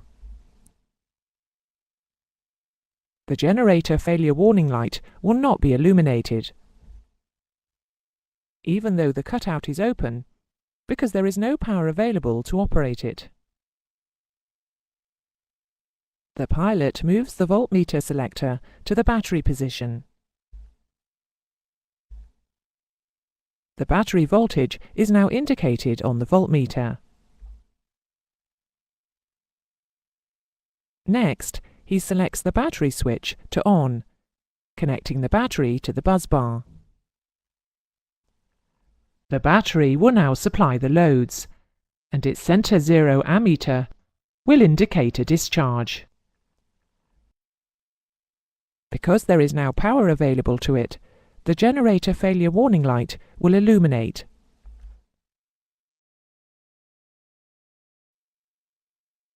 When the engine is being started, the load on the battery will be greatly increased. This will be displayed as a high discharge reading on the battery ammeter and a drop in battery voltage. The voltmeter selector switch is now moved to the generator position, so that the rising generator output voltage can be monitored. When the generator output voltage rises above that of the battery, the cutout will close, and the generator failure warning light will go out. The generator will now supply the loads and begin to charge the battery. Initially, the charging current will be high, in this case approximately 30 amps, as indicated as a charging current on the battery ammeter. This, and the 10 amps being taken by the loads, is indicated as a 40 amp load on the generator load meter. As the battery becomes recharged, the charge current will drop off to a trickle, and this will be reflected on the generator load meter.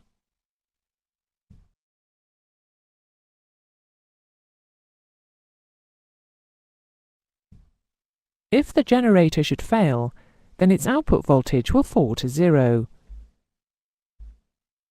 and the cutout will open, bringing on the failure warning light. All of the loads are now being supplied by the battery. The pilot must therefore immediately assess the situation to determine what equipment is essential to the safety of flight, and turn off everything else to conserve battery power. This procedure is known as load shedding. Items that could be turned off to conserve power would include heating or cooling fans and unnecessary lighting.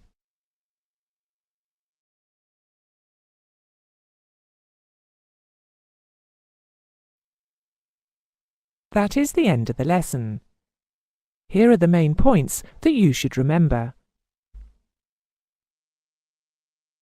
An ammeter is a moving coil instrument, which is used to measure the current flowing in a circuit. Battery ammeters are usually center zero in their operation. After engine start, the battery ammeter will show a high charge rate for a short period, until the battery recovers its charge. Generator or alternator ammeters, often known as load meters, are left zero in their operation. A moving coil voltmeter is used to measure the voltage applied in an electrical circuit. There is normally only one voltmeter which can be switched to measure the voltage in various parts of the circuit. The generator or alternator warning light indicates to the pilot that the generator or alternator voltage has fallen below the battery voltage.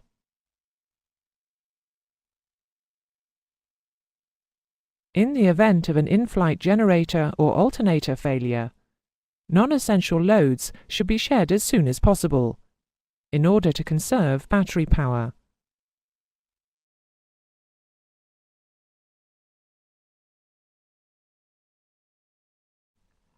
We have seen a simple DC electrical system using one generator and one busbar. Larger aeroplanes with more than one engine will normally have a generator or alternator driven from each engine, and a more complex distribution system. In this lesson, we will examine a typical DC power distribution system on a twin-engine aircraft. It is important that the distribution system is designed in such a way that faults in the system or generator failures produce the minimum amount of disruption. Power source failures are protected against by ensuring that each generator or alternator has sufficient capacity to carry the extra load in the event of a single generator or alternator failure. In order to ensure the continuity of supply, generators or alternators can be operated in parallel. Or switching systems can be incorporated to ensure that the loads of a failed generator or alternator are taken by a serviceable unit.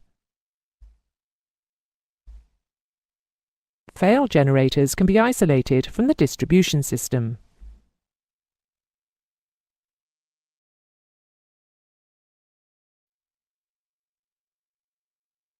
In order to protect the system from busbar faults, systems have more than one busbar, any of which can be isolated from the supply in the event of a fault, while still allowing the services powered from the other busbars to operate normally.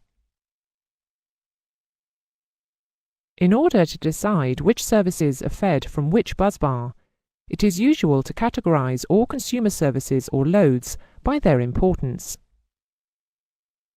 Services are usually split into three groups, known as vital, essential, and non-essential services. Vital services are those which would be required after an emergency landing. For instance, emergency lighting and the electrical operation of fire extinguishers. These services are connected directly to the battery. Essential services are those required to ensure that the aircraft can continue to fly safely in an emergency situation. These services are connected to busbars in such a way that they can always be supplied from a generator or alternator, or from the aircraft battery. However, these services can be disconnected from the battery by operation of the battery switch. Non-essential services are those which can be isolated in an in-flight emergency for load shedding purposes. Load shedding is expanded upon later in this lesson. Non-essential services are normally only supplied by a generator or alternator.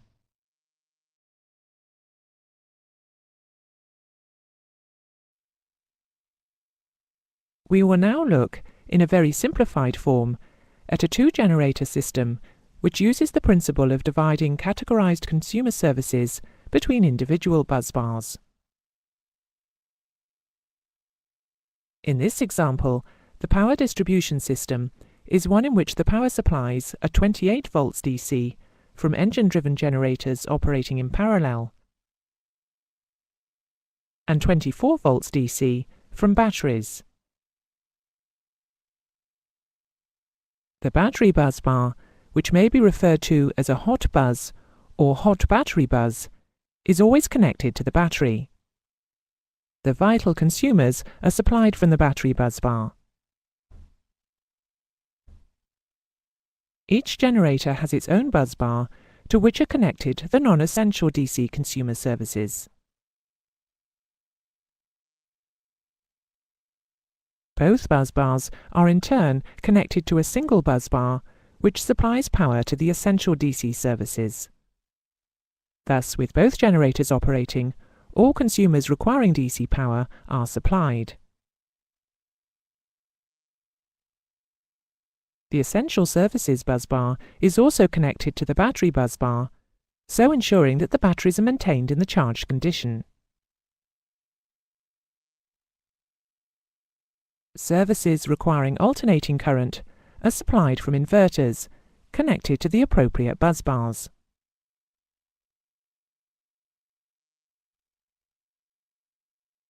Essential AC consumers are supplied by the Essential Inverter, and so it is supplied with DC from the DC Essential Services busbar.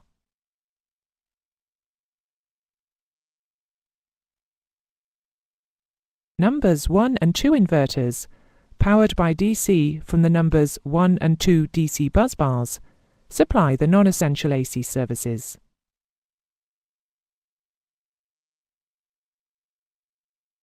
In the event that one generator should fail, it is automatically isolated from its respective busbar, and all busbar loads are then taken over by the operating generator. Should both generators fail, however, non-essential consumers can no longer be supplied, and the connections between numbers 1 and 2 busbars and the center busbar will be broken. The batteries will automatically supply power to the essential services and keep them operating for a predetermined period of time, calculated on the basis of consumer load requirements and battery state of charge. This must be for a minimum of 30 minutes for aircraft certified to EASA CS23 and 60 minutes for aircraft certified to EASA CS25. On the ground, an external 28-volt DC supply can be connected to the center busbar. From here, it can be used to power the entire system.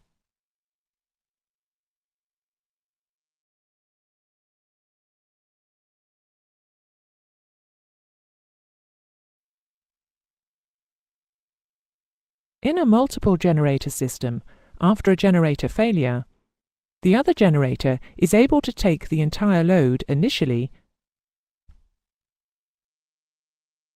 However, some non-essential loads may need to be switched off to reduce the load on the remaining generator. This is known as load shedding.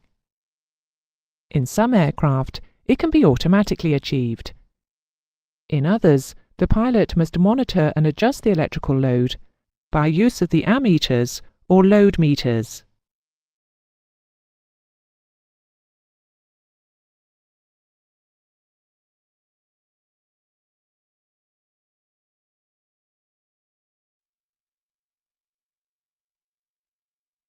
That is the end of the lesson.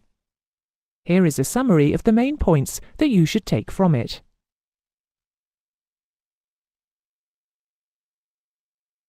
Power source failures are protected against by ensuring that each generator or alternator has sufficient capacity to carry the extra load in the event of a single generator or alternator failure.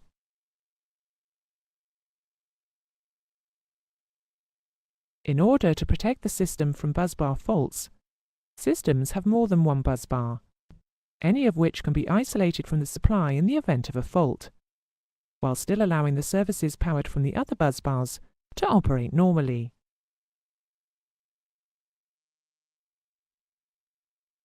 Consumer services are categorized in accordance with their importance.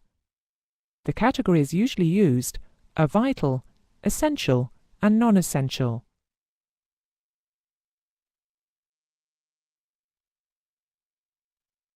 Vital services are connected directly to the battery by the hot battery busbar.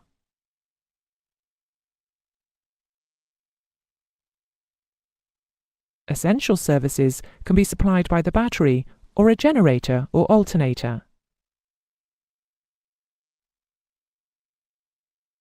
In the event of a generator or alternator failure, the other unit must be able to take the entire load. The battery must be able to supply the vital and essential loads for a minimum of 30 minutes for aircraft certified to EASA CS23 and 60 minutes for aircraft certified to EASA CS25. Load shedding is a term used to describe the switching off of certain electrical loads to prevent overloading a generator or alternator.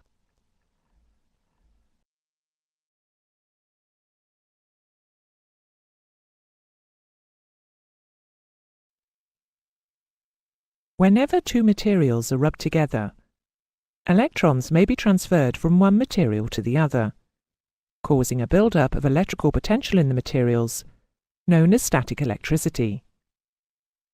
This applies to the airframe of an aircraft as it rubs against the atmosphere that is flying through.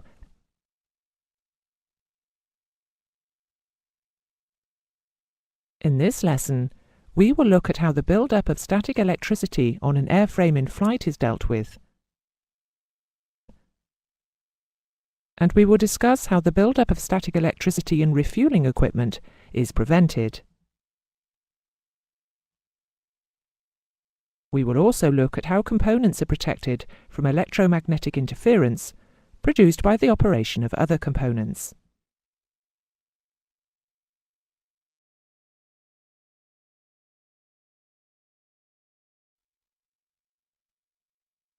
The airframe of an aircraft in flight collects electrons from the atmosphere and gains a static electrical charge as it flies through the air.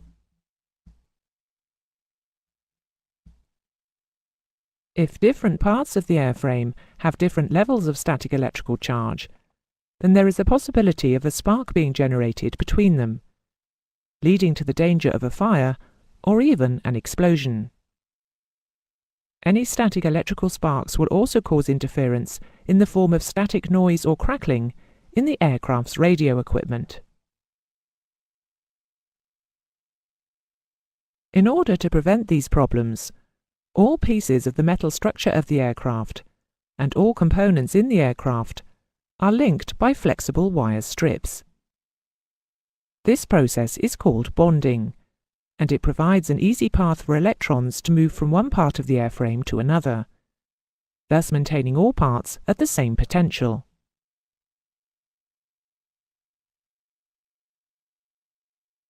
Bonding also acts to maintain the earth return in a unipole electrical system, which is a system using only one wire, with the return current passing through the metal airframe. The unipole system is fully described in another lesson.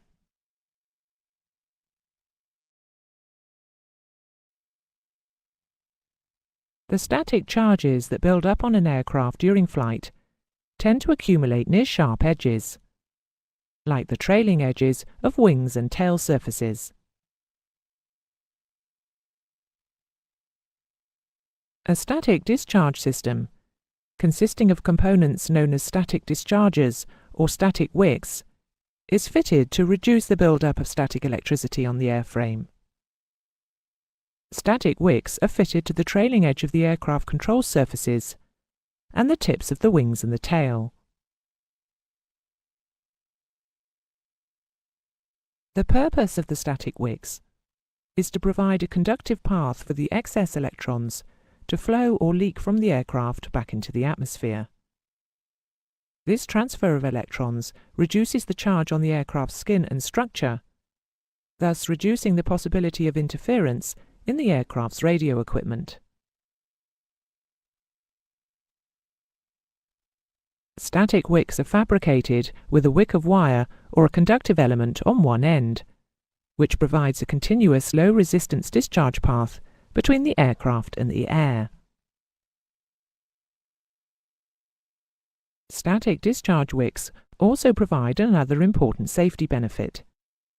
In the event of a lightning strike, an aeroplane is designed to conduct the excess electricity through its skin and structure to the wicks, to be safely discharged back into the atmosphere.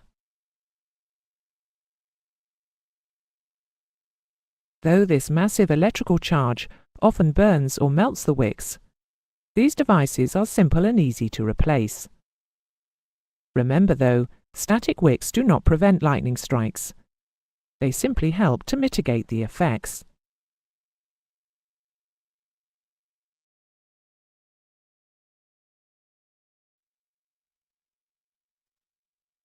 To ensure that no static electrical charge remains on the aircraft after landing, the airframe is brought into electrical contact with the ground as the aircraft touches down.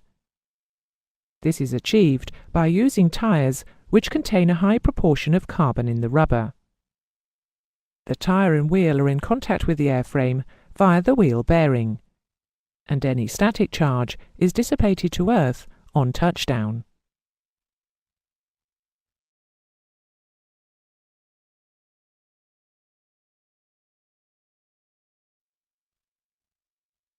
During refueling, and particularly during pressure refueling, the high fuel flow rates can cause a build-up of static electricity in the refueling equipment. This can cause a difference in electrical potential between the refueling equipment and the airframe, leading to the possibility of a spark being generated with catastrophic consequences. Before fueling commences, the aircraft must be bonded to the fueling equipment, using dedicated wires and clips.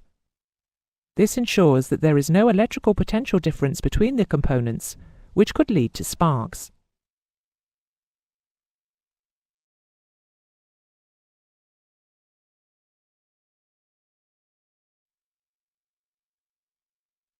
Static electrical charges, radiating from the sparks produced by the constant switching of certain electrical equipment, create interference in radio circuits.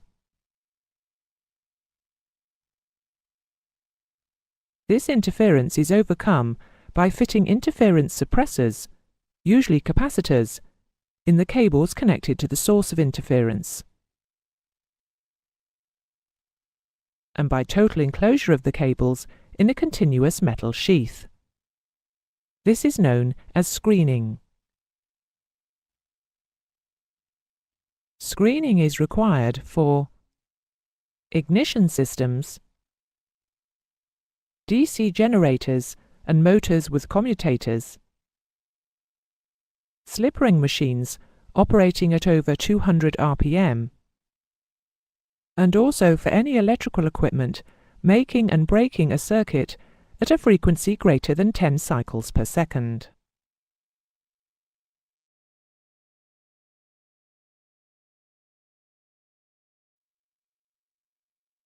That is the end of the lesson. The important points to remember are that bonding of the airframe components reduces the possibility of interference in the form of static noise or crackling in the aircraft's radio equipment, and that static dischargers or wicks fitted to the tips of the wings and tail discharge static electricity back to the atmosphere, thus reducing the possibility of static interference in the aircraft's radio equipment.